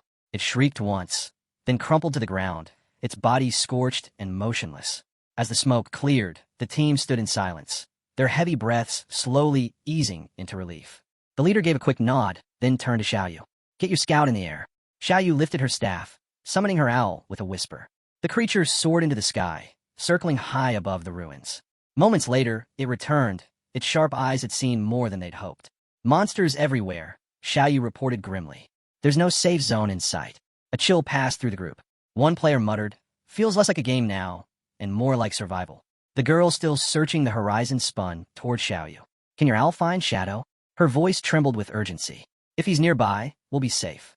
Xiaoyu nodded and sent the owl forward once more. But when it came back, her expression tightened. No sign of him. He's not anywhere close. Just as they were trying to regroup, something caught their eye. A glowing trail of dropped loot leading northwest, like breadcrumbs left behind. That's him, one of them said quickly. He didn't pick it up, probably out of inventory space. They exchanged glances. No words were needed. Together, they followed the glowing trail, hoping it would lead them straight to Shadow. But the deeper they went, the more twisted the ruins became, and the more aggressive the monsters. Dark shapes lunged at them from broken buildings. Stay sharp, someone shouted. Don't split up. Then through the chaos they saw it. A lone figure. In the distance, blue slashes lit up the air, cutting through enemies like paper. Shadow. He moved with impossible speed, his blades cleaving cleanly through wave after wave. The monsters disintegrated before they could even touch him. No ultimates, no flashy boosts, just raw damage, reaching up to 30,000 per strike. For weak monsters, this zone was a gold mine, and he was tearing through it like a reaper. Shadow didn't pause. His feet hit a broken crosswalk, and he stopped just long enough to scan the horizon. This is it, he said quietly, a smirk tugging at the corner of his mouth. My old base. It came back to him instantly. Beneath this part of the city lay something massive, an underground fortress. Hidden, forgotten, a base he'd once called home. A sprawling palace built deep below Shanghai's ruins. Thousands of rooms, dozens of war zones, endless winding corridors. The largest hideout the city had ever seen, home of his old guild god. Back then, it had been guarded by waves of mechanical monsters and a boss whose power scaled with the palace's size. It took 3 elite squads, all maxed out at level 15 and fully geared just to clear it once. They'd nearly failed, but they won. And now, Shadow was back to claim it again. He descended into the hidden chamber, his mind clear and focus absolute. This time will be different. The soul purification zone loomed ahead. The darkness stretched out in every direction. From the shadows, enemies began to stir. Shadow didn't blink. He was ready. His gaze lifted, voice calm but resolute. I can handle this alone. The words hung in the air like a vow, and a system prompt appeared, echoing his intent. Control of the area will be granted upon defeating the Guardian. The atmosphere shifted. A heavy pressure settled over the chamber as glowing figures emerged from the shadows. Guardians, ancient beings of raw elemental power. Their eyes pulsed with a cold, otherworldly light. Shadow didn't flinch. He knew what they were. Elemental spirits, each one radiating a different hue. Red, Blue. Yellow. Level 12. Gold rank. Powerful, but not unstoppable. With no hesitation, he activated Darkest Moment. A wave of dark energy surged outward, blanketing the battlefield. The effect was instant. The elemental spirits staggered, disoriented as chaos erupted around them. He struck. Shadow slash rained down from above, an explosive cascade of blades slicing through the air. The stunned guardians had no time to react. Each swing of his weapon lit up the room with blue arcs of energy, cutting down the spirits one by one.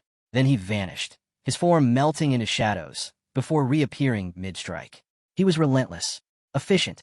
Every slash carved through the elemental spirits like a ghostly executioner. Their glowing bodies faltered. They tried to recover, but it was already over. His attacks hit even harder against stun targets. Shadow's momentum was too much. One after another, they fell, until the last of the 15 guardians crumbled in silence. Breathing steady, he looked out across the massive underground hall. Chambers stretched out into darkness. Thousands of rooms, endless corridors, and within them, monsters, traps, secrets. The challenge ahead was enormous.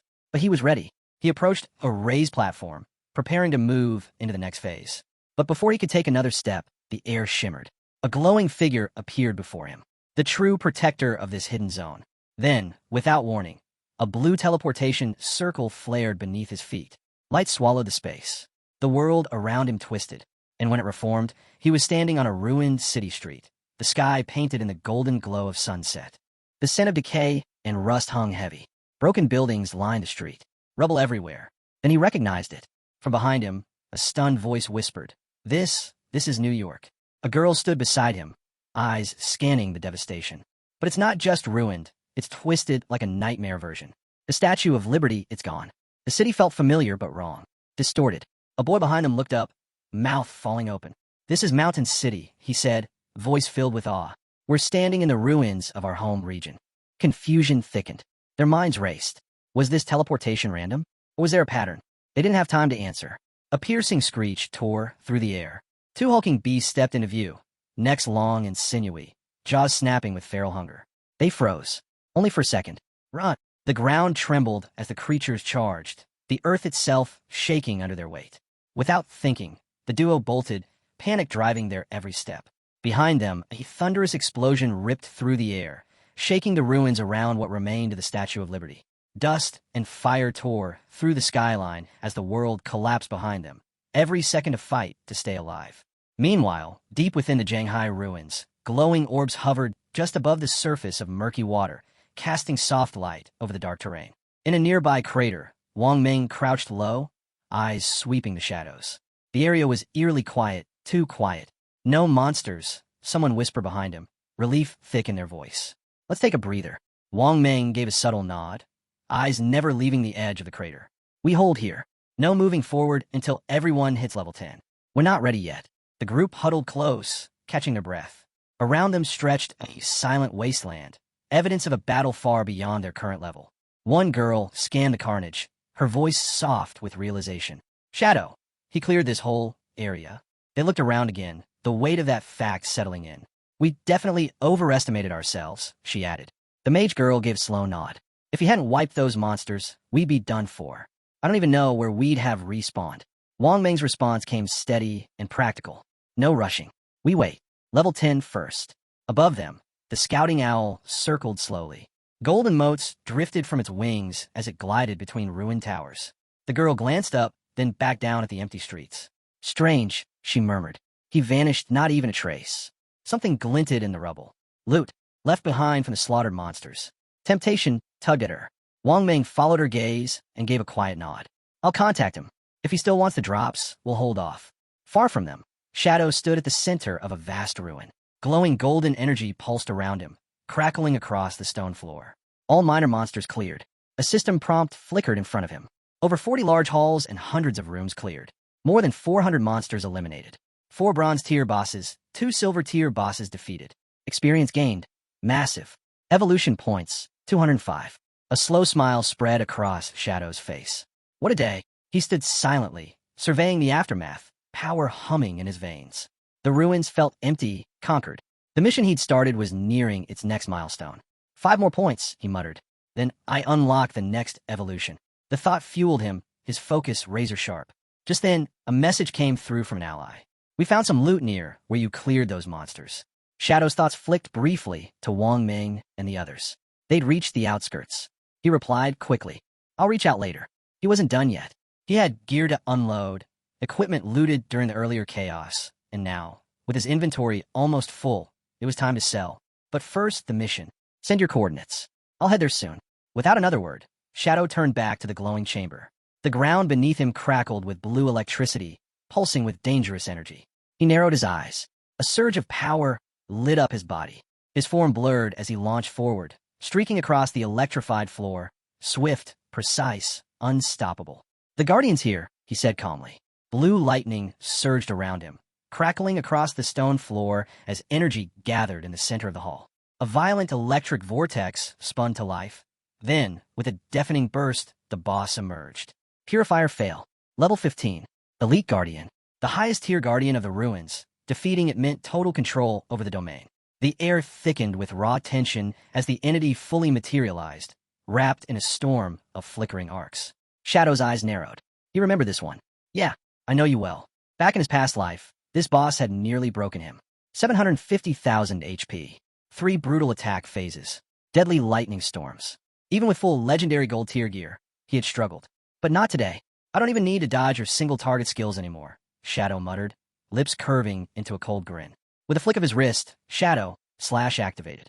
Blades infused with lightning erupted in a whirlwind, spinning around the boss like a storm of razors. They struck from all angles, relentless, unforgiving. Purifier fail tried to react, but it was already too late. The electrified slashes tore through its defenses, leaving glowing wounds across its form. One powerful arc cut straight through its chest, blasting dark energy outward. The blow sent the Guardian flying back as lightning exploded around the room. Cracks spidered through its body. Its form flickered, barely holding together. Then the counterattack began. Bolts of lightning rained from above, each one searing, fast, and lethal. Shadow's eyes locked onto them, tracking every strike. He knew one hit could end everything, but he didn't flinch.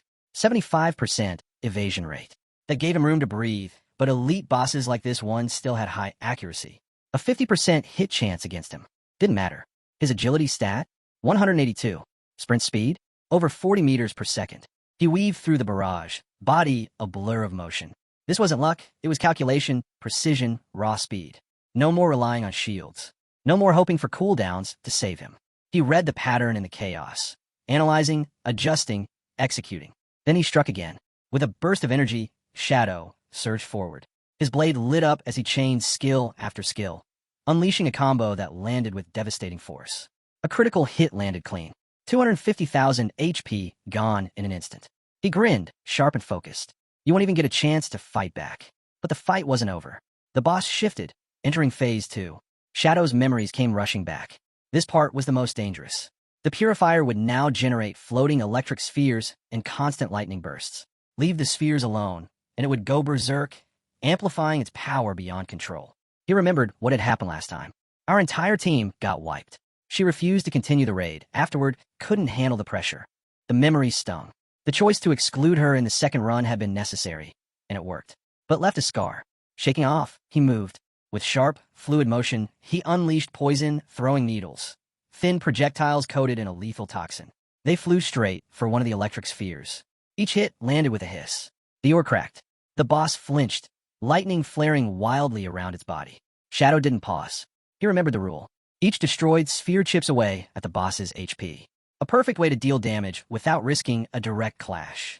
1 down, 2 left, Shadow murmured, eyes locked on the second orb. The first one shattered, and the boss's health bar dipped noticeably. Momentum was building, and fast. As he launched toward the next target, the purifier fail shifted again, entering its final phase. With a deafening surge, the boss unleashed wide, circular shockwaves of electricity. They rippled outward in all directions, crawling across the floor like living arcs. Shadow didn't flinch. He watched it unfold with chilling calm. Back then, we needed 4 dedicated healers just to survive this phase, he thought, recalling how his entire guild once had to equip specialized lightning resistance gear just to stand a chance. Not this time. His voice cut through the hum of static. I don't need complicated setups anymore. This is mine. The boss roared, charging its most devastating ability, light pulsing in its core, energy flaring wildly. The moment crackled with power, but Shadow was already moving. Levitate. A golden sphere ignited around him, lifting his body into the air with radiant grace. From above, the chaos below seemed distant, controlled. Time slowed. His eyes scanned the field with razor focus. The boss unleashed its final move, but Shadow was out of reach. Elevated, untouched, the electric shock wave tore through the ground in vain, never touching its target. The purifier roared again, this time with frustration. It had nothing left. Shadow hovered, eyes sharp, calm, unshaken. It's over. The storm faded. Silence followed. Shadow descended slowly, his gaze full of fire, already looking ahead, because the next battle was coming. And he was ready. Qinfeng stood tall, calm, and composed. The air around him buzzed with energy as he activated graceful release. A black light flared, shielding his eyes, now sharp with fresh resolve. Everything else faded away, his focus locked onto the platinum tier boss ahead. Without wasting a second, he unleashed Shadow Slash. His weapon danced through the air, slicing with deadly precision. A barrage of glowing blue blades tore forward. In a blink, the boss's head was gone, severed cleanly. The massive creature collapsed, its body thudding to the ground, lifeless. Qinfeng landed softly. A system notification popped up. You have killed the Soul Cleanser, Platinum Tier boss. More messages followed. He'd hit level 11. All 4 main attributes increased by 4 points, plus 10 free attribute points, 20 evolution points, and a staggering 1,520 days of tradable lifespan. A quiet satisfaction settled over him. It was the world's first Platinum Tier boss kill. 10 reputation points earned. All around him, glowing lifespan orbs littered the ground, a silent testament to his victory. But the real prize was even greater. He had claimed control over the sanctified grounds, a hideout with massive implications. This wasn't just a game-safe zone. It was a powerful asset that could be brought into reality. When a game merged with the real world, traditional weapons had started failing. Nuclear bombs became junk. Planes and tanks? Soon to be relics. The future wasn't about bullets anymore. It was about what players could extract from a game. Qinfeng's thoughts turned serious. A hideout, once brought into the real world, would generate a magical defense barrier. Total safety. And the sanctified grounds? It was more than just a base. It was a future stronghold. A lifeline. He turned to leave, memories surfacing. In my last life, my guild used the same place as their HQ. Back then, it was filled with good times, but also betrayal and endless backstabbing. His gaze hardened. Not this time. I'm doing this alone. No more leaning on anyone. Then, the sharp sound of rain echoed outside. Suddenly, a violent screech cut through the storm. On the battlefield, Xiaoyu's friend was under attack. She dodged desperately as a monster's massive axe came crashing down. Get out of the way, she screamed, her movements frantic. Too slow. The axe hit. One brutal swing and she was down. Back in town, Xiaoyu got the system alert. Her friend was dead. 14 years of non-tradable lifespan gone. 2 days of tradable lifespan lost. The news hit like a punch. Her chest tightened. Her friend's voice burst through the earpiece, angry and bitter. What the hell was that? Why didn't you dodge? Xiaoyu's hands trembled. Her voice snapped back. Who are you yelling at? You're the tank, not me. It was your job to hold him off. How was I supposed to dodge its skills when you couldn't even hold the boss's attention properly? Xiaoyu snapped. Their voices clashed, the argument escalating fast. Frustrated, her teammates stormed off, abandoning the party in a fury. Panic set in. With him gone, Xiaoyu stood exposed, vulnerable to the boss's next attack. The result was swift. Another death, another chunk of lifespan lost. Meanwhile, in the ruins of Shanghai, a new message echoed across the land. System announcement. Player Shadow from Shanghai City has achieved the world's first Platinum Tier boss kill. 10 reputation points earned. The news hit like a lightning bolt. Players across the region lit up with chatter. No way. He soloed a Platinum boss, someone gasped. I haven't even seen a gold tier yet, murmured another. The name Shadow spread like wildfire, becoming a whispered legend. Speculation exploded. Who was this mysterious player? How'd he pull it off? Watching it all unfold, Xiaoyu felt a growing unease.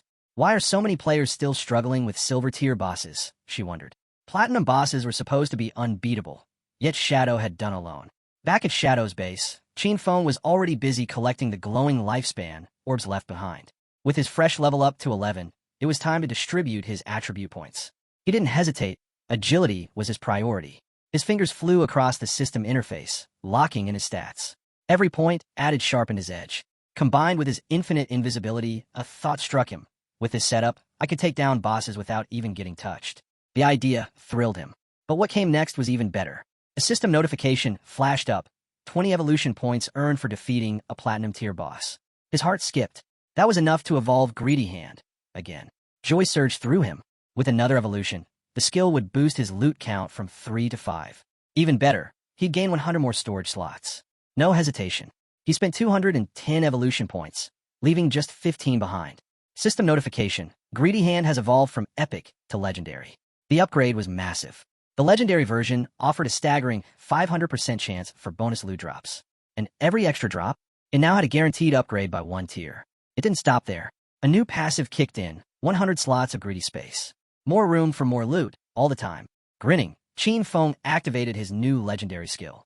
5 extra drops materialized, just as expected. Among them, the system awarded him another 100 evolution points, bringing his remaining total to 115. He scanned the loot window. 2 pieces of assassin gear and an assassin skill book gleamed back at him. Perfect, but his current level wasn't high enough to equip them yet. No problem. He sent them straight to storage in the Sanctified Grounds warehouse, saved for later. Then he summoned a devout. Qin Feng summoned a believer, instructing them to gather and neatly stack all the loot from the palace. The follower moved quickly, collecting every valuable item scattered around.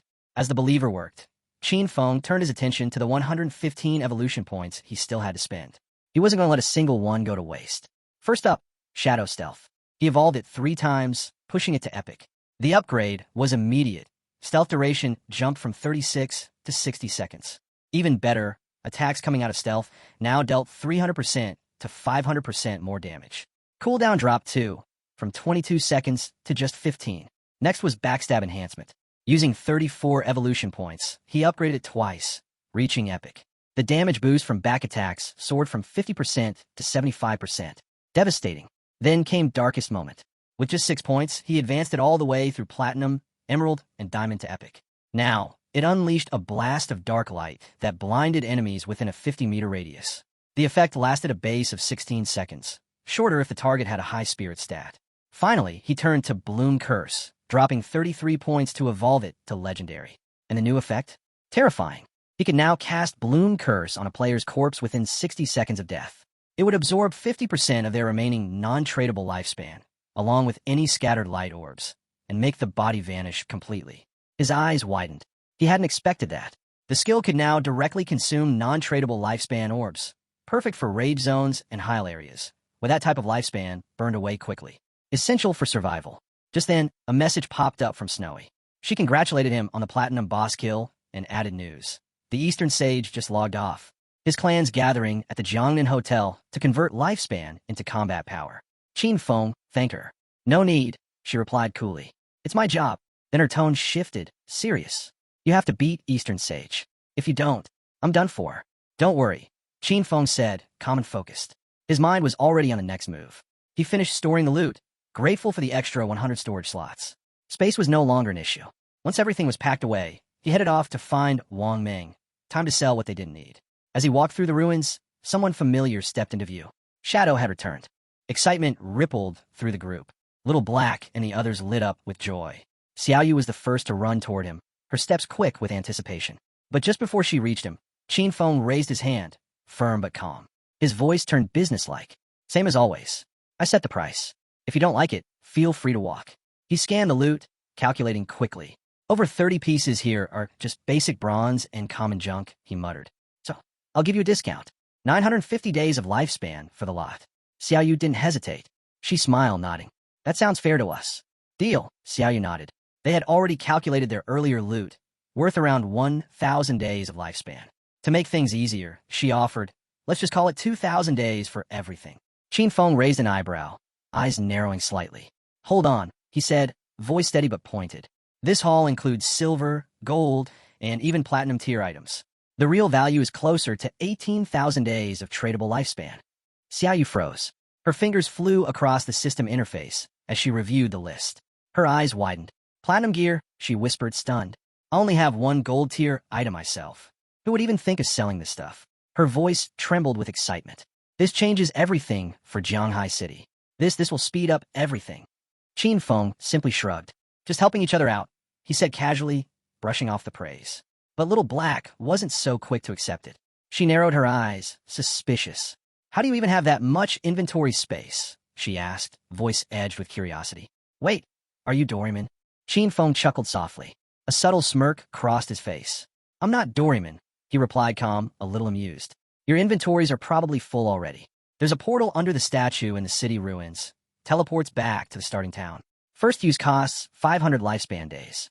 After that, it's free. He turned to leave, then added over his shoulder. Think about it.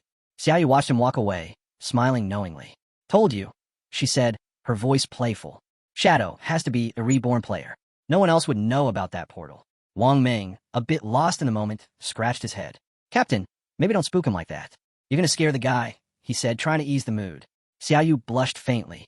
What do you think would happen if I tried flirting with Shadow? She asked with a mischievous grin.